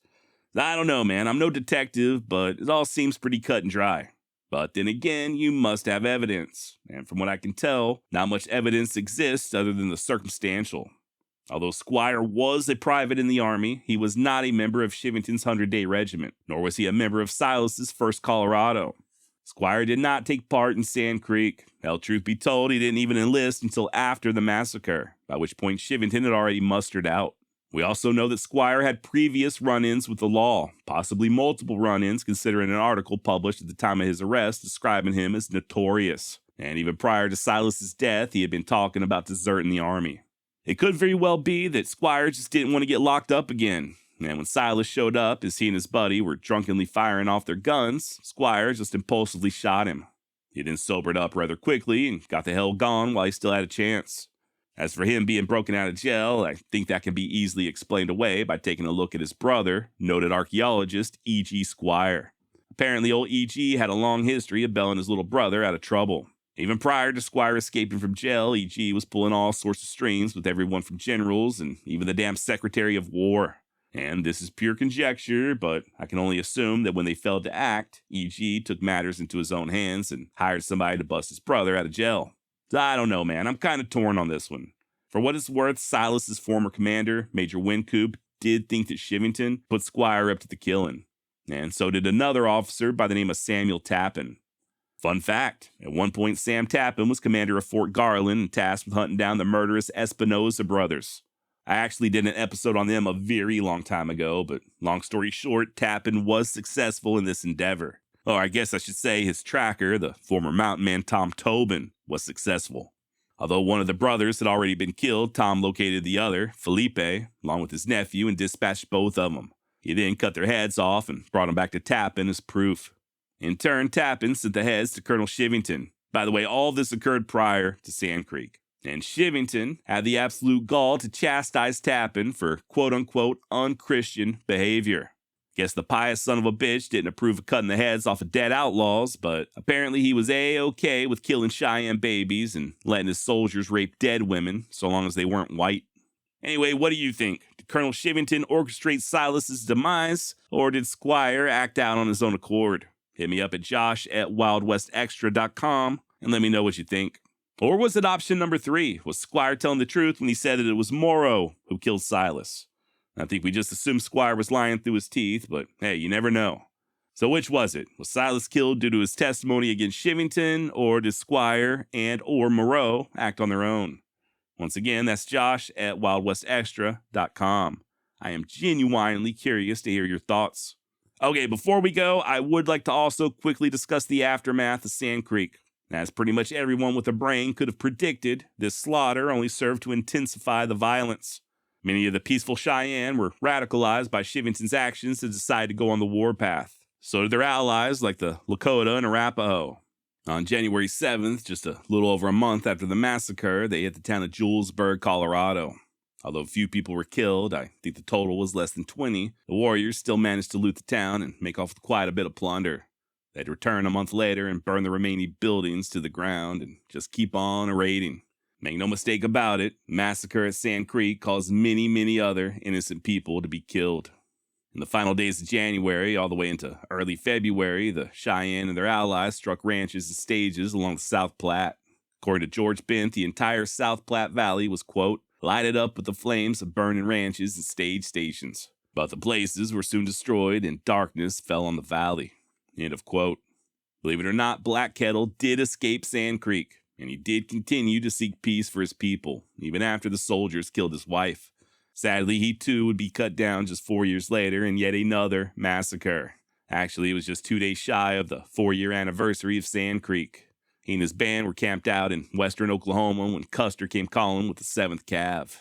As was the case with Sand Creek, we do not know the total number killed, but per eyewitnesses, many of the dead were women and children. And on and on and on it goes. You kill one of ours, so we'll kill one of yours. I don't know, but pretty sure that ain't what the hymnist meant when he sang about that circle being unbroken. On a more positive note, I don't know if this is still going on, but for years, there was something known as the Sand Creek Massacre Healing Run. It would start at the massacre site and then finish in Denver at the grave of Silas Soule. A descendant of some of the Cheyenne who died at Sand Creek, a guy by the name of Odo Braided Hair, had this to say on the final day of the run in 2013. We appreciate your support on this last day of our healing run, which is dedicated to Captain Silas Soule and Lieutenant Joe Kramer. They were at the Sand Creek Massacre, but they didn't participate. They didn't shoot. They witnessed the massacre, then provided affidavits. If not for them, there might not be any Cheyenne and Arapaho here today. If they had done what they were ordered to do, there might not have been any Cheyenne and Arapaho who survived.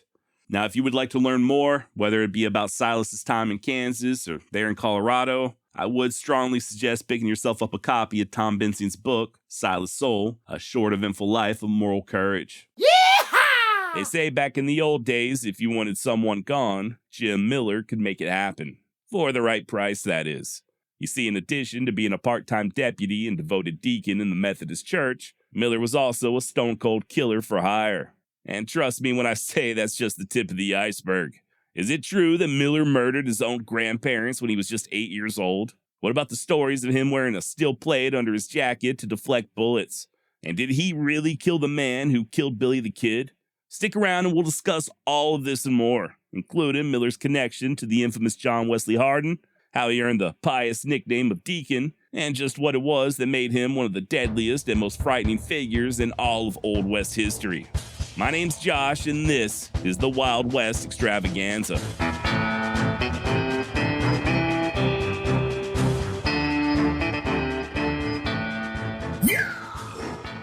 James Brown Miller was born on October 25, 1861, in Van Buren, Arkansas. The family would move to Franklin, Texas when Jim was still a baby, but other than that, there's not a whole lot known of Miller's early life.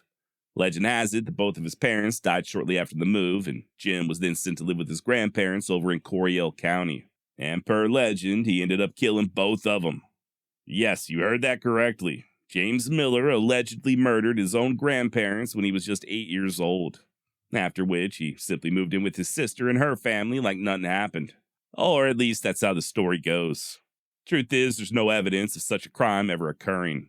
While Jim's father did die fairly young, his mama was still alive and well as late as 1884. You can find her, Jim, and even Jim's 16-year-old sister all living together on the 1880 census for Coryell County. That said, Miller's first known victim was indeed a member of his own family. That is, if you consider brother-in-law to be family, which I personally do not. Okay, Mike, Russell. Now, in all seriousness, Jim's sister married a guy named John Coop in late September of 1881. And for whatever reason, Miller and Coop just did not see eye to eye. As you'll soon come to learn, not seeing eye to eye with Jim Miller was a good way of ensuring an early grave. To quote historian Bill James, Coop was killed with a shotgun as he slept on the night of July 30th, 1884. Although accused, Jim claimed that he was attending a camp meeting with Miss Georgia Large at the time of the killing. During his trial, Miss Large testified that Jim left her about 7 o'clock and did not return until about 9. It was proven to the satisfaction of the jury that Miller could have ridden to Coop's house on a fast horse, killed his brother-in-law, and returned during the time specified. Convicted, he received a life sentence but appealed the verdict and won a reversal. He was not tried again. End of quote. And yeah, trust me when I say this is not the last time that Miller wound up getting away with murder. After the trial, he drifted west to San Saba, where, according to the legendary lawman D. Harkey, he was arrested yet again. The charge was relatively minor, though, so Miller would soon be released. at which point he moved to neighboring McCulloch County and got a job punching cattle for a man named Clements. And if that name sounds familiar, it's likely due to Clements having been balls deep in the Sutton-Taylor feud of the 1870s. He was also first cousins to John Wesley Hardin. Now, by the time Miller arrived, the feud had already been over for quite some time. If I'm not mistaken, the last known killings occurred way back in the fall of 1876. Still, though, be that as it may, I guess Man and Clements just had a hard time staying out of trouble. By the spring of 1887, he found himself in a highly contested race for sheriff of the newly formed Runnels County. And in doing so, he got crossways of a marshal named Joe Townsend. Their beef finally came to a head in late March when Townsend shot Manning dead in a Bellinger City saloon. Not long thereafter, Townsend himself was the recipient of a shotgun blast while riding home one evening in the dark. He would survive minus an arm, but it's widely believed that Jim Miller was the attempted assassin. If true, this would only serve to further cement his relationship with the remaining Clements. And hell, just a few years later, Miller would even marry the late Manning's daughter, Mary Ann. In the meantime, though, following the shooting of Townsend, Miller seems to have vanished. Some say he went back home and visited his family, while others theorize that he drifted west into the Seven Rivers region of New Mexico. When speaking of this period later on, Miller would claim to have, quote, lost my notchstick on Mexicans that I killed on the border, end quote. He doesn't pop up again until August 1891 when he pinned on the badge of a Reeves County deputy sheriff. It's also there in Reeves County a few months later where he tied the knot with the aforementioned Mary Ann Clements. Now, the sheriff of Reeves County at this time was a former Texas Ranger named Bud Frazier. And although things went well at first, Miller was soon accused of rustling livestock. He denied the charges, of course he did, but he would still end up losing his job as a deputy after killing a prisoner. According to Jim, the prisoner was trying to escape, but according to others, the dead man had threatened to spill the beans regarding Miller's thievery. Either way, like I said, Jim got the axe. No big deal, though, as he simply had the good folks of Pecos, Texas, appoint him as the town marshal. Once again, per biographer Bill James, quote, in spite of this controversy, Miller was well established in Pecos, where he was a church member and had many friends.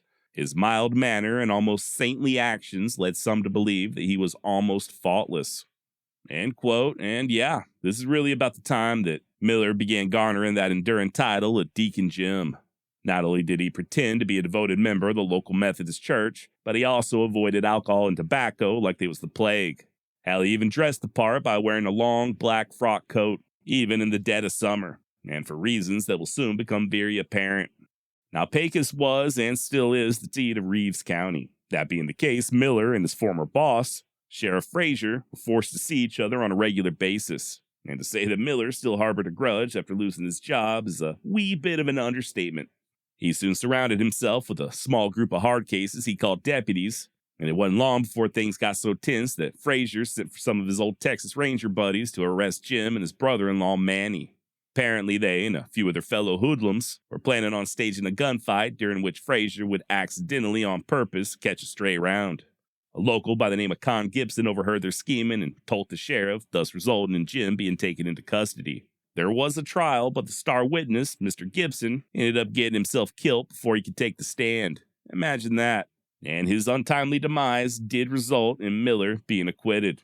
Finally, in mid-April of 1894, he and Sheriff Frazier decided to stop with all the foreplay and get down to business. Frazier accused Miller of having Gibson killed and then, without warning, opened fire, plugging Jim multiple times at close range, including 2 rounds straight to the chest. To Frazier's astonishment, Miller just shrugged off the rounds and began returning fire. Even when Frazier shot him in the arm, Jim just shifted his pistol to his other hand and continued shooting. It wasn't until one of the sheriff's bullets struck Miller just below the diaphragm that he finally toppled over. According to Glenn Shirley in Shotgun for Hire, Miller's buddies carried him back to his hotel where, quote, they were amazed to find him very much alive.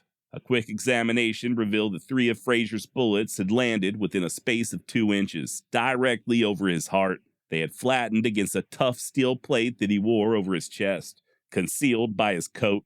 For the first time, Miller's own men realized why he wore that black coat even in the heat of August. End of quote. And yeah, despite that steel plate, Jim was still pretty banged up. He'd convalesced for a spell at a ranch outside of town, but this feud with Frazier was far from over. The two would meet up again there in Pecos on December 26, 1894. They threw down pretty much on sight, and the results were similar to the previous altercation, only this time with both of them sustaining wounds. Important to note that Bud was no longer the sheriff when this second fight took place. He had lost the most recent election, and ironically, Jim Miller filed charges against him for attempted murder. And to represent himself in court, Miller retained the legal services of his cousin by marriage, John Wesley Hardin. Now, Hardin had only recently gotten out of prison back in February of '94. He received a pardon the following month, and by that summer, he had already passed the Texas bar and obtained a license to practice law, just in time to serve as the prosecuting attorney in Frazier's trial. A trial that, as fate would have it, received a change of venue to El Paso, Texas. Not that it really mattered, as the judge dismissed the case due to conflicting testimony. There was yet another venue change, this time to Colorado City, and it's there on May 20th, 1896, that Bud Frazier was acquitted. Of course, by that time, Miller had already been forced to find himself another lawyer on account of Hardin getting himself gunned down the previous August. If you'd like to learn more about John Wesley, including his untimely demise and why he went to prison in the first place, please feel free to check out the 4-part series I did on him earlier this year, linked down below. Now, this probably goes without saying, but Deacon Jim wasn't happy about Frazier walking away without so much as a slap on the wrist. Guess he figured that if the courts weren't going to handle business, then he'd just take care of it his own self. That being the case, on the morning of September 14th, 1896, Miller snuck up on Frazier in a Reeves County saloon and gave him both barrels of buckshot. Per an eyewitness, quote, "All of a sudden, the room exploded like dynamite. I happened to be looking at Bud and like to have fainted when I saw his whole head disappear in a clot of splashing blood and bone." And once again, Miller found himself under arrest and charged with murder. Last thing he did before getting locked up was to publicly order all of Frazier's cronies to leave the county, or else. He would even specifically call out the former sheriff's brother-in-law. Ugh, there's that word again. A guy by the name of Barney Riggs. Now, Barney was a deadly man in his own right. Much like Hardin, he had already done time behind bars for killing a man, and that certainly wasn't the first time that Riggs had used a gun in anger, nor would it be his last. Matter of fact, as soon as Barney heard about Miller's threat, he shoved a .44 behind his belt and went on the hunt. By the time he arrived in Pecos, the good deacon was already in jail, so Riggs instead settled for a couple of Miller's henchmen, Bill Earhart and John Denson. And when the smoke cleared, both Earhart and Denson lay dead in the dirt. Barney surrendered to the sheriff, posted bond, and then told all who would listen, "I'm going home now. Miller claims that the territory is too small for the both of us. I agree. Tell him that I'm gonna have to kill him." End quote, and hell yeah, brother. Now, those two old boys who Riggs gunned down there in Pecos had both been shot in the head. And I don't know much, but I do know that a metal breastplate of the sort worn by Deacon Jim ain't gonna stop no bullet to the noggin. I guess Miller figured the same, and rather than test his luck with Barney Riggs, he instead just relocated some 300 plus miles away to the town of Eastland. Or at least that's according to historian Glenn Shirley. While Riggs did absolutely gun down Earhart and Denson, he did so some 6 months prior to Miller killing Frazier. So the assertion that Deacon Jim skipped town out of fear of Riggs is, in my opinion, simply false. I don't doubt that Deacon Jim was hesitant to go face to face with a man like Riggs, but it doesn't appear as if it was nerves that caused him to move. Truth is, he went to Eastland because that's where his murder trial was held. By this point, Jim and his wife already had a couple of kids, so he took a job managing a hotel as he awaited the trial. He also began attending church on the regular and just doing his level best to impress the locals, sort of like he had done back in Pecos. He even traveled all over the county with his minister, attending various prayer meetings and revivals. That being the case, once it was time for the trial to begin, several of Eastland's leading citizens testified that Miller, in addition to being a church deacon, was also a peaceable man whose conduct was as, quote, exemplary as that of a minister of the gospel, end quote. And believe it or not, this tactic did work. Of course it did. Trial ended with a hung jury, followed by a second trial in January of 1899 that saw Miller acquitted altogether.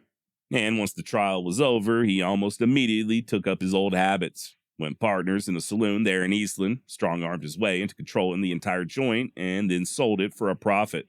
This was followed by he and his family moving north to the town of Memphis, Texas, not Tennessee, where he purchased yet another drinking establishment. I know I mentioned it earlier that Jim avoided alcohol, but whether or not he was truly sober or just pretended to be for the church folks is up for debate.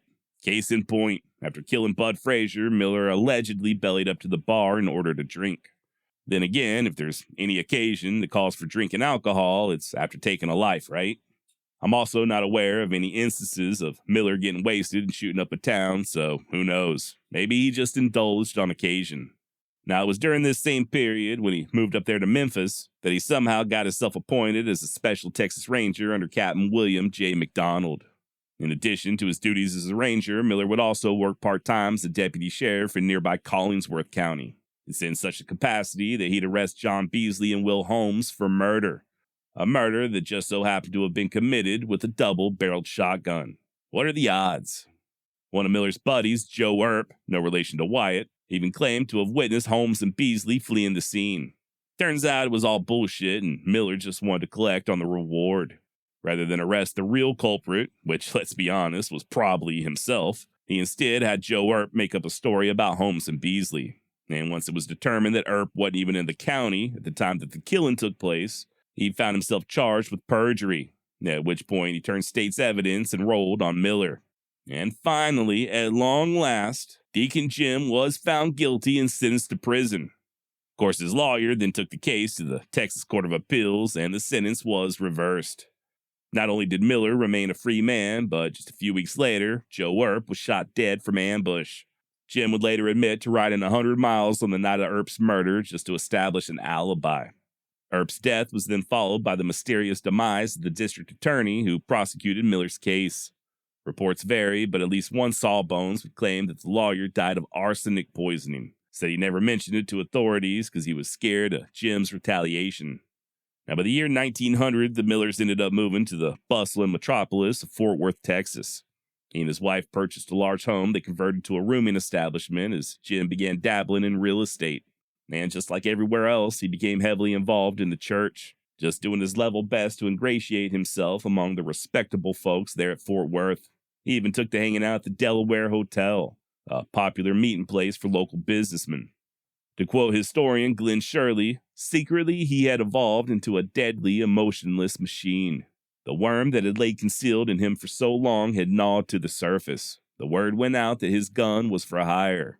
He would kill anyone for a price. End quote. And yeah, despite it already being the 20th century, there were still parts of the West that remained wild and woolly. Literally woolly on account of all the damn sheep. I don't know if you're aware of this or not, but cattle ranchers and sheep wranglers just did not get along back in the old days. Part of this was due to the misguided belief that cattle wouldn't graze on land previously inhabited by sheep. Also, many of the sheep herders were Hispanic, which I have to assume led to at least a little animosity. But for the most part, it was about land. Story as old as the Old West, right? Whether it be small-time ranchers up in Wyoming and Montana or sheep wranglers down in Texas, the results were the same. The cattle barons considered all land to be theirs and theirs alone. Even property they didn't have a title to. And you better believe they were willing to do whatever it took to maintain control. Of course, they didn't want to get their own hands dirty, so that's where our friend Deacon Jim came into play. I mean, think about it. If Miller wasn't afraid of blowing a sheriff's head off in front of God and everybody else, then he damn sure wasn't worried about dispatching a few errant shepherds.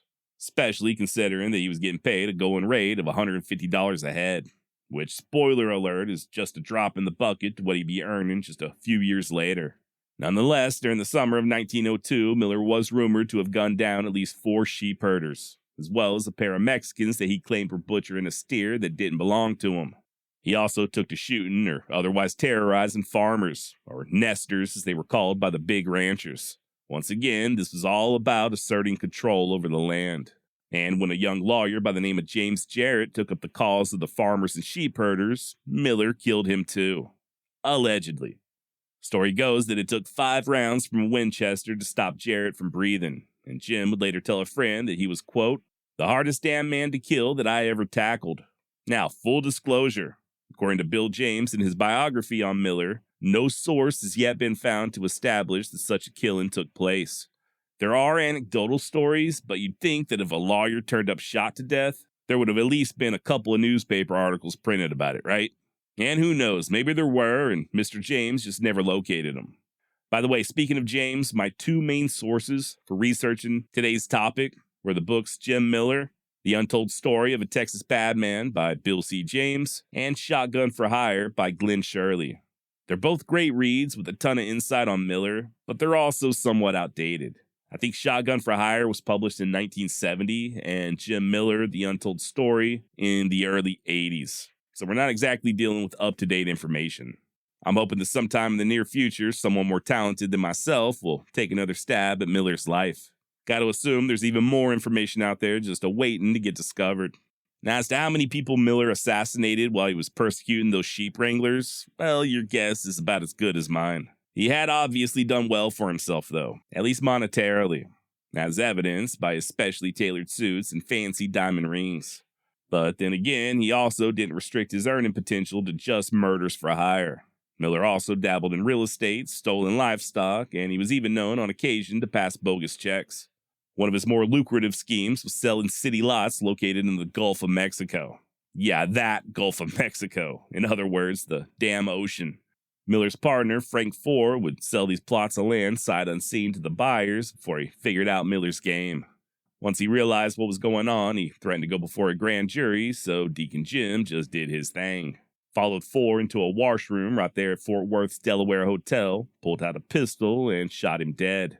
As soon as a crowd began to form, Miller turned on the faucets and began crying, saying how awful it was to have had to kill a friend, but that Four had been reaching for his gun and left him no choice.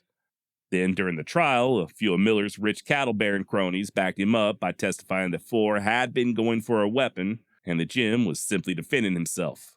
And once more, Deacon Jim Miller was acquitted. I'm really hoping today's not the day he decided to take a shot of liquor every time I say the words acquitted or acquittal. Later on, when asked by a friend how Four died, Jim allegedly smiled and said, quote, "When he saw my gun, he squawked like a rooster," end quote. Shortly thereafter, an attempt was made on Miller's life, but the shooter's aim was off and the bullet passed harmlessly through Jim's hat. Whether or not this was a direct result of him killing Four is unknown. Miller's next known murder occurred in late July of 1906 when he traveled to Oklahoma and gunned down Deputy U.S. Marshal Ben Collins. Just a couple years prior, Collins had shot and partially paralyzed a guy named Port Pruitt during the course of an arrest. Pruitt pressed charges, but the case was ultimately dropped, so his well-to-do brother Clint went and put a contract on the deputy's head. And not long after Collins' death, authorities arrested a guy named Ahmed Washmood and charged him with the murder. As it turns out, Washmood was just a bag man, and all he was guilty of doing was delivering a reported $1,800 to Miller. Eventually, the authorities figured out Jim's role, and he too was arrested once they located him at his sister's house in southwestern Oklahoma. He was held without bond in Ardmore, but by late 1907, he was admitted bail and skinned on out of the territory. Now, I've been doing the Wild West Extravaganza for nearly 5 years now, and it still never ceases to amaze me how often these people just got by with cold-blooded murder. In the aforementioned book, Jim Miller, The Untold Story, author Bill James writes, quote, "Why Miller was successful in being released on bail each time he was charged with a murder became a point of speculation, but it was reliably reported that he had friends willing to exert influence on his behalf rather than allow him to relate embarrassing details of their own past association with him. From this, it would appear that the wealthy and prominent men had employed him to resolve difficulties that they encountered, and Miller was not reluctant to use that to his advantage." End quote. More on that in just a moment, but first, a word from today's sponsor. All right, welcome back. Like I said, Miller was acquitted yet again, and his next stop was New Mexico, where he would possibly take part in the assassination of one of the most famous lawmen in all of the United States. Guy you may have heard of named Patrick Floyd Jarvis Garrett, aka the man who killed Billy the Kid. Now, this is somewhat of a complicated story, lots of different characters and moving parts. And I don't want to get too sidetracked, but if you'd like to learn all the gritty details surrounding Pat's death, check out the 5-part series I did on him last August. You can find that link down below. Just to very quickly put things into context, way back in February of 1896, the prominent lawyer and politician Albert Jennings Fountain disappeared under extremely mysterious circumstances, both he and his young son. And by mysterious circumstances, I do mean they were murdered, it's just that their bodies were never located. Pat Garrett handled the investigation, and he soon pegged a rancher named Oliver Lee as one of the main culprits. And Lee just so happened to have some very powerful friends like the politician Albert Fall. You might be familiar with Fall from his participation in the Teapot Dome scandal. And hell, there are some who think that it was Fall who hired Lee to dispatch Fountain. All of this, by the way, was due to Fountain investigating and prosecuting cattle rustlers, one of whom was Oliver Lee. Like I said, there's a lot involved, but in time, Garrett would become enemies with both Lee and Albert Fall, along with several of their friends, including Pat's own neighbor, W.W. Cox, and Cox's right-hand man, Prent Rode. Also, during this same period, Garrett found himself on the brink of financial ruin, especially after losing his job as a customs collector over in El Paso. Needless to say, the former sheriff was not doing well by the early 1900s. There was even one point where most of his belongings were seized and auctioned off just to cover his unpaid debts. Skip ahead to early 1908, and Pat's son Dudley leased out his Bear Canyon ranch to a local cowpoke named Jesse Wayne Brazel. Initially, Brazel said he intended to run cattle, but instead he went and moved in a herd of nearly 2,000 goats, an action that enraged Garrett as goats had pretty much the same stigma as sheep. To make matters worse, Pat soon learned that his avowed enemies, Prent Rode and W.W. Cox, were financially backing Brazel. I promise we'll get to Miller in just a second, just bear with me. This all makes sense. Now, at first, Garrett tried to void the lease, but when that panned out, he decided to let the courts handle it. There was a hearing, and even though it was the year of our Lord 1908, both parties came armed to the teeth. Prent Rode even tried to lure Garrett into a gunfight, but he wisely refused to take the bait. The case was predictably dismissed as Pat and Rode and Brazel all swapped threats, with Pat being overheard saying that they would get to him if he didn't get to them first. And that's about the time when Deacon Jim Miller got involved. Finally! He and one of his in-laws, Carl Adamson, had recently made a trip from El Paso to Las Cruces in order to buy a ranch. Adamson's main business involved raising sheep, but he also dabbled in cattle, horses, and even goats. According to historian David G. Thomas, Miller and Adamson were unable to buy the ranch that they originally intended to purchase, but, quote, while in Las Cruces, they learned that Garrett was interested in selling his ranches. To explore that option, on February 6, Miller and Adamson visited Garrett at his home ranch. Adamson later testified that this visit to the home ranch was his first meeting with Garrett. Miller knew Garrett from numerous previous meetings. End of quote. Now, what those numerous previous meetings were about, I haven't got a clue. I do know this much, though. First, if Garrett had truly previously met Miller, then he should have known who he was dealing with. And secondly, both he, Miller, and Adamson were all in agreement when it came to selling off that land. Even Wayne Brazel was cool with having his lease terminated on the condition that someone would also purchase his goats. Okay, fine.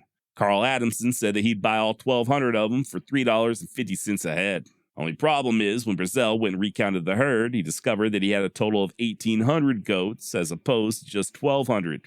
Well, that was 600 more goats than Adamson was interested in buying, and Brazel wasn't going to get off the lease unless someone bought all of them. So the deal was off. Got to imagine Garrett's blood was boiling by this point. Here he was within a cunt's hair, finally having a decent payday, and that smooth-brained Brazel was once again causing problems. Finally, Adamson said that he would meet with both Pat and Brazel over in Las Cruces and see if they couldn't come to a mutually beneficial agreement. As such, he and Garrett left Garrett's home ranch the next morning, February 29, 1908. And unfortunately, Pat would never make it to Las Cruces alive. Now, according to Adamson, they soon met Brazel on the road, and Brazel just decided to ride the rest of the way into town right alongside him. Didn't take long for the conversation to gravitate towards those damn goats, and things quickly grew heated. Pat began to somewhat verbally abuse Wayne for getting the count wrong in the first place. I mean, how in the hell do you undercount that many goats? Brazel just kept on saying that he wasn't going to sell out unless he had a buyer for all of them. Pat said that he didn't care whether or not Brazel gave up possession of the ranch or not, and that he would get him off the land one way or the other. To which Brazel replied, I don't know whether you can or not. Now this causes Adamson to all of a sudden need to relieve himself. He halts the buggy and hands the reins over to Pat before stepping away to water the dirt. Next thing he knows, Garrett yells out, God damn you, I will put you off now, followed immediately by the sound of a gunshot. Carl spins around, no word on whether or not he was still in midstream, just in time to see Pat fall backwards, followed by Brazel aiming and firing his pistol. Garrett then stretched, made a grunting noise, and gave up the ghost. Now, Brazel did turn himself in, and he did confess to killing Pat Garrett. But at the same time, he steadfastly maintained that it was in self-defense. According to him, Garrett was going for his shotgun, so he, Brazel, was simply defending himself. Story doesn't really add up, though, especially considering that the doctor who inspected Garrett's wounds said he was shot from behind. Then, of course, there's all the extenuating circumstances, like Adamson being related to Jim Miller and Brazel's financial backing by Garrett's enemies, Print Road and W.W. Cox. And oddly enough, even Cox had connections to Jim Miller, going way back. As it turns out, he fought on the side of the Clements and Taylor factions during the Sutton-Taylor feud. Look, I'll be the first to admit that I'm not all that big on coincidences. Just the mere fact that Miller was in the area and that he did meet with Garrett, and also that he was connected to both Cox and Adamson, is, in my opinion, enough cause to raise at least a little suspicion. And even way back in 1908, there were those who thought that it was Miller who pulled the trigger and that Brazel was just the fall guy. Matter of fact, in 1970, an author named Colin Rickards put forth his own little theory in a book titled How Pat Garrett Died. According to Rickards, there was a big meeting held over in El Paso with most of Garrett's enemies in attendance. Guys like Cox, Print Road, Carl Adamson, Oliver Lee, Albert Fall, and yes, even our very own Deacon Jim Miller. According to Rickards, the purpose of this meeting was to figure out a way to gain control of Garrett's ranch. And I guess they decided that the only way they could do that was by killing Garrett. Miller agreed to be the shooter on the condition that Cox would find somebody else to take the blame, hence the involvement of Jesse Wayne Brazel. Thus began the intricate plot of leasing Garrett's land, introducing thousands of sheep, and then luring him out to an isolated location so Miller could finish him off. And according to Mr. Rickards, that's exactly what happened on February 29, 1909. Only instead of Brazel shooting Garrett, it was Miller. Once again, according to Mr. Rickards, Jim was just hiding off in the distance, so he was able to pick Garrett off with a rifle. I've even read others who speculate that Brazel then added a shot of his own from his pistol, just in order to make it all that more believable. Now, all that said, there are some pretty serious flaws to this theory. The first being that there's absolutely zero evidence of any secretive meetings being held in El Paso. Also, the idea of Garrett being killed over his land is laughable at best. Hell, W.W. Cox had actually sold the ranch to Pat back in 1897. Furthermore, the land had recently been appraised as being worth just $475. So why exactly would Cox spend thousands of bucks paying off both Brazel and Jim Miller, go through all the trouble of having those goats hauled in, and kill his own neighbor in cold blood just in order to obtain land valued at less than $500? Also, there's the fact that Garrett had not yet finished paying off the property. W.W. Cox still held the mortgage, so if he wanted the ranch all that bad, he could have just foreclosed on it without becoming an accessory to murder. As for Jim Miller being the trigger man, well, he was definitely in Las Cruces on the same exact day that Garrett was killed. Once again, I'll be the first to admit that his presence alone is enough to raise eyebrows. You know what they say, where there's smoke, there's fire.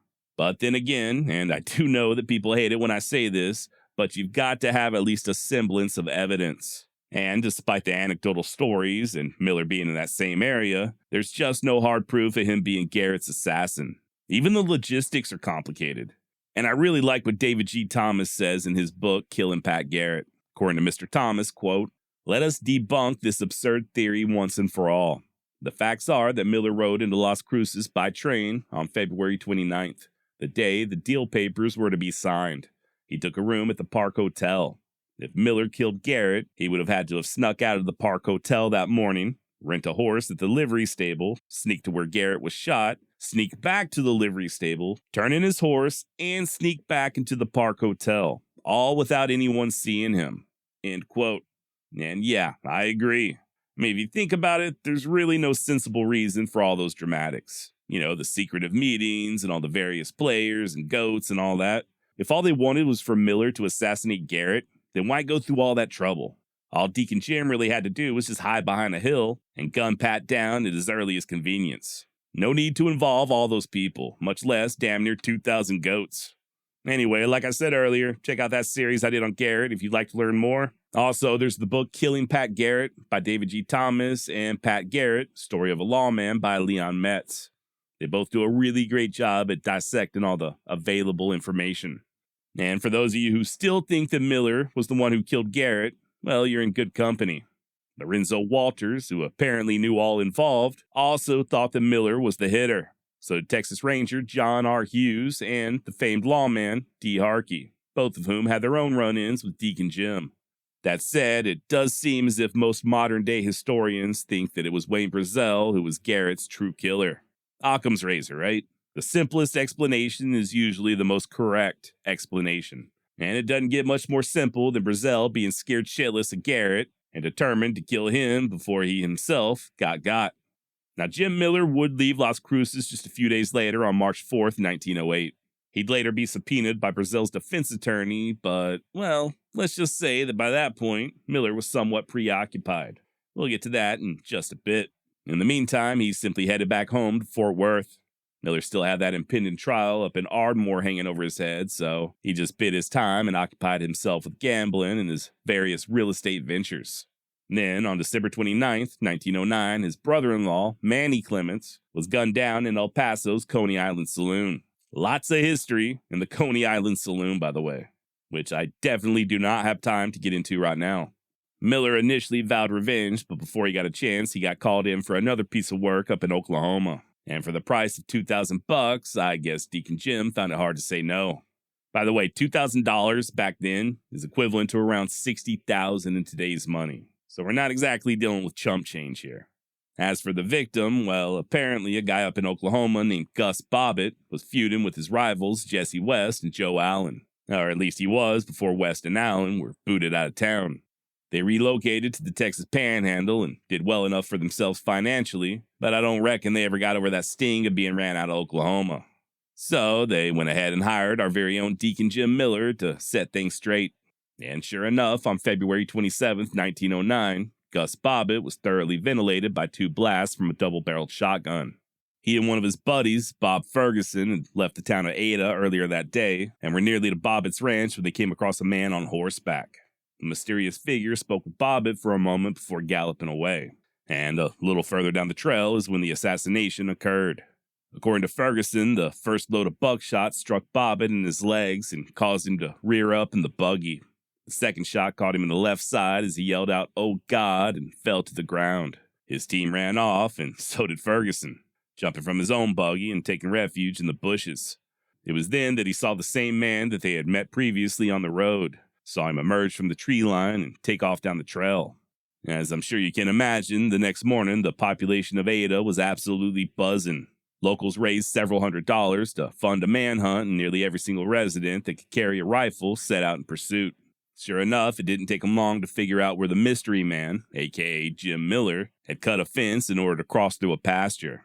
They found 2 more fences cut in a similar fashion and followed the tracks all the way to a farm just south of Francis. It's there where they located a horse matching the exact description of the one that Ferguson said that mystery man was riding. As it turns out, the owner of the horse was Jim Miller's nephew, John Williamson. He played it cool at first, but eventually admitted that whoever had borrowed the horse would kill him if he said anything, to which the posse replied, "Well, what in the hell do you think we're going to do if you don't start talking?" So he confessed. Said that Miller was his uncle and that he had showed up at the farm one day in a wagon driven by a guy named Oscar Peeler. Miller claimed to be in the area looking to trade some land for cattle and that he needed the temporary use of a horse.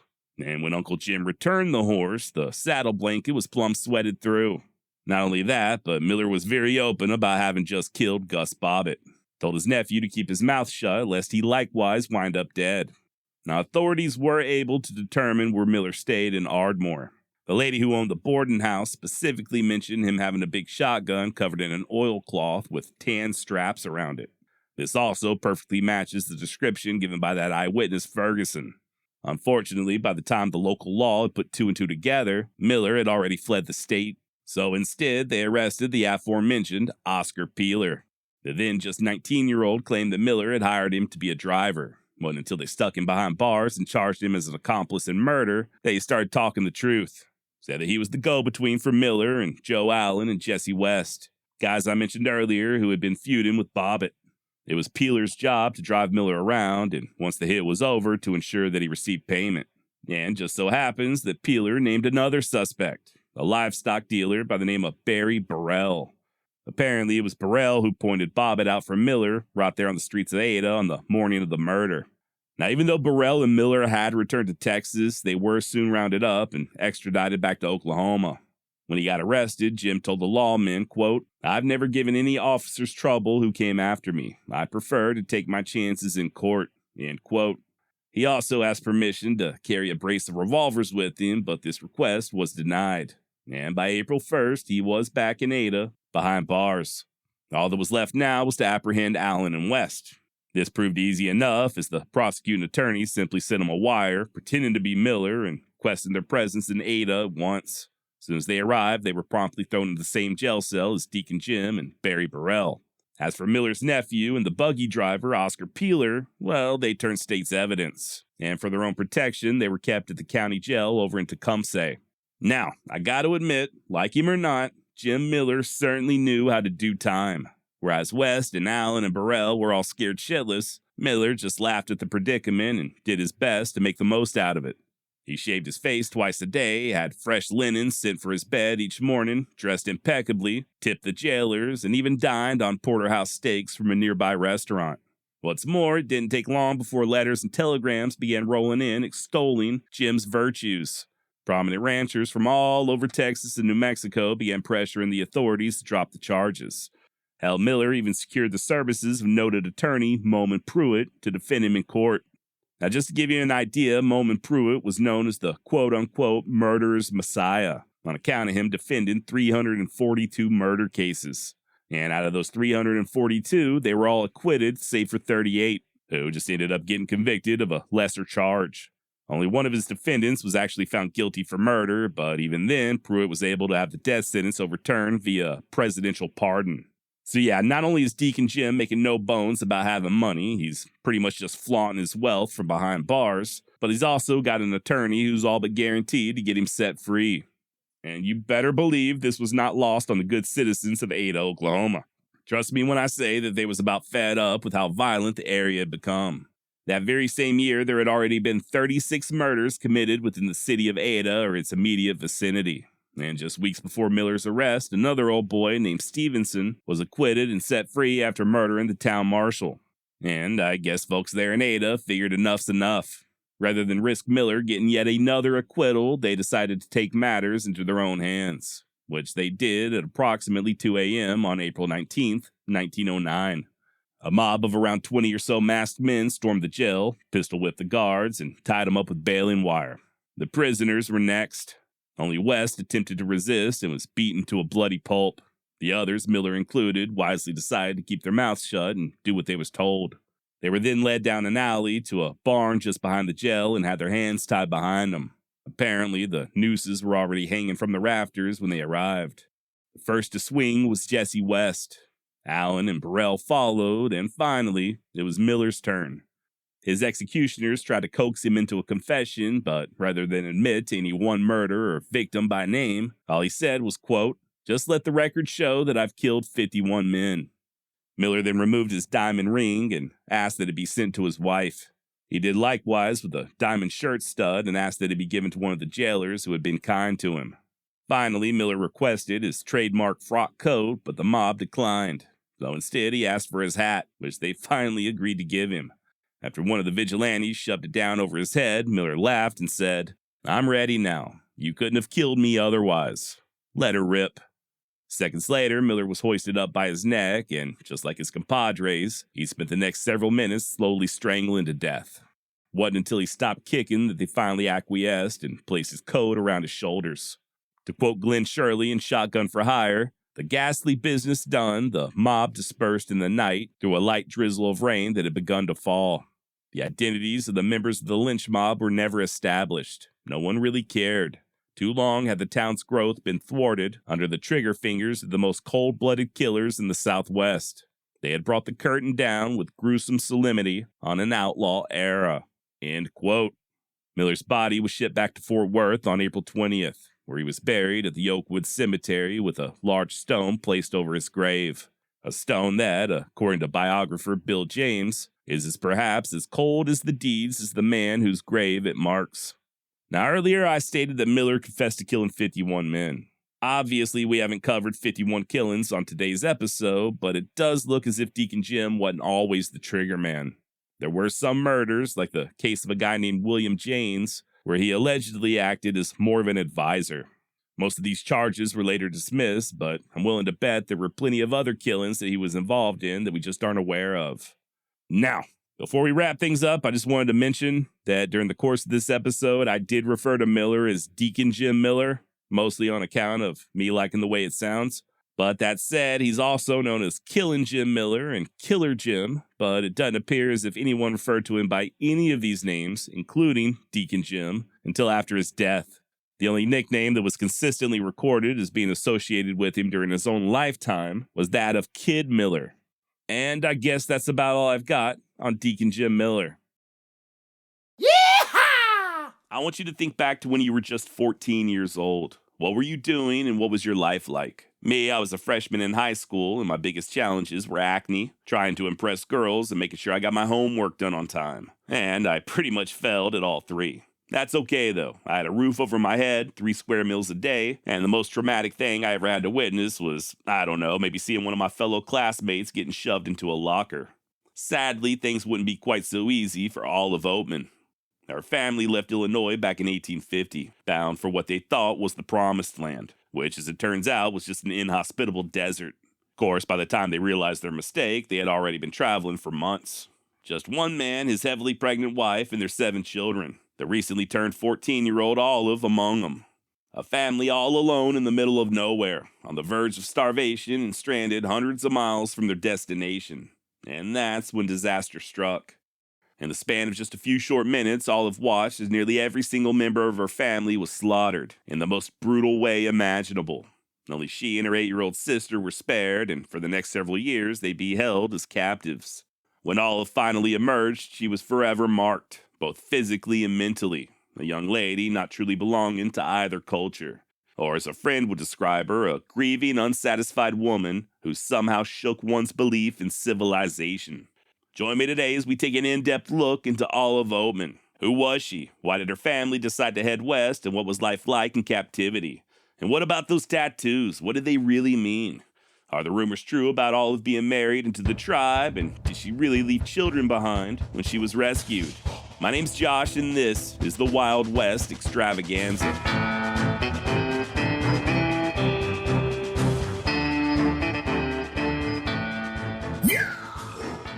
Olive Ann Oatman was born in Hancock County, Illinois on September 7th, 1837.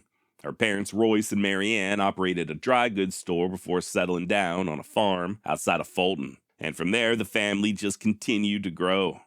Now, it's important to note that the Oatmans were Mormon, and their faith would play a major role in future decisions.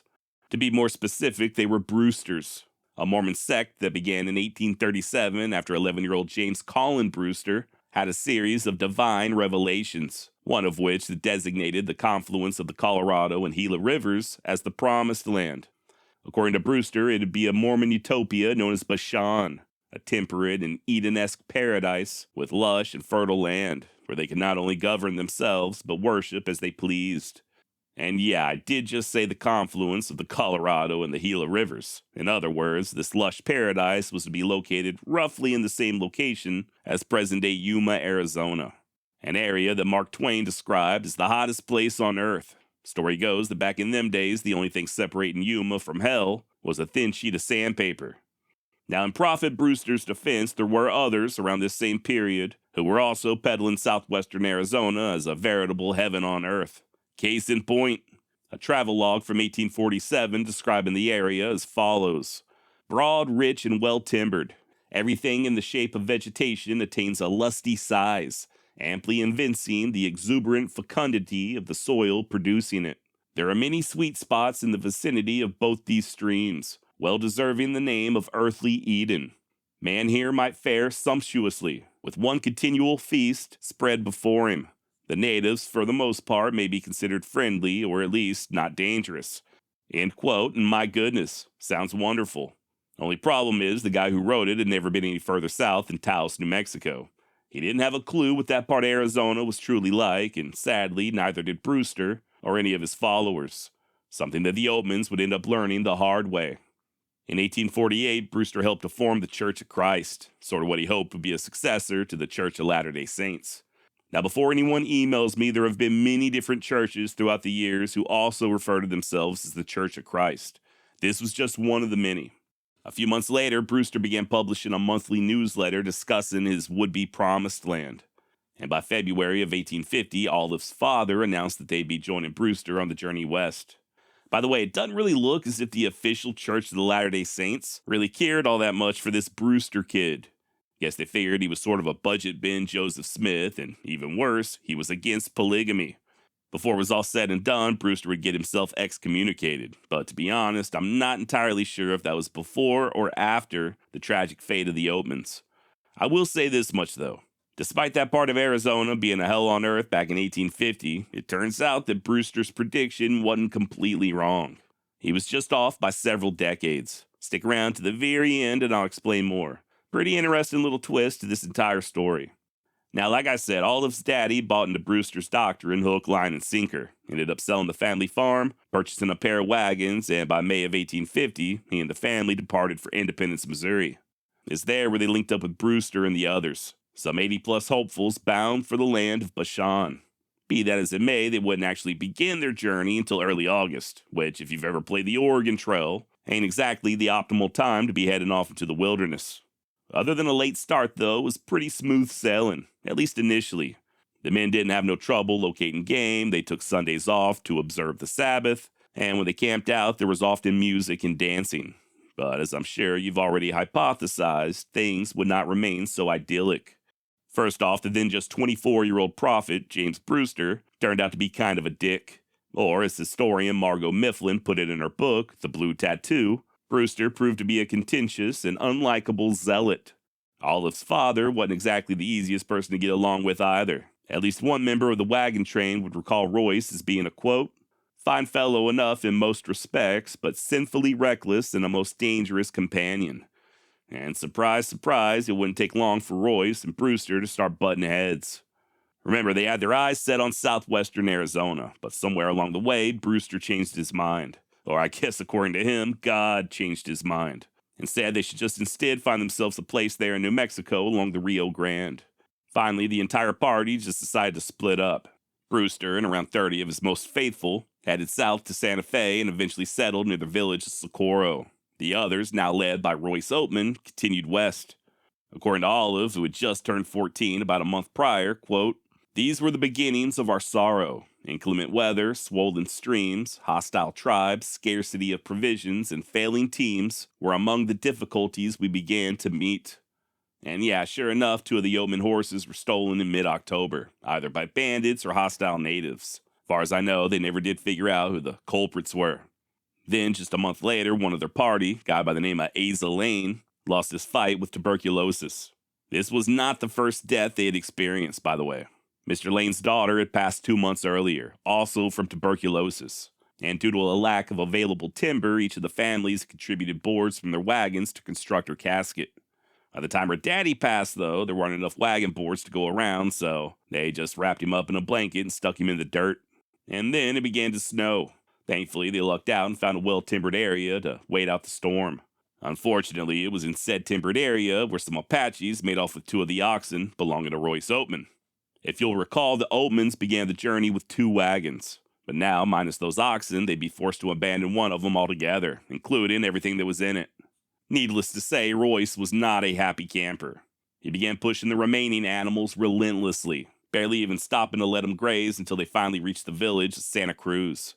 Now, I'll spare you all the details so we can go ahead and get on to Olive's story, but the wagon train would split up twice more, once in Tucson and then again at the now ghost town of Maricopa Wells.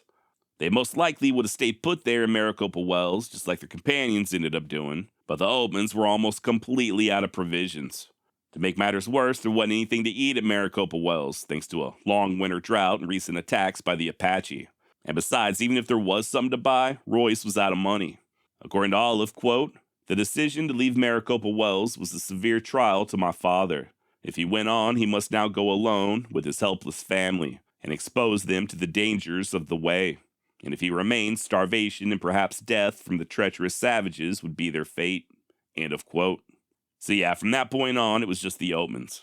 Like I said earlier, 1 man, his wife, and 7 children, ranging in ages from 1 all the way up to 17. Also, keep in mind that Olive's mother was about ready to pop with baby number 8, which was yet another reason why Royce was in such a hurry. Now, just an FYI, but Royce had been warned repeatedly about the indigenous to the west. They, just like everyone else, were starving following that drought. As such, even the quote-unquote friendly tribes were taking desperate measures to feed their families. Also, you gotta think about when and where all of this was occurring. It hadn't even been a full year since John Glanton and his gang of scalp hunters were massacred at Yuma Crossing, the same place where the Oatmans were looking to settle. I mean, hell, the Yuma War was still officially ongoing. And then, of course, you had the ever-present threat of the Apaches. And despite all of these red flags, Royce was still determined to hit the road. I guess he figured after coming all the way from Illinois, the next 200 miles wouldn't be that big of a deal. Also, Royce's worries somewhat lessened after he had a chance encounter with an entomologist named John LeConte. Now, this LeConte guy was a character, in addition to being one traveling son of a bitch. Entomology, of course, is the study of insects, and John's specialty was beetles. Dude traveled all over the world in search of beetles, from Europe to the Middle East and even the American Southwest. When he and Royce met up, LeConte had just arrived in Maricopa Wells from Fort Yuma. And according to LeConte, he had seen absolutely no trace of Native Americans along the trail, either hostile or friendly. And I guess that was all the assurance that Royce needed to push off alone. To his credit, though, he had given up the idea of putting down roots in Arizona. Instead, he was planning on pushing all the way to California, but they'd still need to pass through Fort Yuma to get there. And unfortunately, things would not go as planned. They weren't on the trail for more than a couple of days before Royce came to the stark realization that his team weren't in no shape to pull a wagon. And what's more, the food situation had not improved a damn lick. Hell, Royce had even put everyone on a ration of just a biscuit and a half per day. Literally everything they owned was in that one remaining wagon, and it was just basically stuck out in the middle of the desert. A very hostile, unforgiving desert. As luck would have it, that's about the time they were reunited with LeConte. The entomologist was on his way back to Fort Yuma, and Royce gave him a letter to the post commander asking for help. The note read, in part, quote, "I am under the necessity of calling upon you for assistance. There is my wife and 7 children, and without help, sir, I am confident we must perish."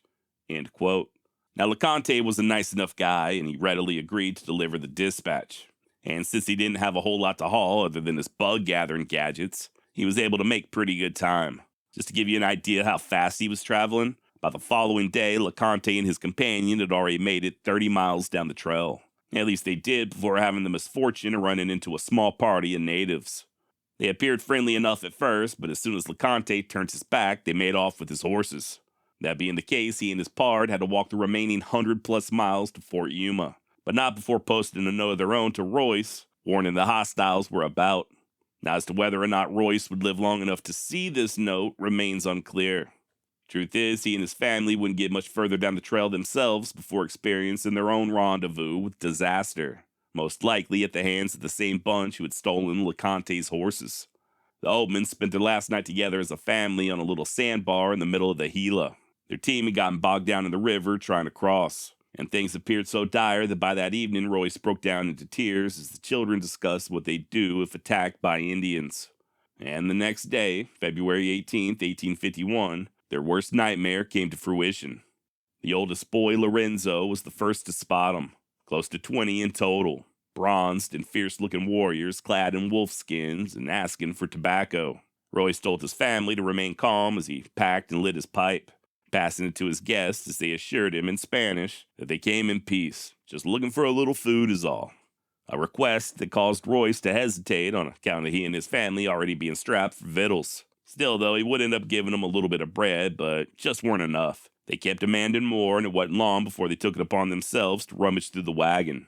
Royce continued to hold firm, told them they had nothing else to give, at which point the soon-to-be hostiles formed a circle and began talking amongst themselves. Little did the Oatmans know, but they were planning their massacre. A massacre that was over in a matter of minutes. As soon as the warriors broke from their council, they fell upon the Oatmans with clubs and knives, and Olive had no other choice but to watch in horror as the majority of her family was cut down. Even her pregnant mother and the baby, Royce Jr., were slaughtered without mercy. Only ones who were spared were Olive and her 8-year-old sister, Mary Ann.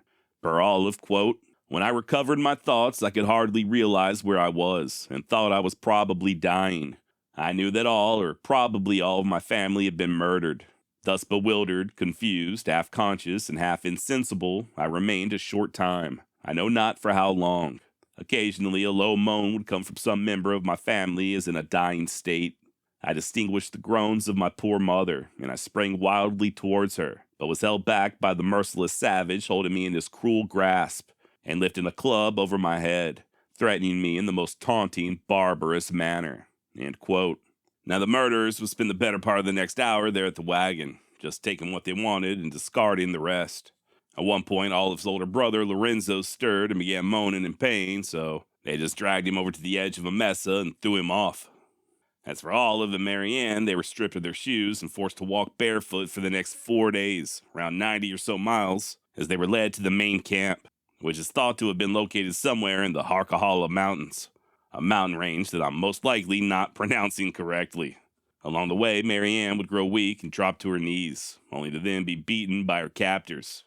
It wasn't until Olive begged for mercy that one of them took to carrying Mary on his back. This was repeated again the following day. Once more, little 8-year-old Mary was viciously beaten before the sons of bitches just decided to go ahead and carry her.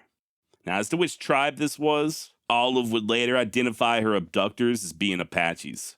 Bear in mind, though, that the term Apache was used as sort of a catch-all phrase for Native Americans in general there in the Southwest, especially the ones committing atrocities like what occurred to the Oatmans. The Apache did indeed have a ferocious reputation. They were very well known and well feared, so naturally they often took the brunt of the blame. That said, most historians tend to think that Olive's captors were Yavapai.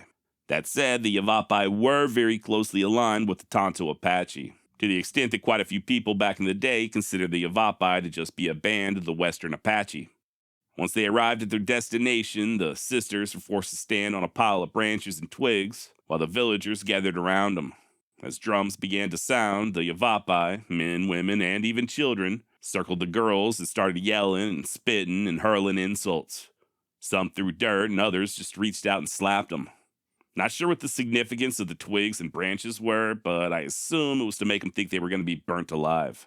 According to Olive, quote, "It seemed that their main ambition was to exhibit their superiority over us, and the low, earnest, intense hate they bore towards our race."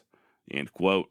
And yeah, from then on, at least while they were still with the Yavapai, Olive and her sister were treated as mere slaves, forced to carry out mundane tasks like hauling water, gathering firewood, and digging up roots. If their work wasn't up to par, or if they just weren't moving fast enough, they were beaten. Thankfully, as time went on, their treatment would get slightly better. Not by much, but at least the physical attacks seemed to come with less frequency, especially once the girls began picking up on the lingo. Apparently, the Yavapai were very curious not only about white people and their way of life, but also just the world in general outside of their territory.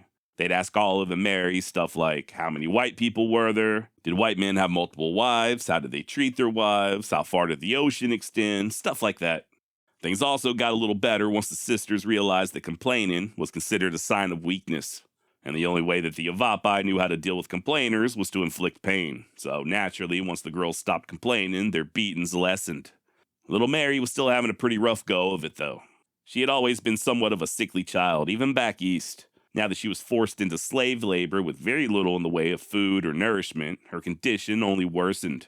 And still, somehow, she managed, even to the point of impressing the Yavapai. Once again, per Olive, quote, "They became more lenient and merciful, especially to my sister. She always met their abuse with a mild, patient spirit and deportment, and with an intrepidity and fortitude beyond what might have been expected from her age. This spirit was plainly working its effect on some of them." End of quote. Now later on that fall, the camp was visited by a delegation of Mojave. They attempted to trade for the sisters, but the Yavapai weren't having it. At least they weren't until the spring of 1852. That's when the Mojave sent in the chief's daughter, a young lady known as Topeka, and described by Olive as a beautiful, mild, and sympathizing woman, whose conduct and behavior towards the Yavapais bespoke a, quote, "tutoring, intelligent, and sweetness of disposition that won their interest at once." And yeah, sure enough, they worked out a deal. 2 horses, 3 blankets, some beads, and a few bushels of beans later, and the Mojave were in possession of Olive and Marianne Oatman. Now, during this period, the Mojave likely numbered around 4,000, and they had been living there in Arizona for at least 1,000 years, if not longer. They were hunter-gatherers whose diet, believe it or not, seems to have been mostly plant-based.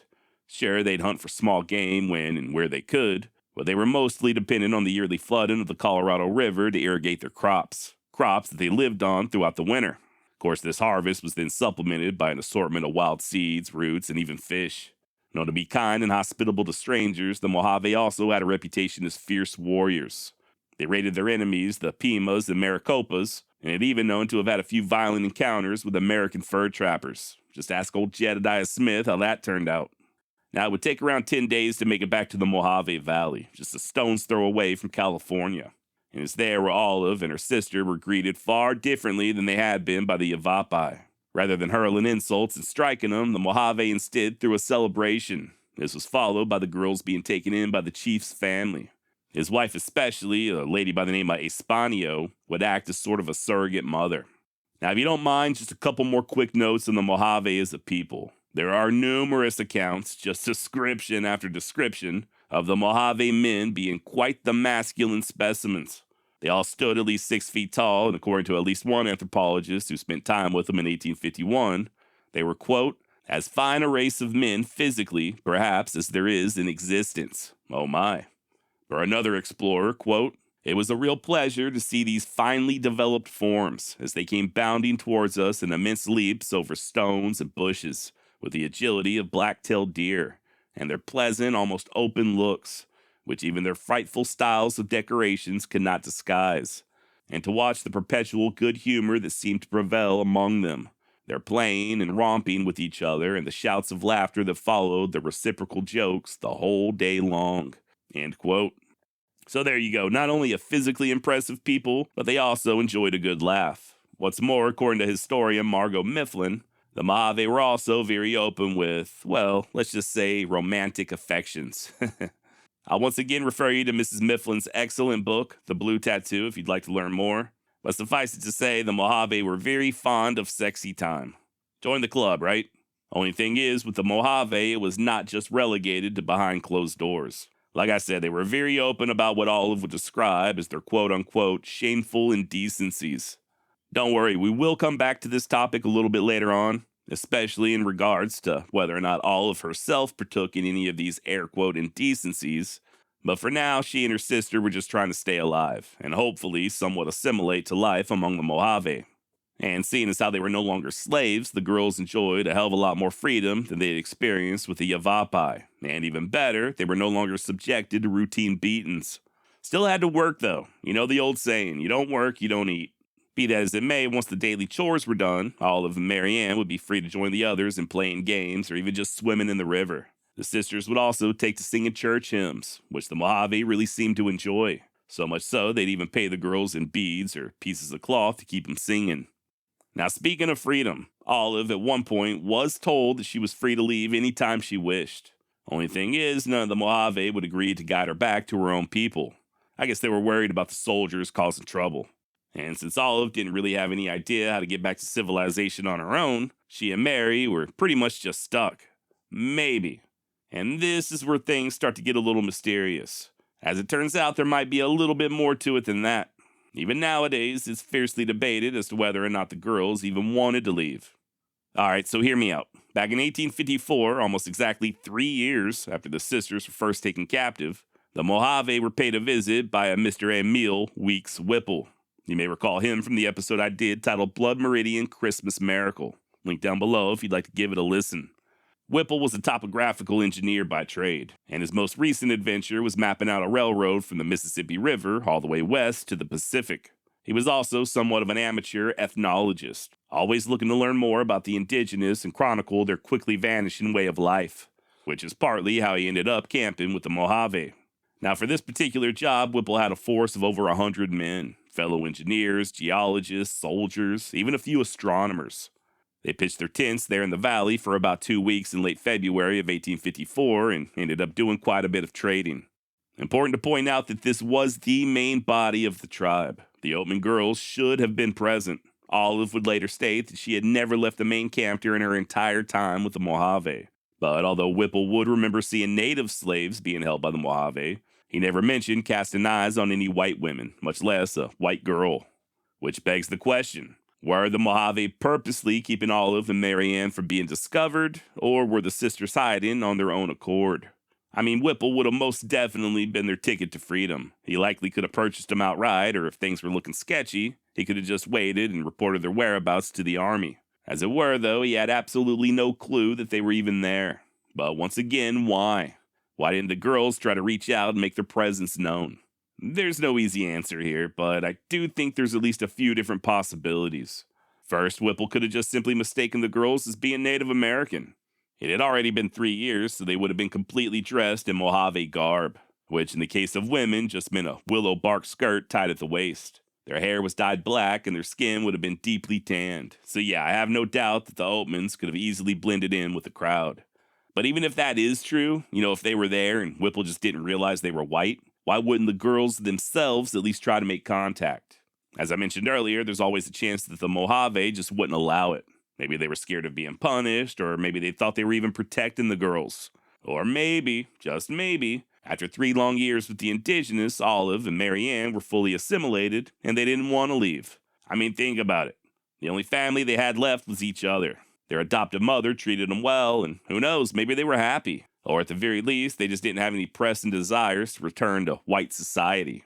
Not really all that far-fetched of an idea, especially considering that there are countless examples of this very sentiment among captives who had been adopted, especially female captives.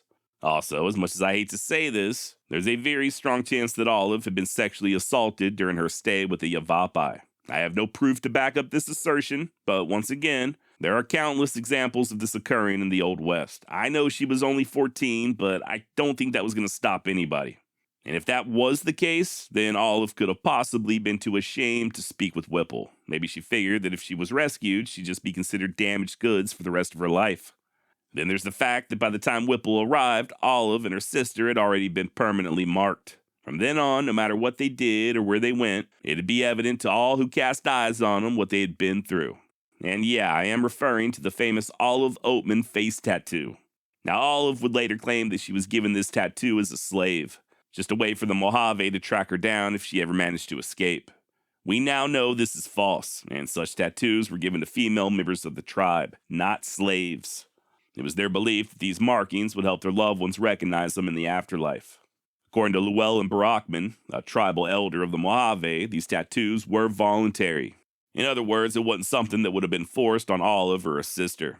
They were tattooed because they wanted to be tattooed, or at the very least, just in order to solidify their standing among the tribe. Per tradition, the girls would have laid down in the grass with their heads resting in the artist's lap. He or she would have then drawn an outline with charcoal before puncturing their skin over and over with a cactus needle. The ink, which was a mix of weed juice and pulverized powder from a blue stone, would have then carefully been rubbed in. Would have probably taken around 2 or 3 hours, and for the next few days, the girls wouldn't be able to eat any solid food out of fear that the pinpricks wouldn't properly heal. Although we don't have any record of Marianne's tattoo, the one that Olive got consisted of a series of vertical bars stretching up from her jaw to her bottom lip, with a pair of shorter horizontal bars extending from the outside lines on both sides. A great example of this is the character Eva Oakes from AMC's Hell on Wheels, portrayed by actress Robin McLevy. I haven't seen much of the show, but just judging by the character's name and the pictures I've seen of her tattoo, it seems pretty obvious that she's based on Olive Oatman, especially considering that Eva's tattoo is an exact replica of what Olive had done, in addition to similar bars being tattooed on her upper arms. So yeah, while I'm sure getting tattooed seemed like a good idea, it could very well be that the girls were ashamed of their parents by the time Whipple arrived, and maybe that's why they didn't try to ask for help. Or finally, the only other reason I can really think of, and this also is a very real possibility, it could be that Olive had a Mojave husband. Hell, she may have even had children and she wasn't willing to abandon them. We will be discussing this theory more in depth here in a bit, but there are some, even historians, who firmly believe that Olive was married into the tribe, and they may be on to something.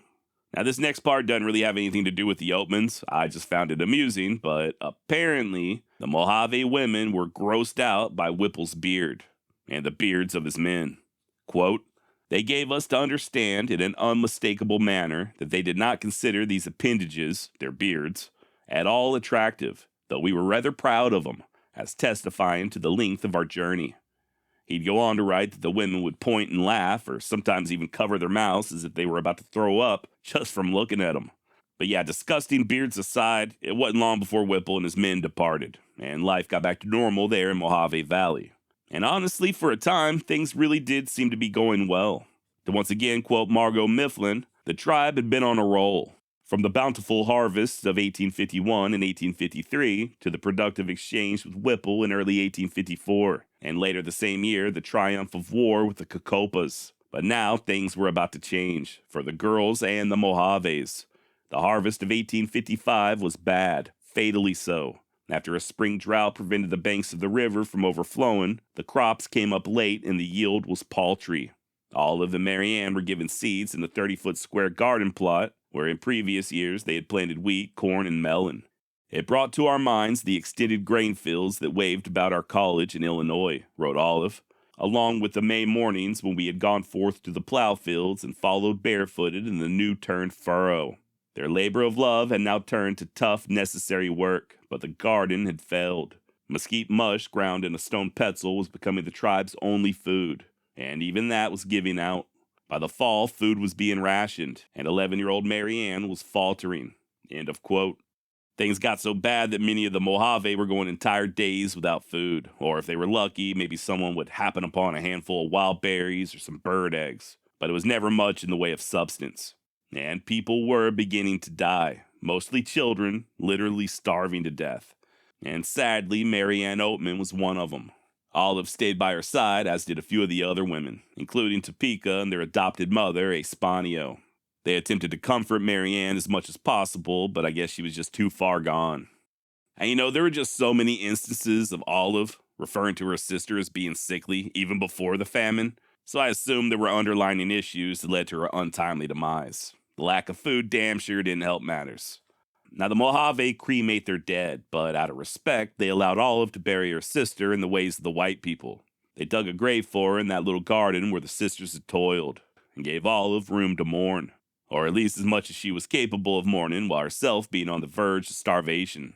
According to Olive, she grew so weak that she could barely walk. Quote, I was rapidly drooping and becoming more and more anxious to shut my eyes to all about me, and sink into a sweet, untroubled sleep beneath the green-carpeted valley. This was the only time in which, without any reserve, I really longed to die. And there's a good chance she would have followed in Mary's little footsteps had it not been for the kindness of Espanio and Topeka. Even as their own family members were starving, they shared their remaining cornmeal with Olive. Just a little. There wasn't much to go around in the first place, not even enough to save the already ill Marianne, but it was enough to at least see that Olive didn't perish. Starvation is such a foreign thing to us nowadays, at least here in the United States. Just a few days ago, I treated myself to a cheeseburger and a large order of fries. Over 1,000 calories consumed in less than 5 minutes.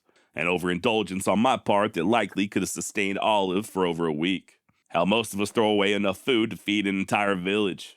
Now, unbeknownst to Olive, as all this was going down, her older brother Lorenzo was doing his level best to find her. During that initial attack back in 1851, the then 15-year-old Lorenzo had taken a pretty nasty blow to the head, followed by the Yavapai throwing him off a cliff, but miraculously he survived. The next morning he had one hell of a headache and blood was still oozing out of his ears, but at least he was able to move. Not well at first, ended up falling down as soon as he got to his feet, but in time he was able to make his way back to the wagon and scarf up a few crumbs of bread. Woke up as the sun was setting, surrounded by wolves that he had to scare away by throwing rocks at them. Luckily, he was soon rescued by a pair of friendly Pimas who agreed to take him back to Maricopa Wells. On the way there, they ran into the Wilders and the Kellys, which was the last two families they had been traveling with before the Oatmen struck off on their own. Matter of fact, it would be the Wilder and Kelly men who rode out to bury Royce and the others. I say buried, but they didn't have no shovels and ended up just covering them with rocks. Once Lorenzo was able to travel, he then accompanied the Wilders and Kellys to Fort Yuma, which at that time was under the command of Major Samuel P. Heinzelman. Remember, Royce Oatman had sent a note to Heinzelman asking for assistance, which the entomologist LeConte had faithfully delivered. Only thing was, Heinzelman refused to help, saying that all of his horses were being used for some other purpose. He finally came around and sent a couple of soldiers, but it was far too late and the Oatmans had already been attacked. Rather than send out even more soldiers to locate the missing girls, Heinzelman just said that it wasn't his problem, And I guess, legally speaking, he had a point, as the site of the massacre technically was on Mexican soil. But I still find it astonishing that he didn't at least try to rescue the girls.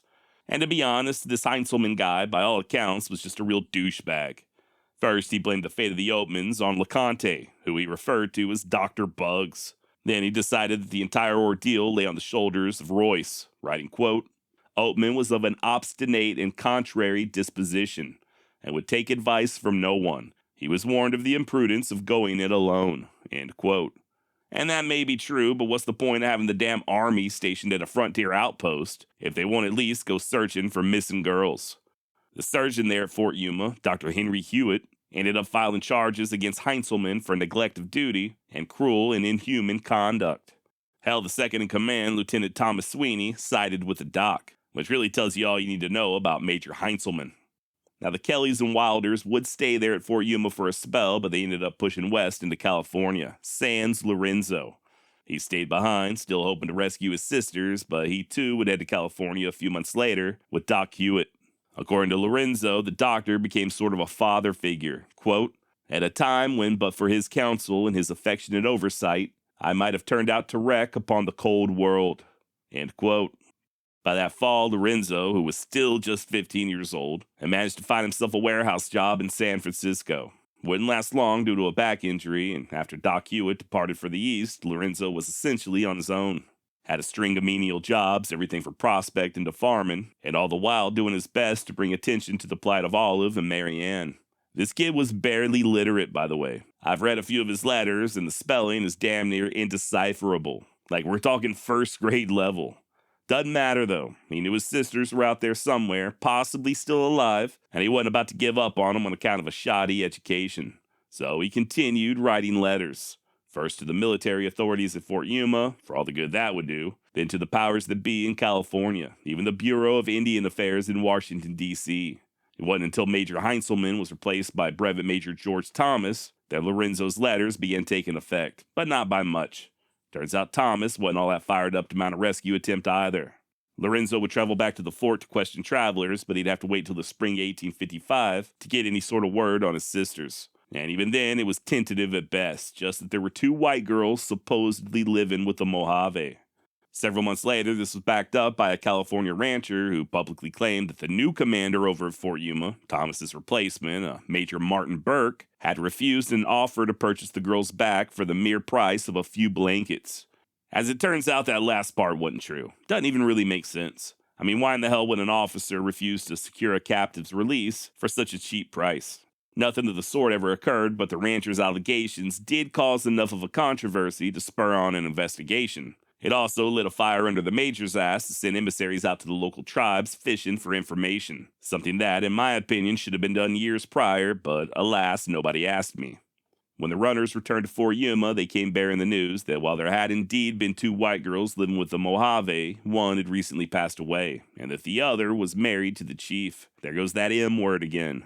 Invigorated with this latest development, Lorenzo sent a petition to California Governor J. Neely Johnson, asking for, quote, men or means by which men can be obtained to rescue the unfortunate girls from the custody of these lawless and piratical Mojaves, end quote. And you'll never guess what happened. Johnson refused to help. Of course he did. And he instead told Lorenzo to write another letter to the Bureau of Indian Affairs, which he did, but once again, his pleas were ignored. Very frustrating situation. I can't even imagine how Lorenzo must have felt. And to be honest, had it not been for a friendly member of the Quitsan tribe, aka the Yuma, a guy known as Francisco, there ain't no telling how long Olive would remain with the Mojave. As it were, Francisco confided in the post carpenter there at Fort Yuma, Henry Grinnell, saying that he knew where Olive was being held, and Grinnell, fully aware that the army wasn't going to be of assistance, concocted somewhat of an outlandish plan of his own to secure Olive's rescue. He'd send Francisco to the Mojave with some beads and blankets to trade for Olive, and if that didn't work, if they asked too steep of a price, or if they just flat out refused, Francisco was to inform the Mojave that if they didn't let Olive go, then 5 million Americans would descend upon their villages and slaughter them all. And that right there is one hell of a bluff. Not 500 men, not 5,000 men, but 5 million. And as crazy as it sounds, it did work. After several days of negotiations, they settled on a price of 2 horses and the aforementioned beads and blankets. According to Olive, her release was met with a variety of emotions from the Mojave. Some looked at her in pity, some laughed, saying that she'd regret leaving, and others seemed genuinely happy for her. A few, like Espanio and Topeka, were absolutely devastated. I mean, hell, they really did consider Olive to be a member of the family.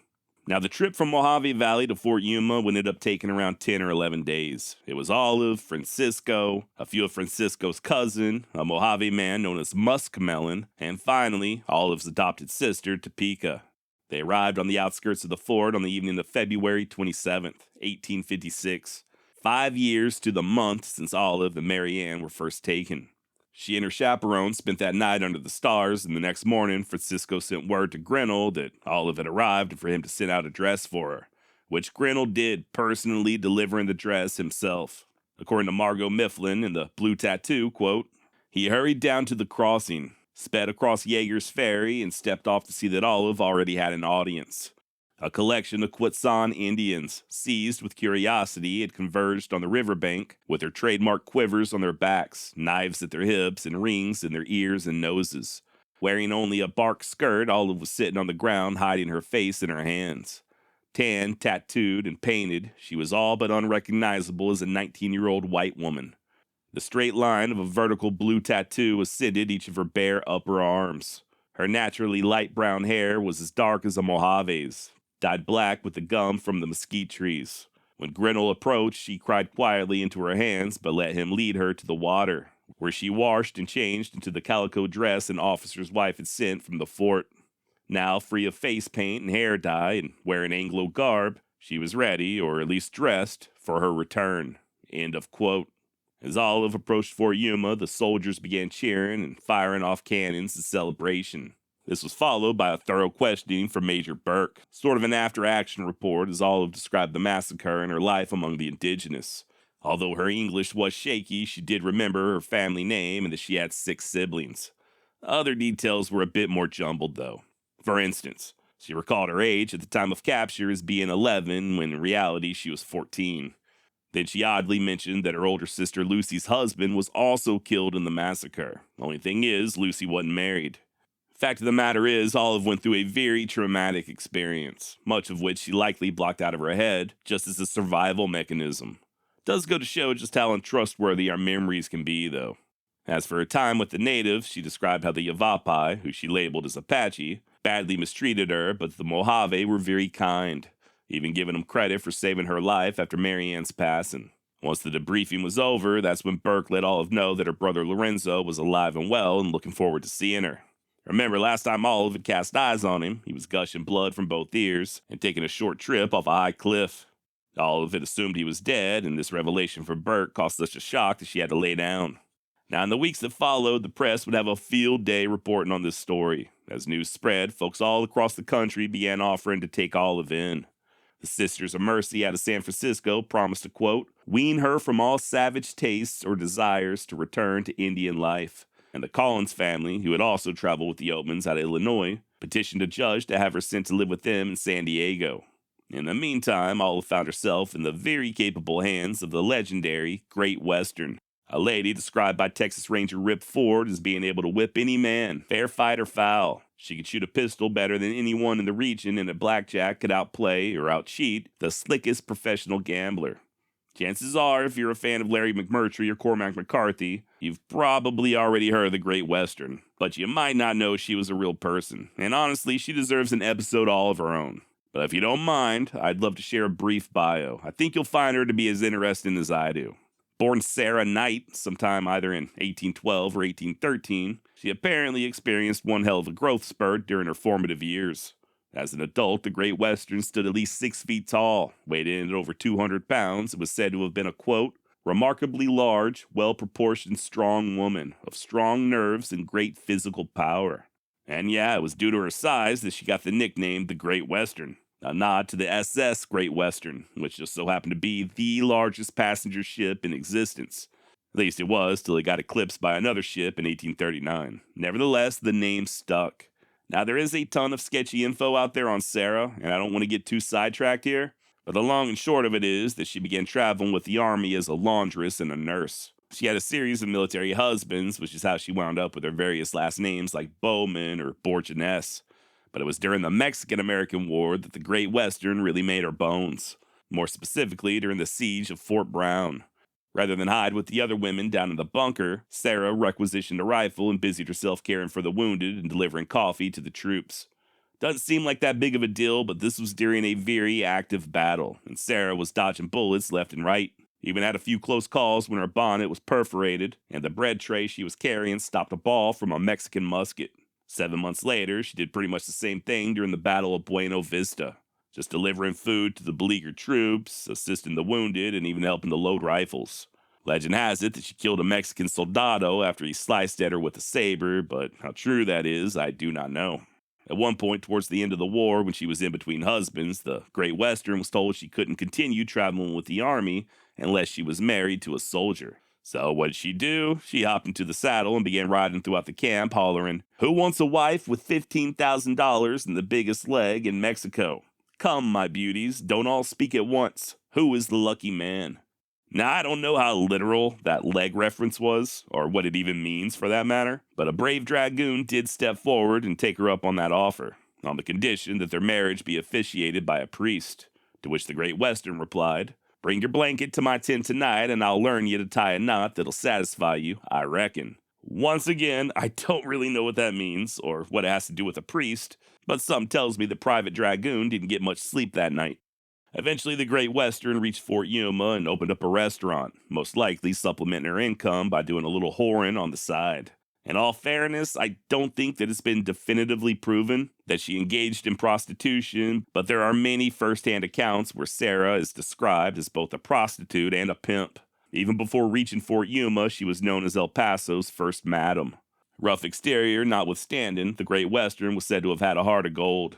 Over the years, she ended up adopting more than a few Mexican and Native American orphans, and sure enough, when Olive Oatman was rescued, it would be the Great Western who took her in, acting as yet another surrogate mother, at least temporarily.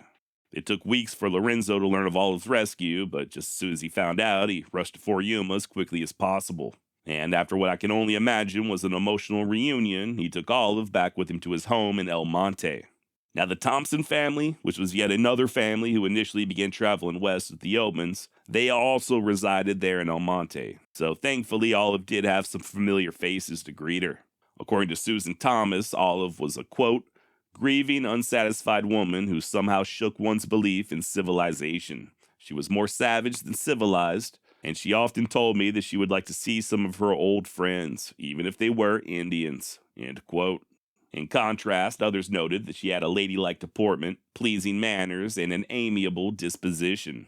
As for the papers, they would either describe her tattoos as being disfiguring or just simply remark on her beauty. And judging by the photos of Olive that still exist, she was not a bad-looking woman by any means. Still, though, with those tattoos on her face, she was treated like a spectacle pretty much everywhere she went.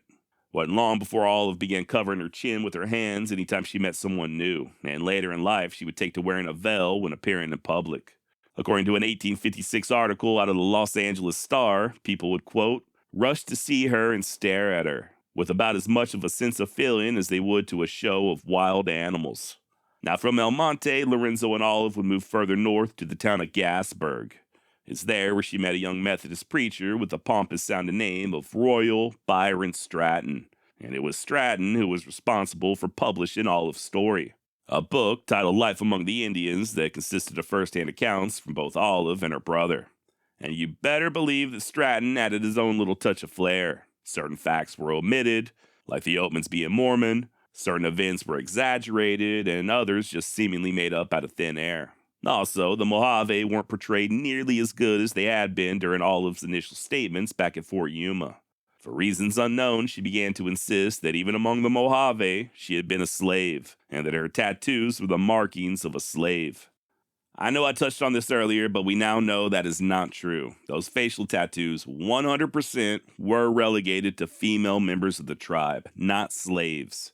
Why Stratton and Olive were so hell-bent on pushing the slave narrative, I can't say.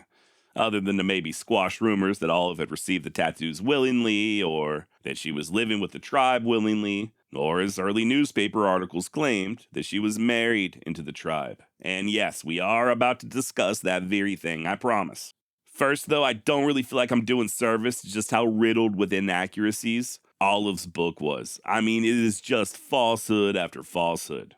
Once again, how much of that had to do with her, as opposed to the guy that actually wrote the book, Stratton, I don't know. And either way, the book proved extremely popular, and thanks to its popularity, in the years that followed, both Stratton and Olive would tour the U.S. extensively giving lectures. From Indiana to Ohio, Illinois, Massachusetts, Michigan, New York City, people were traveling far and wide to get a glimpse of Olive's tattoos and to hear her speak on her captivity. You gotta keep in mind that this was way before tattoos became popular. There was this guy named James O'Connell who claimed to have received his tattoos while shipwrecked on the Caroline Islands. And when he got back to the United States, just the mere sight of him caused children to run away screaming. And local preachers would even warn pregnant women not to cast eyes on him lest their brood come out looking the same. So yeah, Olive's appearance would have been quite the draw during the 1850s. Truth be told, it's widely believed that she was the first American woman to publicly reveal such markings. Now, Olive would end up using the proceeds from these speaking gigs to further her education. In 1861, she enrolled in a 2-year college in Albany, and in her spare time, she continued to tour. At least she did till she met her future husband, John Fairchild. They actually met during one of Olive's lectures in Michigan and bonded over their shared experiences. Although John had never been abducted, his brother had recently been killed by hostiles while driving cattle in New Mexico. The pair were engaged in July of 1865 and made things official the following November, after which Olive called it quits on the speaking circuit and cut off all contact with Reverend Stratton. Mr. Fairchild even went around and bought up every copy of the book that he could find and threw them in the burn pile. In 1872, the couple moved down to Sherman, Texas, where Fairchild made his fortune in part by helping to found a bank. Locals would recall that while he and Olive seemed to be a romantic couple, they rarely socialized. This is about the same time that Olive took to wearing that veil in public. She busied herself with charity work, became a devout Episcopalian, and in 1873, she and John adopted a 3-week-old baby girl they named Mary Elizabeth.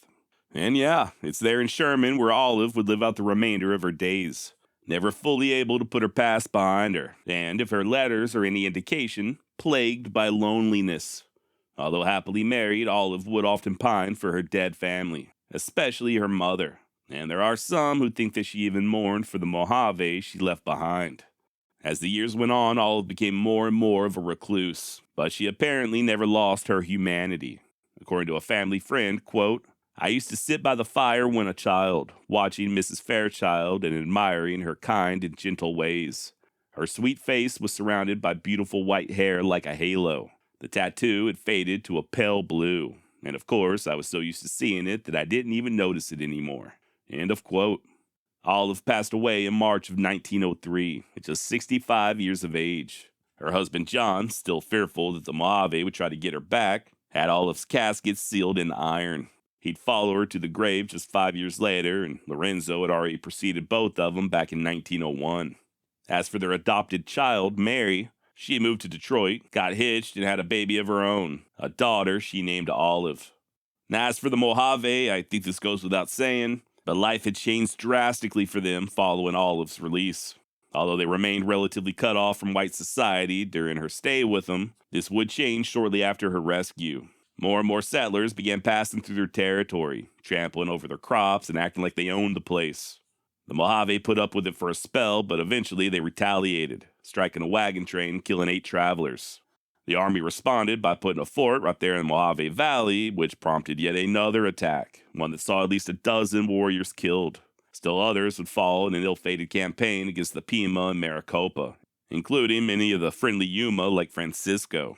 In the end, the Mojave were split up. Some were sent to a reservation outside of the town of Parker, Arizona, and others were removed to the Colorado Indian Reservation near Needles, California. As for the Yavapai, I do feel like it's only fair to point out that their vicious attack on the Oatmans wasn't really something that they normally did. Don't get me wrong, they did occasionally engage in warfare, but for the most part, they kept their distance from the migrants. Really, I think it was just bad luck on the part of the Oatmans that they passed through Yavapai territory during starving times. Also, if Royce were able to put up more of a fight, or maybe if he just had another man there with him, I do think the outcome would have been different. Like I said, just bad luck all around. The Yavapai would be forced onto the San Carlos Reservation in 1875, and over the next 25 years, their population would shrink down to just 200. Okay, before we call it a day, let's go ahead and address the tattooed elephant in the room. Did Olive have a Mojave husband? And if so, did they have any children? Well, a lady I mentioned earlier, Susan Thomas, who Olive stayed with after moving to California, claimed that Olive confided in her that she was not only married to the chief's son, but that she had left 2 children behind when she was rescued. And then there's the respected author and historian Charlotte Hall. Shout out to the great Bob Bose Bell over at True West Magazine for this next little tidbit. According to Mr. Bell, in 1904, Charlotte privately told a researcher that Olive did in fact have 2 children, and that one of them, at least as late as the year 1904, would still regularly pay visits to Fort Yuma. So there you go. Sounds pretty convincing, right? Especially considering Olive's nickname. Oh boy. Earmuffs just in case you've got youngsters listening, but among the Mojave, Olive was known as Spansa, which roughly translates to rotten vagina or sore vagina. I am not making this up. Obviously, we can only speculate, but at first glance, just going by that nickname, it would appear that Olive, if she wasn't married, was at the very least sexually active. But then again, devil's advocate, it could just mean that she wasn't up to par with Mojave grooming standards. After all, we're talking about a people who practically lived in the river during the summer. The Mojave were big-time swimmers, and they bathed themselves on a daily basis. In contrast, Olive came to him as a captive, beaten and half-starved by the Yavapai, so I doubt she was as fresh as a flower. Or it could have been as simple as her being on her period when she first arrived there in the Mojave Valley. Or maybe she picked up an STI from the Yavapai. There's really no way of knowing where this name originated from. That said, Michael Sosi, the director of the Colorado Indian Museum, is of the opinion that, since Olive was adopted, given a clan name and tattoos, she almost certainly was also initiated sexually into the tribe. In the book I keep mentioning, The Blue Tattoo, Mr. Sosi is quoted as saying that he believes Olive's Mojave name indicates that she was very sexually active, implying that she was having so much sex that she was sore and had a vulgar smell, or that she was with someone so virile that he was wearing her out. And Mr. Sosi is not alone in these sentiments. Brian McGinty, author of the book The Oatman Massacre, also thinks there's a good chance that Olive left some kids behind. Once again, big shout out to Bob Bose Bell. I'll link to Mr. Bell's entire blog post down below, as well as a video he made on the Oatman Massacre, but he actually reached out to Brian McGinty via email. And what follows is McGinty's response. Quote, "I believe she may have had children. There were reports that she did, as detailed in my book. Her unhappiness in latter years may be explained by sorrow over the loss of her children. The eagerness with which she greeted Irataba in New York in 1864 may also be linked to that. However, there have been denials by the Mojaves. Perhaps they wanted to avoid recriminations from whites. To the best of my knowledge, there has never been convincing proof that Olive did, or convincing proof that she did not, have Mojave children. The question is vital to understanding the tragic story of Olive Oatman, and should not be dismissed out of hand. Some convincing proof may eventually emerge. I hope researchers will continue to pursue the question." End quote, and well said. By the way, I failed to mention this earlier, but when Mr. McGinty referenced Olive's meeting with Irataba, Irataba was a very influential chief of the Mojave. He visited Washington, D.C. in 1864 to see President Lincoln, and while he was back east, he also made stops in Philadelphia and New York City. And it just so happens that when he was in New York, Olive came to see him. They greeted each other warmly and had a long conversation speaking in Mojave. There are some who think that the reason Olive paid the visit to Irataba was in order to inquire about her children who she had left behind. But once again, as Mr. McGinty pointed out, this is just speculation. Okay, so just to sum things up, you've got Olive's Mojave name, which certainly does have a sexual undertone. You've got a ton of rumors of her having children with Mojave, some of which were published by early newspaper reports following her release. Then there's her mysterious meeting with Chief Irataba, and finally, at least one of Olive's own friends, Susan Thompson, said that she admitted to being married with children. But what about evidence to the contrary? Well, for starters, Olive herself would never admit to any such thing, at least not publicly. And neither would the Mojave. Truth be told, just the mere fact that she was white could have disqualified her in the eyes of the tribe. Apparently, the Mojave believed that sleeping with other races could lead to illness or even death. On the rare occasions that they did marry outsiders, the men were already old and thus not really worried about the consequences. Mojave elder Llewellyn Brockman, who sadly passed away in 2006, was of the opinion that if Olive had kids, it would have been an extremely memorable event and something that would have been passed down throughout the generations. In other words, if Olive was married into the tribe, or especially if she had Mojave children, then Mr. Brockman would have heard about it. This is just one of those mysteries that'll likely never be solved. And it could very well be that the answer is somewhere in the middle. Maybe Olive was married when she was with the Mojave, but she just wasn't physically able to bear children, which might explain why she and John Fairchild adopted rather than having any of their own. It's funny. If this was the other way around and Olive was a man who was fully assimilated into the tribe by the time he reached adulthood, we wouldn't even be having this conversation. It'd just be a given. Of course he had sex. But since Olive's a female, we automatically assume that if there was sex of any kind, it could not possibly have been consensual. This is partly due to the times, right? Sex outside of marriage was a big social taboo back in those days, at least for women. And besides, the so-called civilized society that Olive came from would have recognized a Mojave marriage as being legit. Even if they did, she would have still been ostracized for dipping outside of her race.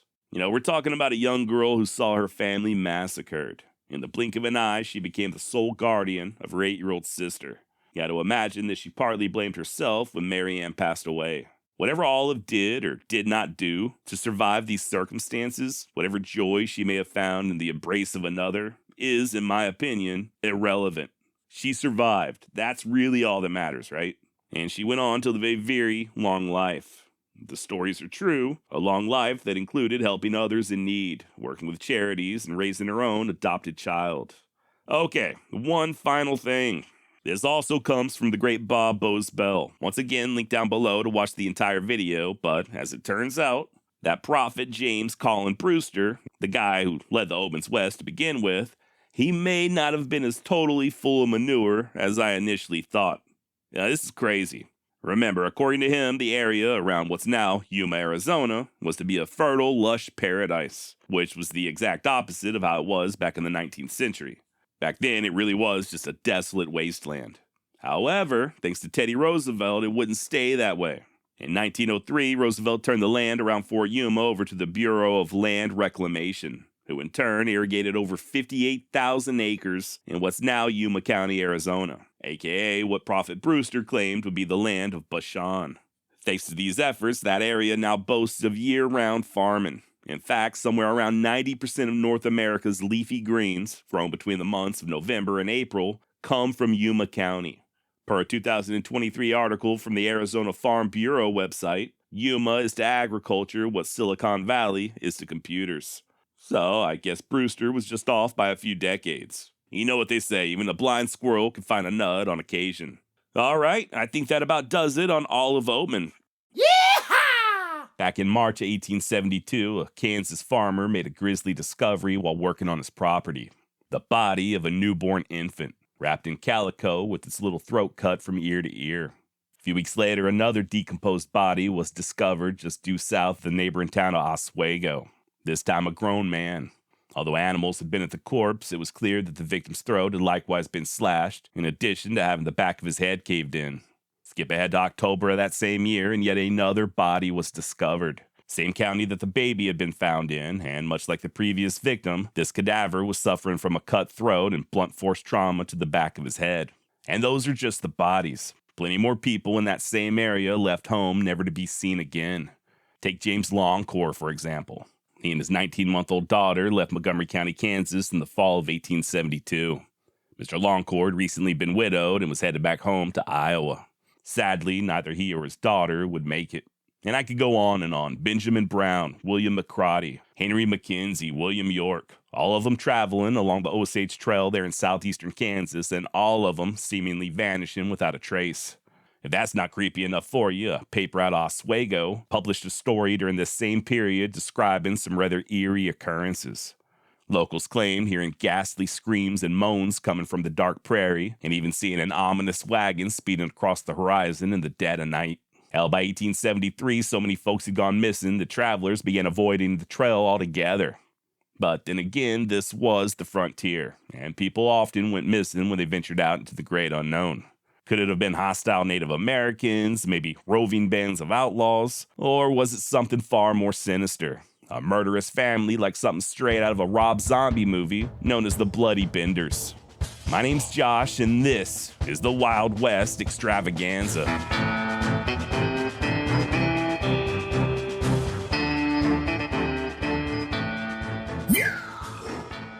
Dr. William Henry York left his home near Independence, Missouri on March 3, 1873.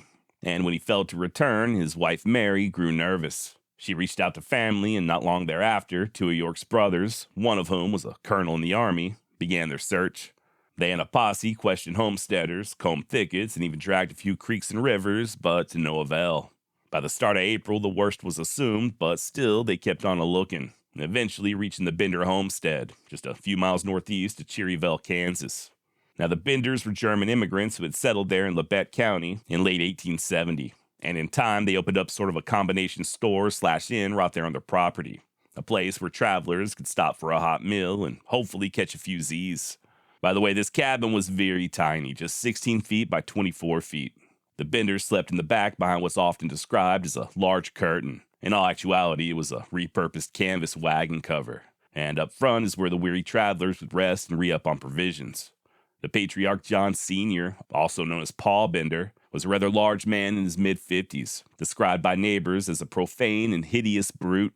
Paul spoke mostly in German in a very low guttural tone, almost as if he was grunting. And according to a neighbor, he was also heard speaking French on occasion. Sort of a weird combination.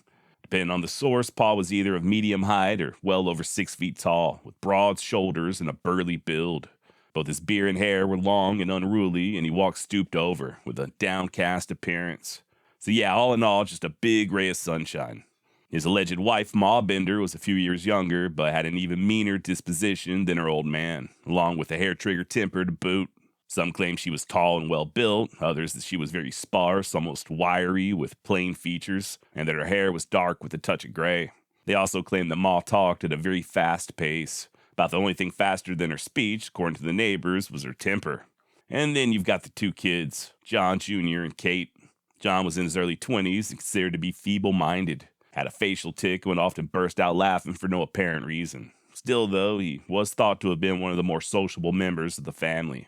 And finally, we've got young Kate Bender, a self-described spiritualist. Now, spiritualism as a religious movement got its start in the 1840s.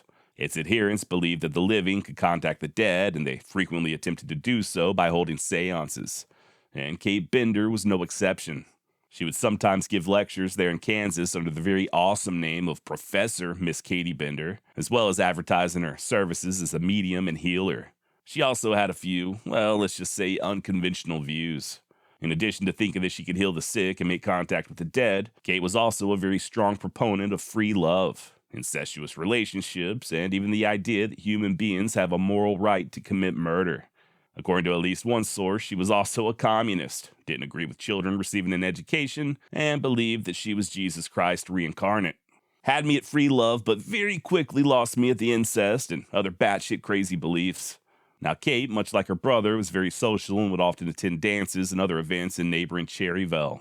As far as her appearance, well, it all depends on who you ask. According to some, she was blonde, and according to others, she was a redhead. Most accounts do mention that Kate was rather beautiful, though. A, quote, buxom, good-looking country gal, end quote. Down where I'm from, that's what we call corn-fed. Another description says that she was, quote, voluptuously molded, with a tigerish grace that few men could resist. Full disclosure, but there are other accounts describing her as a, quote, infernal hag, and even a person of rather repulsive appearance. One source even claimed that Kate was dirty and saucy. Oh, now we're talking. We will touch on this a bit more, but there have been some serious questions as to whether or not Paul and Ma Bender were truly married. And if so, were John and Kate Paul's children or just Ma's from a previous relationship? Or were they related at all? Mystery likewise surrounds John Jr. and Kate. Were they really brother and sister, or as many have theorized, were they a couple, or both? We'll get to their true identities here in a bit, but needless to say, we're not exactly dealing with the most normal people in the world, right? Even by Kansas standards. Now remember, Colonel York and his men were busy looking for his brother, the doctor. And like I said earlier, their search soon led them to the Bender homestead, where almost immediately upon arrival, they were berated by Ma Bender. She strongly denied knowledge of the doctor's whereabouts and even accused the colonel of harassing her family for no good reason. Finally, daughter Kate intervened and admitted that the good doctor had indeed been there just a few weeks prior, that she had personally served him dinner, after which he simply departed and went along his merry little way. When one of the posse men asked if she could possibly use her psychic powers to determine the doctor's location, she responded by falling into a trance. Not for long, though. According to Kate, the spirits refused to speak up with so many men present. She proposed that the colonel return the following day, alone, and maybe then she could figure out where his brother was. Wink, wink. John Jr. then suggested that they search an area near Drum Creek where he claimed to have previously been shot at. But when the posse rode out to investigate, all they managed to find was a dead pig. A buried dead pig. What the hell, man? This is such a weird story. Anyway, from there, they concentrated their search more towards the town of Cherryville. Now, that creepy little visit occurred on April 3rd, 1873. Skip ahead a month later, and a passing neighbor noticed that the Bender house looked to be abandoned. Kind of. I mean, a calf was found starved to death just outside of the barn, and a pig tied inside a pen was likewise starved. But as for the Benders themselves, they were nowhere to be seen. Neither was their wagon or team of horses. The curious neighbor, a guy by the name of Tolles, approached the cabin and knocked. When nobody answered, he peeped through a window, and what he saw was just a tad bit disturbing. Just a very chaotic scene with clothing and other items strewn all about the interior, almost as if the Benders had either been robbed or forced to leave their home in a rush. A few days later, Tolles returned with some buddies, and when they forced their way inside, they were greeted with the rotten stench of death. They also noticed at least a dozen bullet holes puncturing the walls and ceiling. Finally, when the smell became unbearable, they took a look down in the cellar, which, oddly enough, at first glance, appeared to be covered in slime. Upon closer inspection, however, they realized what they thought was slime was instead blood. A lot of blood, just absolutely covering the walls and floor of the cellar. Gotta imagine the flies and maggots were pretty thick as well. Now, by this point, they were still thinking that maybe some sort of a disaster had fallen upon the Benders. Long story short, they went to town and came back with reinforcements, including the aforementioned Colonel York and an investigator by the name of Thomas Beers.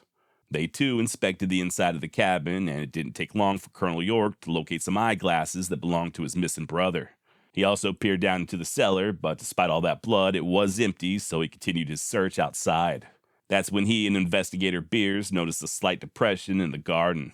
York began probing with a wagon rod till he hit something solid, and when the rod was removed, it had what appeared to be bits of human remains stuck to the end of it. So they started digging.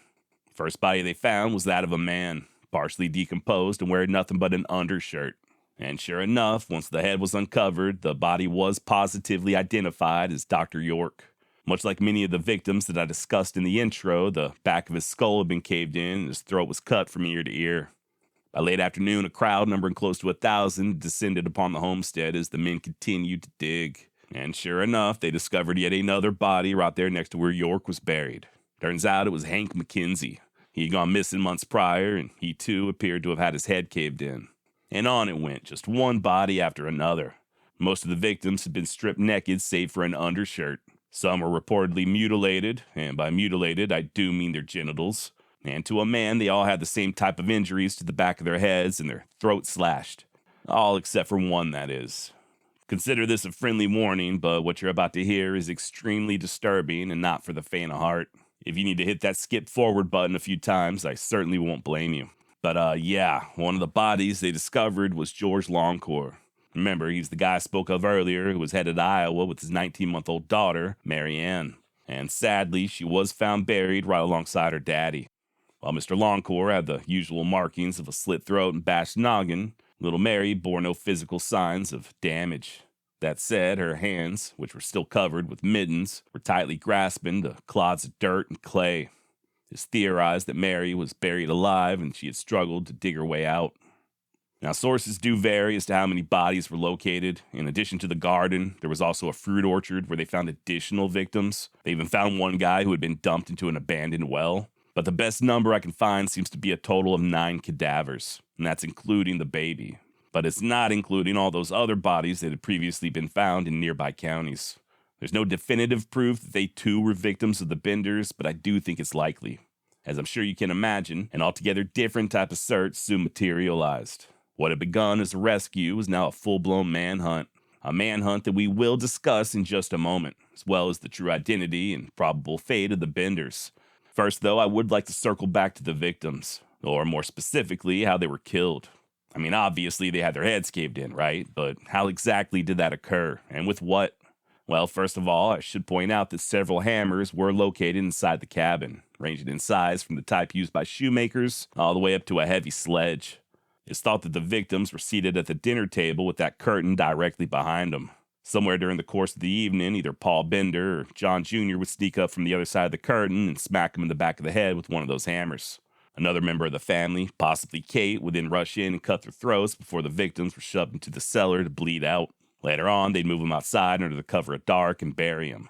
Now that's mostly just speculation, but believe it or not, there were a few close calls. People that nearly fell prey to the Benders but miraculously made it out alive. Case in point, a guy by the name of Charles Hallett. He was having dinner there at the Bender place one day when he heard a noise and quickly turned around, only to find someone sneaking up from behind with a hammer. Mr. Hallett drew his revolver, and the mystery man, either Paul or John Jr., stammered something about fixing a loose nail, to which Hallett replied, "Well, fix it away from me." And then, of course, there's the infamous gunfighter John Wesley Hardin. Now, the story I'm about to share is apocryphal. Hardin would never mention it himself in his biography, but apparently he and a cousin spent a night there at the Benders when they were passing through the area. They, too, were seated with their backs to the curtain, but Hardin grew nervous, picked up his plate, and moved to the other side of the table. Early the next morning, they continued their journey back to Texas, never fully realizing how close they came to meeting their maker. Like I said, this is not something that Hardin ever said publicly. It comes from an interview given by his family long after his death. But if it's true, it does give a little more credence to the idea that the Benders' MO was smashing their victim's head in from behind that curtain. Also, what a shame that Hardin didn't just jerk iron and clean house, right? Dude killed dozens of people throughout the course of his life. He had one shot at redeeming himself, and nothing. Damn it, John Wesley. Now, it's almost certain that the Benders hauled ass after that first visit from Colonel York. That being the case, they had one hell of a head start over their pursuers. About the only evidence they left behind was that wagon, which ended up being located near the town of Thayer. Still, though, investigators were able to track them all the way to St. Louis, but unfortunately, that's where the trail went cold. Colonel York offered up a reward of $1,000, and the governor of Kansas did the same. Several people were arrested, but despite suspicion, there was just no way of linking them to the murders. Stories would come in occasionally, news of the Benders hiding out in Indian territory or even trying to make their way back to Europe, but try as they might, investigators just couldn't find them. And to this day, their fate remains a mystery. There are theories, though. Boy, howdy are there. My favorite is that the Benders escaped in a hot air balloon and made it all the way to Mexico before a storm blew them into the Gulf. Not making this up, by the way. They ended up falling out of the balloon onto the deck of a ship, killing all of them except for John Jr.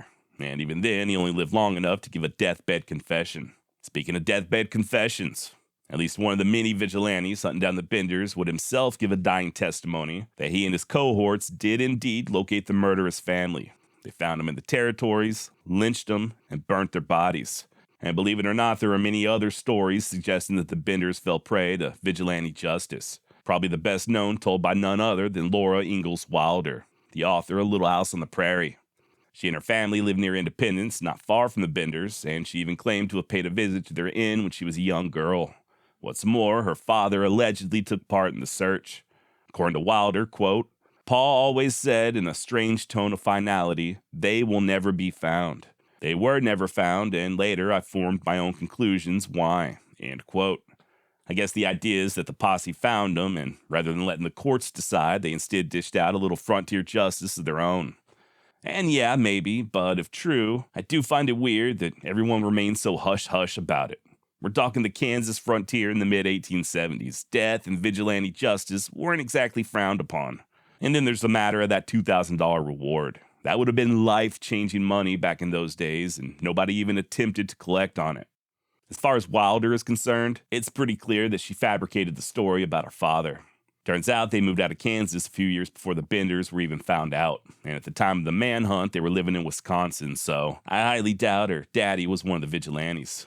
Now, there are some who think that the Benders split up and that John Jr. and Kate eventually settled in Glenwood Springs, Colorado. You can even find their graves there at the same cemetery where Doc Holliday is buried. The only problem is, despite being German, these are almost certainly not the same Benders who resided in Kansas. Also, what are the odds that they'd have thousands of dollars on their head and not even bother hiding under an alias? This is the Old West we're talking about. 9 times out of 10, all you had to do was get a haircut, change your name, and move 2 counties over, and you were pretty much free and clear. I could be wrong, but I just don't think it's probable that they would continue living under their real names. At least not somewhere so close to the scene of the crime. Of course, that's assuming that Bender was their real name to begin with, which we will get to very shortly. Regardless, the Kate Bender who lived over there in Glenwood Springs was about as far from a serial killer as you could hope to find. According to everything I read about the lady, she was an absolute pillar of the community. The only connection she had to Kansas was her husband having worked at Fort Leavenworth back in 1865. Now, there was another murderous family there on the frontier, the Kelly family, who also bore a very strong resemblance.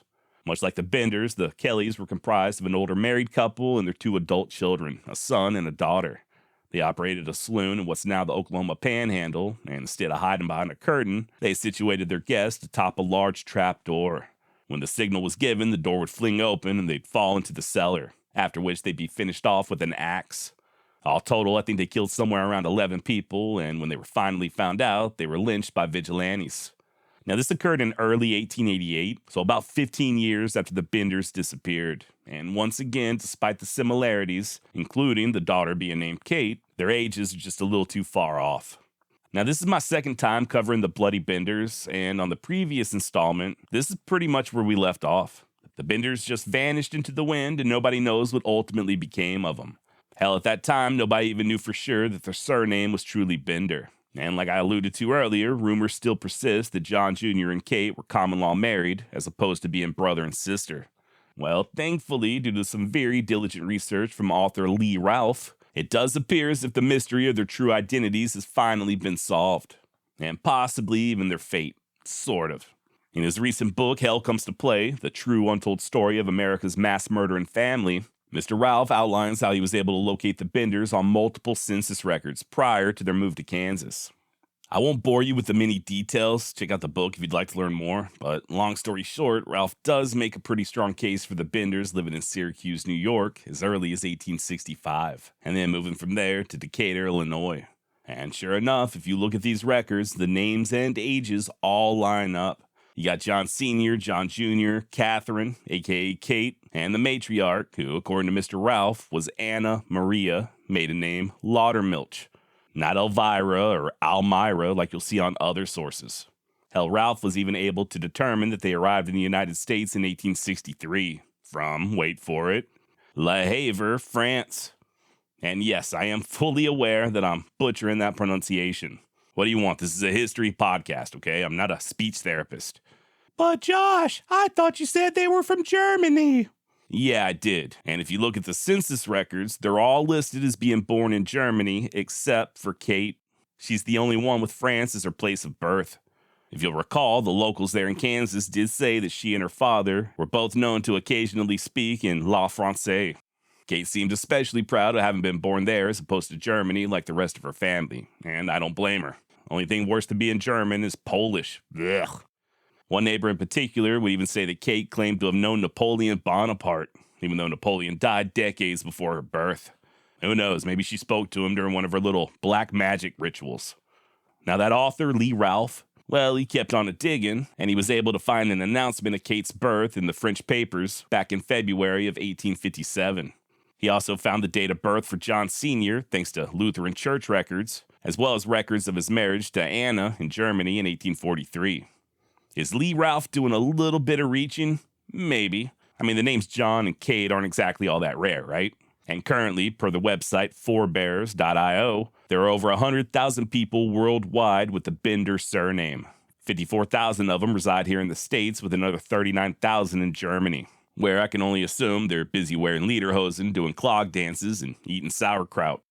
Now, the Benders that Ralph located on that 1865 Syracuse census were most definitely from Germany via France. That much is a fact. I guess the only question is whether or not there are Benders. I do think the possibility is strong, but I'm not sure if there's enough evidence to prove so conclusively. And besides, that still doesn't tell us what became of them, right? Well, as it turns out, shortly after the Benders' disappearance, the New York City Chief of Police received a telegram from Topeka, Kansas. The source claimed that the Benders were planning on boarding a steamer right there in the Big Apple on May 23, 1873. And the ship's destination was, any guesses? Well, if you said Le Havre, France, go ahead and give yourself a pat on the back. That's right, the same place that Lee Ralph showed they were residing before coming to America. What's more, a judge in Kansas would later claim to have received a letter from Kate with a German postmark. But here's the kicker. In November of 1895, a notice appeared in a German-language Swiss newspaper, Der Landblatt, seeking information on the husband and children of Anna Maria Bender, maiden name Laudermilch. Apparently Anna had recently passed away in Kirchhart, Germany, and it was requested that her heirs file a claim on her belongings. Now, if this really is the murderous Maul Bender, then it does appear as if she died alone, hopefully in a lot of pain. But as to whatever became of Paul or John Jr. or Kate, so far as I can tell, nobody's got a fucking clue. So kudos to Lee Ralph for uncovering all this, but I am of the opinion that we still don't have what I would call definitive proof. If I was a betting man, I'd wager that the family he tracked all the way to France and Germany are the real Benders. But even if that is the case, after they made their getaway, we still don't know much, other than Maul Bender possibly dying in 1895. As usual, there's a lot more involved. Check out the book Hell Comes to Play, or one of the many other books out there on the Benders. Another good one is Hell's Half Acre by Susan Janussis. I will warn you, though, that pretty much every one of these authors has their own unique theories, so you may just find yourself getting lost down the rabbit hole. Seriously, there's a ton I didn't even bring up, including the German Bible found inside the cabin with names and dates written in it, the various associates of the Benders, the mysterious John Gerbhardt, stories of them allegedly working hand in hand with stock thieves down in Texas, and a lot more. So if you're looking for a new whodunit to consume all of your free time, you're welcome. And who knows, maybe we'll learn more as time goes on. Back as recently as 2020, part of the land that the Benders once owned was sold at auction to a guy named Bob Miller. And unlike the previous inhabitants, Mr. Miller appears to be a huge history buff, and he's reportedly opening up his property to archaeologists. According to Miller, quote, "We just want to find out what the ground has been hiding for 150 years. End quote, and hell yeah, brother. Here's hoping it's not some sort of ancient curse. And I guess that's about all I've got on the bloody Benders. Sadly, it does not look as if they were ever brought to task for their many gruesome crimes. And who knows, man, maybe they didn't even stay in Europe. Maybe John Jr. and Kate returned to the States. Maybe they had children of their own, little evil inbred children. Maybe you or someone you know, your neighbors perhaps, carry some of that tainted Bender blood flowing through their veins. Maybe they're just biding their time, watching you closely, waiting for you to let your guard down so they can resume the old family tradition. Oh, just one more thing. Thought I'd toss this out there, but there are no known photos existing of any of the Benders. You'll oftentimes stumble upon photos of John Jr. or even Kate, but these are either pictures of those Benders who lived over in Glenwood Springs, Colorado, or just completely fabricated images. I don't know about you, but the entire time I was researching this story, I kept picturing that creepy-ass family from the Devil's Rejects. I think I'd at least be a little disappointed if Paul Bender didn't look exactly like Captain Spaulding. Yeehaw! By the mid-1920s, Al Capone was the undisputed kingpin of Chicago, which at that time was one of the most powerful crime syndicates on planet Earth. And what's more, he was expanding operations. Not only did Capone install a satellite crew in Sioux City, Iowa, but he also took control of the rackets down in Omaha and Kansas City. To paraphrase historian Jeff MacArthur, the only thing truly standing in the way of Al Capone's Midwest ambitions was an overzealous Nebraska lawman known as Richard Two-Gun Hart, a man said to be both fearless and incorruptible. The mysterious Hart had cut his teeth working cattle down in Oklahoma, where he claimed to be half Native American. He served with valor during the Great War, and once back stateside, he pinned on a marshal's badge in the tiny town of Homer, Nebraska. And even in Nebraska, Hart stood out like a sore thumb, like something straight out of a Hollywood Western. Rather than dress in fedoras and polished shoes, Hart instead opted for a 10-gallon cowboy hat and riding boots. He preferred traveling via horseback as opposed to automobiles, and even his weapons of choice were throwbacks to the old days. A pair of well-oiled single-action revolvers slung low around his hip. And when the Volstead Act made the production of alcohol illegal, Hart began hunting down bootleggers with a wild abandon. So much so that he'd go down in history as one of the most effective prohibition agents of all time. And yeah, like I said earlier, by the mid-1920s, Richard Two-Gun Hart was all that stood between Al Capone and his ever-expanding Midwest empire. Maybe. Turns out Richard Two Guns was harboring a secret, one that even his wife and children weren't aware of. You see, Richard wasn't really part Native American. In fact, he was born in southern Italy. His family migrated to New York City when he was still a child, and he ran away from his Brooklyn home at the age of 16. Hart initially adopted an American last name due to anti-Italian discrimination, but he continued hiding his true identity for decades to come, mostly on account of his little brother being none other than the aforementioned Alfonso Capone, aka Public Enemy Number 1. Two brothers on opposite sides of the law, both of them deadlier than hell, and neither willing to cede control of their respective territories. Only question is, what happens when their worlds finally collide? Who was Richard Two Gun Hart? What caused him to flee New York for a life of a frontier lawman? What did he do prior to becoming marshal? Did he miss calzones or gabagool while he was living out west? And what happened when Al Capone found out that his long-lost brother was a rising star in the Bureau of Prohibition? My name's Josh, and this is the Wild West Extravaganza.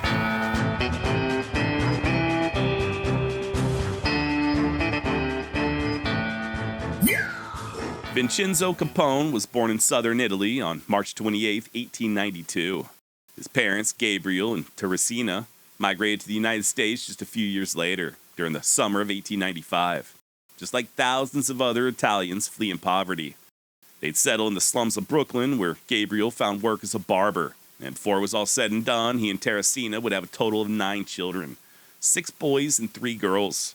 Now, although the Capones never anglicized their family name, they would take on American nicknames, or at least most of them would. Their firstborn, for example, Vincenzo, went by James. Raphael went by Ralph, Salvatore was known as Frank, and Alfonso became Al, and so on and so forth.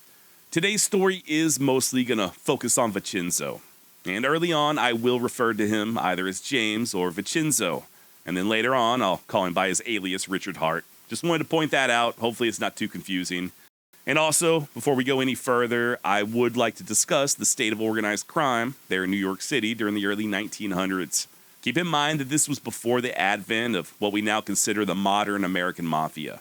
And most of what we'll be discussing took place prior to the formation of the so-called 5 families. That said, even as early as the turn of the century, there were various Italian groups there in New York fighting over the rackets. You had the Morello Terranova clan, who originated from Sicily. You had the Gomorrah, and you even had extortion groups like the Black Hand. And then, of course, there were other non-Italians doing the same sort of stuff, guys like Monk Eastman. And just like nowadays, there were a lot of young men who looked up to these criminals as role models. Not Vincenzo James Capone, though. He was far more interested in the big wide world outside of New York City. Horses and trees and wide open spaces, just like in the silent westerns that he was such a big fan of. And rather than spend time hanging around with hoodlums, James instead found work at the horse stables over in Staten Island. Same place he saw Buffalo Bill Cody perform when he was a young child. Per historian Jeff MacArthur, quote, James spent so much time at the stables that his family saw little of him. He took jobs when he could, either tending to the animals, helping to load ice on horses that went to Staten Island, or working with the shows that were put on, such as Wild West programs or other stunt shows that involved horses and guns. Occasionally, scouts came through, hiring individuals and buying animals for shows that would go on tour, or transfer to a ranch out west where ongoing performances were keeping the Old West alive in stunt shows and theatrical productions. End of quote. And yeah, it was almost certainly one of those scouts that persuaded Vincenzo to leave the big city behind and pursue his dreams of becoming a cowboy. That said, we don't know that for certain, and there are apocryphal stories of James killing a man that was abusing one of his brothers. There's even a rumor about him and his father getting into a big fight, and that's what ultimately caused him to leave home. Or, like I said, it could have simply been one of those scouts that I mentioned a moment ago. Vincenzo's movements after leaving New York are likewise a mystery. His own family wouldn't even hear from him until a year later when he sent a postcard from Wichita, Kansas. He said that he was traveling the country with a circus, and for his family not to worry that he was in his element and doing exactly what he wanted to do, which, according to him, was working as a wrestler in a roustabout.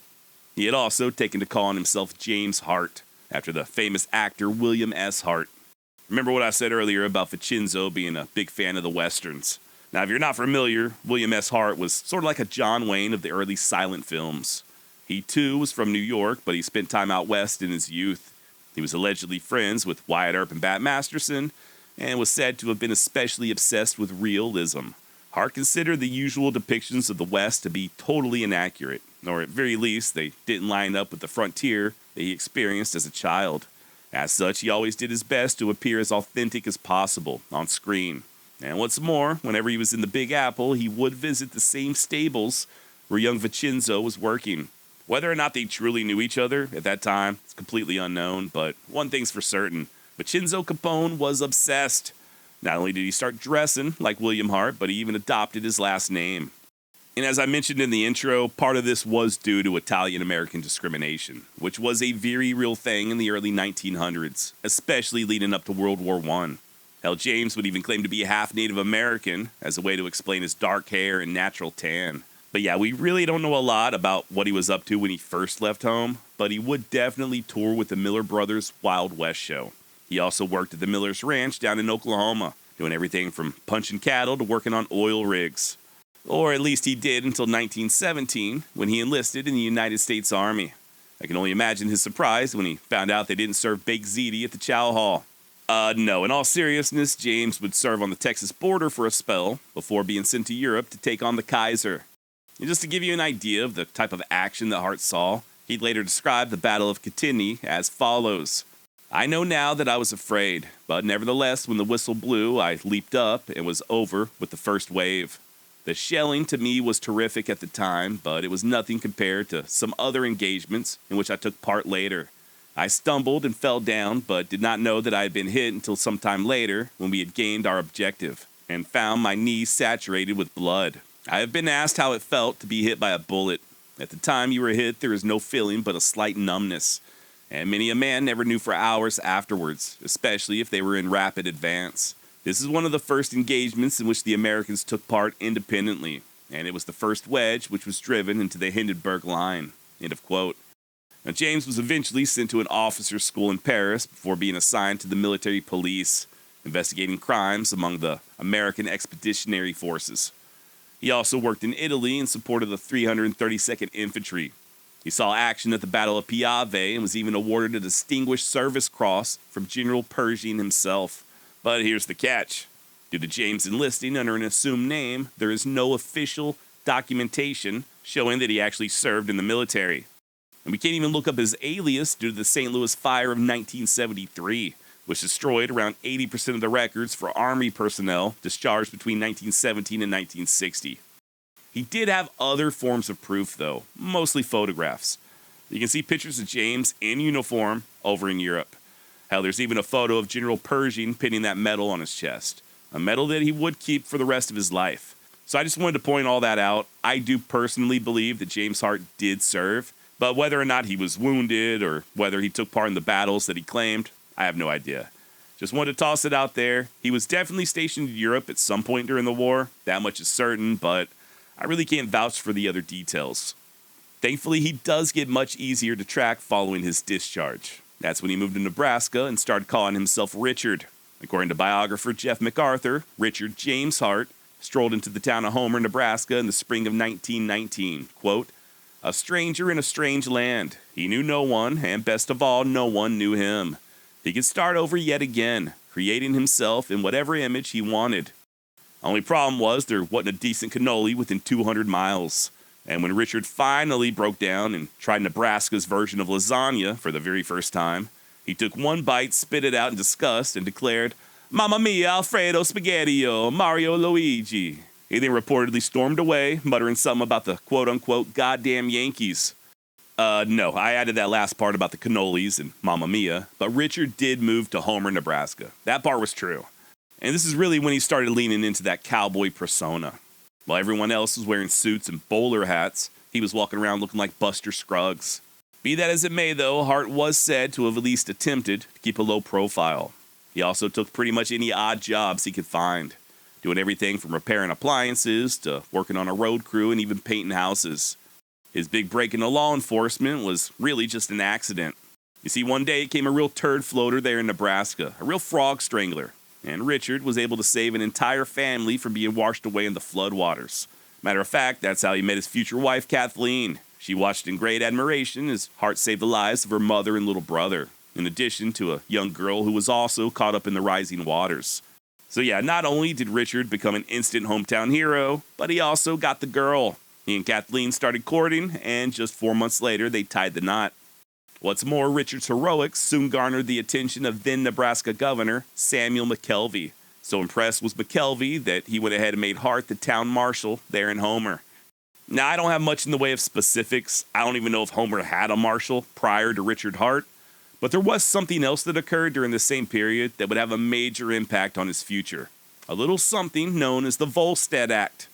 Long story short, Volstead was an act of Congress designed to enforce the 18th Amendment, which went into effect in 1920 and prohibited the manufacture, sale, and transportation of alcoholic beverages, also known as Prohibition. And yeah, our very own Richard Hart applied for and was accepted as an agent with the Bureau of Prohibition. Only thing is, he still continued dressing like a cowboy. He even took to sporting a set of pearl-handled revolvers. Once again, per Hart biographer Jeff MacArthur, Richard, quote, struck a dramatic appearance as he strode along the wood-plank sidewalks of Homer in his duds of yesteryear. His appearance contrasted greatly from other men of the town, mostly adorned in the new fashions of silk and rayon shirts and slacks, polished shoes, and flat hats or modern fedoras. Richard stood out both in demeanor and appearance. No one could mistake their local federal officer for anything else, as he appeared to have just marched out of a motion picture screen. Even in traffic, he conspicuously rode his horse, Buckskin Betty, a brown and white sorrel among a sea of automobiles. Though he owned a car, he chose to ride more often, cutting cross-country when the roads did not suit him. End of quote. Now, Nebraska was unique, and they didn't just stop at making it illegal to manufacture or sell alcohol. They took it a step further and criminalized even so much as carrying alcohol. That being the case, prohibition agents really weren't all that popular. But hey, I guess Richard Hart didn't care all that much about making friends. At long last, he was finally living out his childhood dream of being a Western lawman. And I gotta give this guy some credit. He really would have fit in just as well back in the 19th century, riding with the likes of Heck Thomas or Bass Reeves. And much like Reeves, Hart preferred to work alone, going places on horseback that other agents couldn't reach in their cars. Hart rarely utilized partners, and he damn sure wasn't able to call for backup. Just one lone prohibition agent in a community that boasted of somewhere between 50 to 100 moonshine stills. So, needless to say, Hart quickly began to make a name for himself. In addition to chasing down moonshiners, he also apprehended gamblers, counterfeiters, embezzlers, and on at least one occasion, an entire gang of train robbers.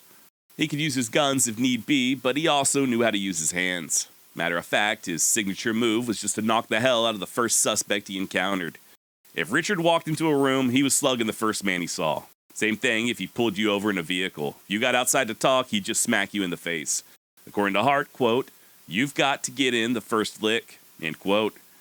Now, while Hart did prove to be an extremely effective agent, he did have his flaws. For instance, he absolutely hated doing paperwork, and that would be a constant thorn in the sides of his bosses, as many of the men he arrested were left unprosecuted. Hart was also known to get a little carried away when it came to using unnecessary force. Imagine that, the guy that hits everybody in the face. And he really was legendary when it came to delivering ass whoopings. Like, there were generations of people there in Nebraska, fathers, sons, uncles, who had all been on the receiving end of Richard Hart's fists. He also refused to play ball with crooked cops. At one point, he had inadvertently arrested the town marshal of Spencer, South Dakota, for selling hooch, or at least he tried to. There was a big showdown with the marshal's deputies, and Hart ended up leaving town empty-handed. But it was stunts like that that didn't garner him a whole hell of a lot of goodwill with his brothers in blue.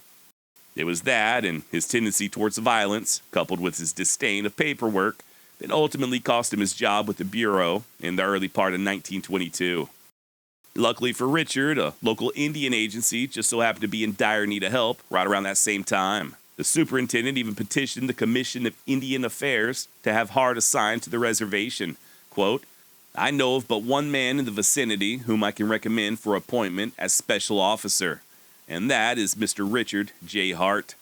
Mr. Hart is a young man who, until recently, was in the employ of the state of Nebraska as a prohibition officer. He is extremely active and somewhat harsh in his methods, And for the latter reason, according to my information, he was let out of state service. But I know of no man who would put the energy and resourcefulness into the work of running down and apprehending lawbreakers. That I believe Mr. Hart would, if he can be secured for the service. End of quote. Meanwhile, back east, little brother Alfonso was likewise beginning to make a name for himself. Keep in mind that Richard hadn't seen his family since 1907, when Al was just 8 years old. And in his older brother's absence, young Al found solace in the streets. Even had his own little gang of hoodlums known as the Navy Street Boys. It wasn't long before he caught the attention of a local shot caller. And by 1917, right about the same time that Hart was enlisted in the Army, a then 18-year-old Al Capone was working for a racketeer known as Frankie Yell. Matter of fact, it was while working for Yell that Capone earned the nickname Scarface. Stories differ, but apparently Al insulted a woman, either on purpose or on accident. And the girl's brother knocked him down and started slashing his face with a knife. Just so happened that the brother worked for Lucky Luciano, so this caused a whole series of sit-downs. But in the end, Capone and his assailant were both given a pass, with the understanding that if Al even so much as tried to retaliate, he would not be protected. Skip ahead a couple years later to 1919, and Capone was sent to Chicago in order to assist Johnny Torrio, who at that time was working for Big Jim Colosimo. Or at least he was until Colosimo was gunned down in May of 1920. Torrio was next in line to take over the rackets, and young Al Capone was right there with him as his second in command. In time, Al would bring some of his other brothers to Chicago as well, like Frank and Ralph. More on them in a bit, but meanwhile, back in Nebraska, Richard Hart was settling into his new position over at the Winnebago and Omaha reservations. And he really did seem to excel in this new environment, taking great pains to assimilate to the local indigenous culture. He learned how to speak their languages, how to address them all by their traditional names. He treated the elders with the utmost respect, and he offered his assistance to the tribal police. Hell, he'd even join the natives in doing manual labor, stuff like clearing land or tending to crops. And in turn, they gave him a nickname, Two Guns, on account of those two Colts that he wore around his waist. They also provided valuable intel regarding the moonshiners and other criminals. Hell, Hart ended up doing such a great job that his temporary assignment was extended another 3 months. And when that 3 months was nearing its end, he got another extension, this time for 6 months. He was also able to expand his area of operations all the way up to Sioux City, Iowa. And just to give you an idea of how dedicated Hart was, when he was placed on temporary furlough on account of the Bureau of Indian Affairs running low on funds, he just kept right on working for free. He was still a little too heavy-handed, though, a fatal flaw that would once again see him on the chopping block. You see, in July of 1923, he and another agent were staking out a bootlegging operation up in Sioux City. Around about 10:30 at night, some men arrived and allegedly purchased some contraband liquor. As soon as they got in their car and departed is when Hart and his partner gave chase. And you got to keep in mind that this was before police had sirens or flashing lights. So, in order to get the suspect's attention, Richard literally climbed on the running board of the car and began screaming and motioning for him to pull over. And when they refused, he and his partner pulled out their guns and started shooting. Now, Hart would later claim that these were warning shots and that he was just aiming for the tires. But nonetheless, one of his rounds did strike the driver in the back of the neck. Hart rushed the man to the hospital, but he died shortly thereafter. And this turned out to be a pretty big deal. The guy who Hart killed was not some criminal mastermind or gangster or even a bootlegger. He was just a regular guy, a mechanic, just doing the same thing that regular guys do even nowadays. He was buying himself a drink after a long day at work. And to make matters worse, he was also a highly respected war veteran with a 7-month-old baby at home. So yeah, there was a ton of public outcry, and rightfully so, in my opinion. You know, if Richard Hart was a regular everyday citizen and he just drove up behind a random car and put a bullet in the back of the driver's head, he'd have been buried under the prison. But because he had a badge, he pretty much just got off scot-free. Now, I know, okay, if the guy wasn't breaking the law, then he wouldn't have been killed. Yeah, maybe, but you have broken the law before, right? I mean, I certainly have. Sometimes I drive a little bit over the speed limit. I have ran red lights at night when nobody else was around. Hell, I'm so damn maniacal that I once pulled the tag off of a mattress. We've all broken laws, both knowingly and unknowingly. And I'm sorry if this sounds radical, but I don't think breaking a law should equate to an automatic death sentence. Now, so beloved was that mechanic that angry mobs soon began calling for Richard's head, like literally. And this was not an idle threat, okay? Not long before, a lynch mob in that same area had gotten their hands on a murderer and strung him up from a train trestle. And a lot of the locals were looking to do the same exact thing to Richard Hart. That being the case, he and his family were forced to go into hiding. He wouldn't emerge until a warrant was issued for his arrest, but the grand jury ultimately found that he and his partner were, quote, not guilty of any crime, end quote. And that may be the case legally, but the mob was not satisfied, and Richard continued laying low. He was also the subject of a federal inquiry and had his pay cut to $1 a month. That wouldn't last very long, though. His salary was soon reinstated, and he even got a raise the following summer, along with free housing at the Winnebago Reservation. So yeah, despite killing a man for pretty much no reason, accident or not, by late 1923, things were going relatively well for Richard and his wife Kathleen. They even welcomed baby number 3 that December. They'd end up having 4 children total, by the way, all of them boys. Now, speaking of family, when we last left off with Al Capone, he had recently been transferred to Chicago. And once he and Johnny Torrio took out Colosimo, the entire city was basically theirs for the taking. They brokered agreements with rival gangs, they controlled gambling and prostitution, they extorted businesses, they rigged elections and bought off authorities, but more than anything else, bootlegging was their bread and butter, especially in the 1920s. And they didn't just stop at Chicago. As I touched on earlier, they installed a crew in Sioux City, Iowa, which already had the reputation as being Little Chicago, and they even took control of the rackets over in Kansas City and Omaha. So in other words, they were very rapidly encroaching on Richard Hart's territory. And keep in mind that this was prior to Al Capone being aware of Hart's true identity. It's also worth noting that their brother Frank was shot dead by police there in Chicago in April of 1924. To quote Hart biographer Jeff MacArthur, Al Capone was now the undisputed ruler, but had paid a big price with the loss of his brother in the process. It was the second one that he had lost in his lifetime, and he desperately wanted to get the other one back. The last time he had seen Vincenzo was when his older brother was drifting away on a ferry towards Staten Island. The family had only heard from him once, a year after his disappearance when he was apparently in Kansas. Who knew what had happened to him since then? He could have died in one of more ways than Al could count, so he had to try to find him. Utilizing the newspapers that Al now more or less controlled, he sent out a call for his brother to return to the family. End of quote. Now, Hart would have definitely been aware of all this. Al Capone was quickly becoming a household name, and I have no doubt that Hart was following the news very closely. According to journalist and photographer Tony Berardi, Richard did indeed heed the call and traveled to Chicago at some point in 1924 to meet with Capone. And per Berardi, Capone did not care one bit that his brother was a prohibition agent. Matter of fact, he seemed to be proud of Hart's accomplishments. Richard, on the other hand, just seemed to be in awe. The way everybody respectfully deferred to young Alfonso, even police officers and elected officials. And especially the way everybody just drank out in the open, like they weren't even trying to hide it. When asked if he'd arrest his brother for selling contraband hooch, Richard replied that he most certainly would if Al ever stepped foot in Nebraska. Now, all these meetings were conducted in secret, and we don't actually have any hard proof that they occurred other than the word of Berardi.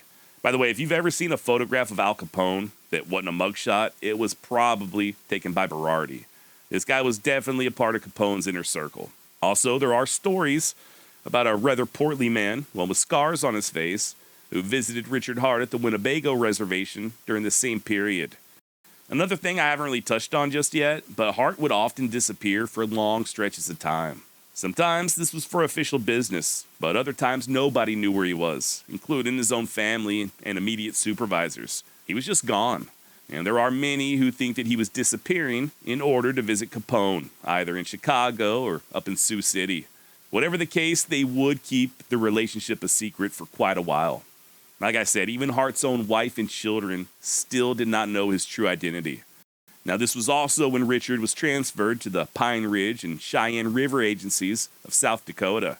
And this was a big opportunity for him, especially considering that his idol, William S. Hart, had once lived in the same area. And just like before, Richard did all he could to assimilate.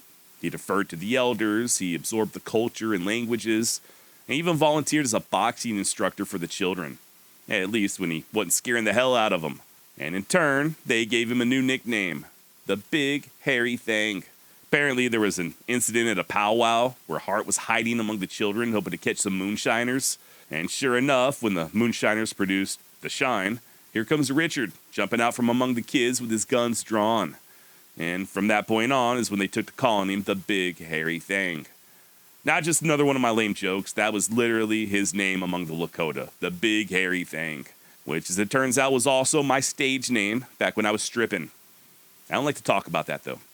And just like down in Nebraska, Hart continued making headlines. Hell, he was so popular that when President Calvin Coolidge visited the Black Hills, he made Hart his own personal bodyguard. Still wasn't filling out paperwork, though. He also was not properly keeping track of his funds or turning in receipts. He was still making those mysterious trips where nobody knew where he was, and of course, he was still being a bit too handsy when it came to making arrests. He was investigated, again, mostly for overt violence and the lack of paperwork, and he was ultimately transferred to the Coeur d'Alene Agency over in Idaho. Now, this was during the summer of 1928, by which point Richard and Kathleen had welcomed their fourth and final child. A local paper would report the following shortly after Hart's arrival there in Idaho. Quote, Two-Gun Hart, picturesque chief of Indian Reservation Police, once again has proved that he performs as the hero of any good thriller should. On Uncle Sam's payroll, the name appears as Richard J. Hart, Special Federal Officer, but the Indians of the three reservations that know him as the representative of the Great White Father long ago named him Two Guns, thanks to his ambidextery with a six-shooter. A beat of more than 200 square miles, with supervision over more than 800 Indians, is Hart's domain. He travels afoot, in car, horseback, on snowshoes and skis. In summer, he has tracked men by the imprints they made in soft pine needles of the forests. And in the winter, he has followed them through the snow. Under him are 3 Indian police. His work is different from that of regular officers or detectives, for the criminals he captures are outdoor men, and there are few informers to aid him. End quote. So yeah, very impressive, right? Richard Hart was tough, there's no doubt about it. And he was catching a ton of criminals. But he may not have been as squeaky clean as everyone makes him out to be. Case in point, Richard was actually arrested one night just across the state border in Washington for, any guesses? Anybody? Bueller? If you said driving under the influence, go ahead and give yourself a pat on the back. Now, in Hart's defense, he did claim that the smell of alcohol was just lingering in his vehicle due to have recently arrested a drunk.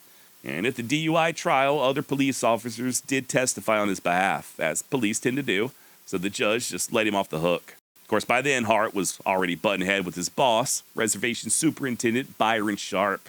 And it was mostly the same stuff that we've already discussed. You know, the lack of paperwork and being a little too quick and shoving his fist in other people's faces. But what really caused friction was Richard arresting his boss's friends. And when Superintendent Sharp told him to cut it out, he just kept right on arresting him. He was written up in December of 1929 for having an attitude problem. I myself have been written up for the exact same thing. And Sharp wrote that while Richard was both very active and successful in arresting lawbreakers, he just didn't work well with authority. He also complained about the frequent trips where nobody knew where he was at, and that Hart was attending social functions that could be potentially misconstrued as him mixing business with pleasure. These social functions, by the way, were saloons and beer joints over in Washington state. There was also the issue with Hart's mysterious background. Folks started asking questions, a lot of questions, and finally, in September of 1930, Hart was ordered to give a full and factual account of his life prior to working for the government. Remember, he initially changed his name due to discrimination. But now, though, some 2 decades later, his biggest worry was people finding out that his brother was Al Capone. And this was especially true after a brazen bank robbery that occurred in Lincoln, Nebraska, just about 100 miles south of his old stomping grounds in Homer. The suspects, all of whom were associated with Al Capone and the Chicago outfit, managed to get away with nearly $3 million in cash and security bonds. According to Jeff MacArthur, quote, Richard took no part in the investigation, but now he had even more reason to keep his identity secret. All of his colleagues were wrapped up in the search for the bank robbers who might be part of his brother's gang. So Richard kept a low profile, neither aiding police nor making contact with his family. The case would work itself out. He needed to figure out how to satisfy authorities back in Idaho who still wanted a report on his past. End quote. And yeah, thankfully for Hart, he was never really pressed further on revealing his true identity in Idaho, mostly because he had the absolute balls to arrest his own supervisor, the aforementioned Byron Sharp. According to Richard, Sharp was working with the bootleggers, and he was also having an affair with one of his secretaries. Now, Sharp denied all the charges, of course he did, but he no longer demanded that Richard reveal his true identity, opting instead just to terminate his position there at the reservation. Now, that was in January of 1931, but Hart wouldn't leave Idaho for several more months, not until May. He had sustained an injury on the job and refused to budge until he was fully healed. Guess nobody had the guts to force him out of his home, so there he stayed until spring, at which point the reservation reportedly fell into complete disarray. Crime shot through the roof, the moonshiners started operating out in the open, and it wasn't long before even Superintendent Sharp was forced to resign in disgrace. So yeah, Richard Two Guns may have been a bit of a hypocrite. He may not have played well with those in authority, but at least he was on point when it came to good old-fashioned police work. Certainly can't take that away from him. Now, after losing his job, he would move the family back to Homer, Nebraska. And it's worth noting that this was during the Great Depression, so he did struggle to find employment. He worked as a range detective and stock inspector when he could. He even served as a justice of the peace for a while, but none of these positions were permanent. And sometimes things got so bad that he had to go on public assistance. At one point, he even had to sell his guns just to pay the bills. His social life also began suffering. He'd become a post commander at the local American Legion, but the other veterans started asking questions. And when they finally accused him of stolen valor, Hart just stormed out, never to return. He got a job as a clerk on a nearby reservation in 1935. Ironic considering how much he hated paperwork. But he was eventually able to talk his boss into making him an unofficial deputy, sort of like Dwight Schrute in The Office. And once again, Richard Hart hit the ground running. In just his first month alone, he made over 24 arrests, which is great, but what's not great is locking people up when you have zero official authority to do so. And just as soon as the powers that be learned that he was apprehending criminals, he was once again out of a job. Just like before, he continued doing whatever he could to pay the bills, even at one point smuggling illegal fireworks from South Dakota to Nebraska. It was just never enough, though. They had to sell their house twice until finally they were all living in a rundown shack on the banks of Omaha Creek, and Hart was reduced to catching catfish just to feed his family. Now, throughout all of this, he was still in contact with his brothers in Chicago, and when things got really bad, he pulled yet another disappearing act. He returned a few weeks later, dressed in a fancy Panama suit and sporting a big, fat wad of American greenbacks. These trips became more and more frequent, and each time Hart returned, he was flush with cash and brand new suits. He was even able to move his family out of that shack and into a much larger 2-story home. Well, come to find out, he had been meeting with his brother Ralph up in Sioux City. By that point, of course, Al Capone had already been sentenced to prison, but Ralph was still involved with the outfit. He even had him a nice little cabin on Big Martha Lake, some 7 or so miles east of Mercer, Wisconsin. Hart would spend a lot of time at that cabin during this period as well. And I say cabin, but the place was huge, more like a resort. He would also take a lot of trips to Chicago to see his mother. And yeah, it was his brother Ralph who was providing all that money. Whether or not this was a gift, just a way to help out the family, or payment for services rendered, or even just a safe and easy way to launder money, is unknown. Apparently, Hart would occasionally pull jobs for Ralph, but I was unable to determine if these jobs were of the legal variety. And believe it or not, Richard still did not come forward and confess to his true identity, at least not publicly. He would pull his wife and children aside one by one, I think in the 1940s, and spill the beans, but it wasn't until 1950, when Ralph Capone was being investigated by the IRS, that he finally confessed publicly. Now, like I said a minute ago, way back in 1932, Al Capone was sentenced to prison. And the day he was convicted was pretty much the day he ceased to be boss of the Chicago outfit. He'd be released 7 years later, but by that point, he was just a shell of his former self. You see, Capone had contracted syphilis as a young man. something he wasn't officially diagnosed with until arriving in prison. And syphilis, if left untreated, can lead to all sorts of neurological problems. Once Capone was released, he retired to his mansion in Florida, where he'd be found to have the mental capacity of a 12-year-old child. He'd ultimately pass away in January of 1947 at the age of 48. But his older brother Ralph would continue working for the Chicago outfit. He too would do a short stint in prison in the 1930s, and upon his release, he began branching out into more legitimate work, like cigarette vending machines. He still maintained control over a couple of clubs, as well as a hotel, if I'm not mistaken, and he still profited from gambling and prostitution, allegedly. And he even served as sort of an advisor for Capone's replacements. Matter of fact, as late as 1950, Ralph was described by the United Press as, quote, one of the overlords of the National Syndicate, which controls gambling, vice, and other rackets. Was that somewhat of an exaggeration? Probably. But was Ralph still doing illegal stuff in 1950? Once again, probably. Hence that IRS investigation that prompted Richard Hart to come out publicly as a Capone. I'm not going to go too in-depth here, but a lot of it centered around that big fancy cabin that Ralph had up in Wisconsin. You know, if he couldn't show enough legitimate income to justify being able to afford it, he could potentially be charged with tax evasion and sent back to prison.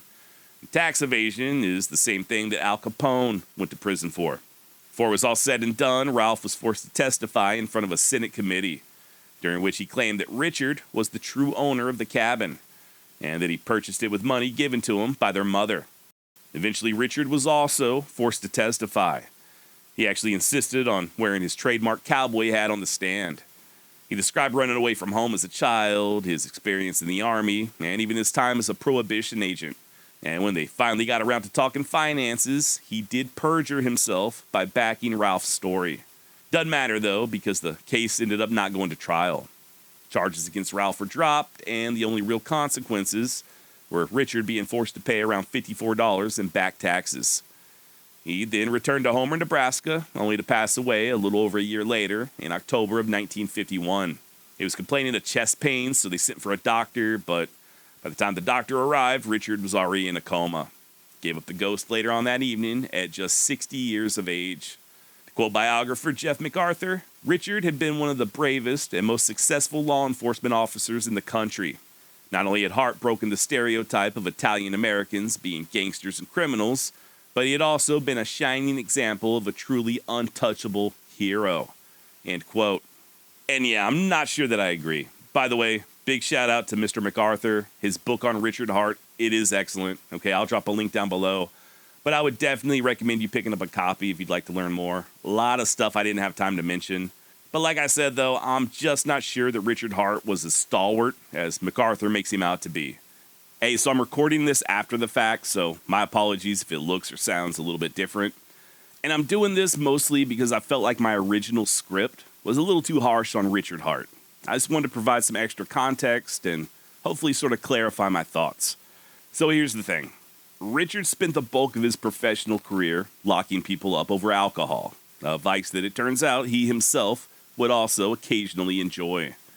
Even if he was telling the truth about that DUI that he got over in Washington State, we do know that he spent quite a bit of time drinking in various beer joints. That's what I was referring to earlier when I mentioned him mixing business with pleasure. And this would only get worse the older he got. Once back in Nebraska, Hart began making frequent trips up to Sioux City to get his drink on. To quote biographer Jeff MacArthur, despite having fought alcohol in his heyday, he now drank on occasion to excess, and forgot himself badly enough that he would shoot his mouth off and brag about the exploits of his life. When Richard went to Sioux City to drink, he tended to get even more rambunctious. Richard not only brandished his money, he alluded where it came from. He bragged that he had powerful connections and told people that they shouldn't mess with him. This behavior lost him friends and arose forgotten angers in people he had gone toe-to-toe with in the Prohibition days. Several people expressed their displeasure with him, and some even threatened to do something about it. End of quote. And yeah, eventually someone did do something about it. I don't have an exact date. If I'm not mistaken, this is in the late 1940s. But Richard was in a bar up in Sioux City, running his mouth, drunk, when two men grabbed him from behind. The bartender then went to work with some brass knuckles. And this was a very severe ass whooping. Like, they continued beating Hart even after he was unconscious. and then they just tossed him out in the street and just left him to die. Luckily for Richard, he was found by a good Samaritan, taken to the hospital. He'd live, but he lost sight in one of his eyes, and he had to walk with a cane for the rest of his life. Once again, according to Jeff MacArthur, quote, "The great federal officer Two-Gun Hart, who had struck fear into the hearts of criminals in the Midwest throughout the 1920s, was now reduced to an invalid who could not even see well enough to cross the street, and who drank whenever he could get his hands on the alcohol that he had once fought to ban." End of quote. I do not fault Richard Hart for drinking. I myself was once a pretty heavy drinker. What I fault him for is sending so many other people to prison, and on at least one occasion killing a man for doing the exact same thing that he himself was doing. I get that police officers don't necessarily have a say in what laws they can or cannot enforce, but Richard's conduct, it was basically the equivalent of a modern-day narcotics officer just going home every evening and snorting cocaine, or retiring and then going to work for the Tijuana cartel. And then, of course, there's the fact that Hart very willingly accepted all that illicit money from his brother Ralph. Money that was earned through bootlegging, prostitution, gambling, extortion, and probably a little bit of murder sprinkled in for good measure. Yes, Richard Hart was desperate. I totally get that. And I am very sympathetic. At the end of the day, he was just trying to stop his family from starving. That's when he started doing some of that quasi-illegal stuff like smuggling fireworks. And that's ultimately why he accepted that money from his brother. I didn't mention this earlier, but there was even an incident where Richard was accused of stealing cans of food from the grocery store just to feed his family. Desperate times call for desperate measures, and I will never judge someone for doing what they got to do, especially when children are involved. But, devil's advocate, a lot of men, and women for that matter, commit crimes for the exact same reasons, even nowadays. I mean, think about it. Where is crime the most prevalent? It's in impoverished communities. Whether it's selling drugs or stripping copper or stealing catalytic converters, these people are oftentimes operating from a point of desperation. Not always, but oftentimes. Just like Hart when he was accepting all that money from his brother. And one has to wonder if Richard applied the same type of nuance or empathy to those who he spent a lifetime locking up behind bars. I mean, if you send a man to prison over moonshine, that's going to affect his entire family. All of a sudden, his wife and kids got no way to pay the bills. Maybe they're evicted. Maybe the wife is forced to do certain things just to make ends meet. But hey, a crime is a crime, right? I'm not saying that you shouldn't arrest people for breaking the law. Not even close. All I'm saying is that if you're going to take a man from his family and lock him in a cage, you better make damn sure that you're not guilty of doing the exact same thing. I don't want to be misconstrued here. I am not a hater when it comes to law enforcement by any means. I do think that police play an extremely vital role in our society. Hell, I've even donated to the families of fallen officers. But I do think we should probably focus a little more on protecting and serving and less on locking people up for bullshit laws. Laws that we ourselves are also guilty of committing. Sorry if it sounds like I'm beating a dead horse, but the fact that Richard Hart was so prolific as a prohibition officer, only to then turn around and become a drunk, I find that to be massively hypocritical. Call me crazy, but I do think certain careers should be held to a higher standard, especially when those careers come with a level of influence or authority. Ministers, for instance, or politicians and teachers, and yeah, even police officers. I really don't think it's all that radical to say that if you don't want to follow the rules yourself, that you should just find another job, right? There's a ton of great police officers out there. I think the majority of police are just doing the best they can, trying to make a positive impact. But there are a few bad apples who just took the job so they could have authority over others. Just basically bullies. So yeah, at the end of the day, I don't fault Richard Hart for taking money from the Capones. I don't fault him for drinking or doing whatever he had to do to feed his family. But I do fault him for being a massive hypocrite. And his hypocrisy ultimately affected hundreds, if not thousands of lives. Not saying he's a bad person. I'm just saying he's a hypocrite. That's all. I just wanted to clear that up. Okay, let's go ahead and get back to the original recording. Now, this next part is purely speculation on my part. I have zero evidence to back this up. I want to make that very clear. I'm just spitballing here. But part of me is sort of skeptical that Al Capone didn't already know who Hart was when he started expanding out west. You know, back in those days, if you were driving from Kansas City to Sioux City, you would pass straight through Homer, Nebraska. And Homer, of course, is where Hart was living when Capone started branching out. And to this day, nobody knows why Hart chose to settle there in Homer. He literally just hopped off a train one day and there he stayed. I'm reminded of another gangster you may have heard of, a guy out of Boston known as Whitey Bulger. Turns out Whitey was working with the FBI for several years. He would provide them with information on the Italians, the mafia, and they in turn, the FBI, pretty much just gave him immunity to keep on doing what he was doing on the streets. In other words, the FBI made sure that Whitey's competition was eliminated. He was able to earn massive amounts of money through extortion and other sorts of illicit activities, and Whitey ensured that they, the FBI, were able to make a ton of high-profile arrests. Win-win situation. So, could it be that William Hart and Al Capone had a similar sort of arrangement? Was Hart just arresting Capone's competition while at the same time receiving promotions and making headlines and getting free housing? Like I said, I have zero proof of this being the case. It's just food for thought, and that's it. At the end of the day, we're all human. Nobody's perfect. I don't think I've covered a single Old West lawman that was beyond reproach. We're all just trying to make our way in this world best as we know how. And, sometimes we end up being hypocrites along the way. I guess. I don't know. I myself am also a hypocrite. And that's about all I've got on Richard Hart. I know today's topic was not strictly Old West related, but I thought there was enough there to make it somewhat relevant. And hopefully you found the tale of Two Gun Hart as interesting as I did. Like I said earlier, please check out Jeff MacArthur's book, Two Gun Hart, Lawman, Cowboy, and Long-Lost Brother of Al Capone. A lot of stuff I didn't have time to cover. There's a ton of additional details concerning Al Capone and even Richard's children who served in World War II, one of whom was actually killed in combat. It's a very fascinating story, so once again, thank you, Jeff MacArthur, for all of your valuable research. And if you are looking for more true tales from the Old West, head on over to wildwestextra.com and peruse the 150-plus episodes I've already published. We got stuff on everyone from Billy the Kid to Jesse James, the Bloody Benders, Kit Carson, Jim Bridger, Wild Bill Hickok, and even lesser-known figures like Silas Soule, John Bull, and a skunk-fighting Arizona Ranger known as Ed Scarborough. And a lot more. That's wildwestextra.com or available wherever you listen to podcasts, including YouTube. While you're there, sign up for the 100% free Wild West newsletter for bonus content, Old West photographs, and just updates on the podcast. Did I mention that it's free? That's wildwestextra.com, or just head there directly at wildwestnewsletter.com. And that is all I've got for today. So until next time, adios.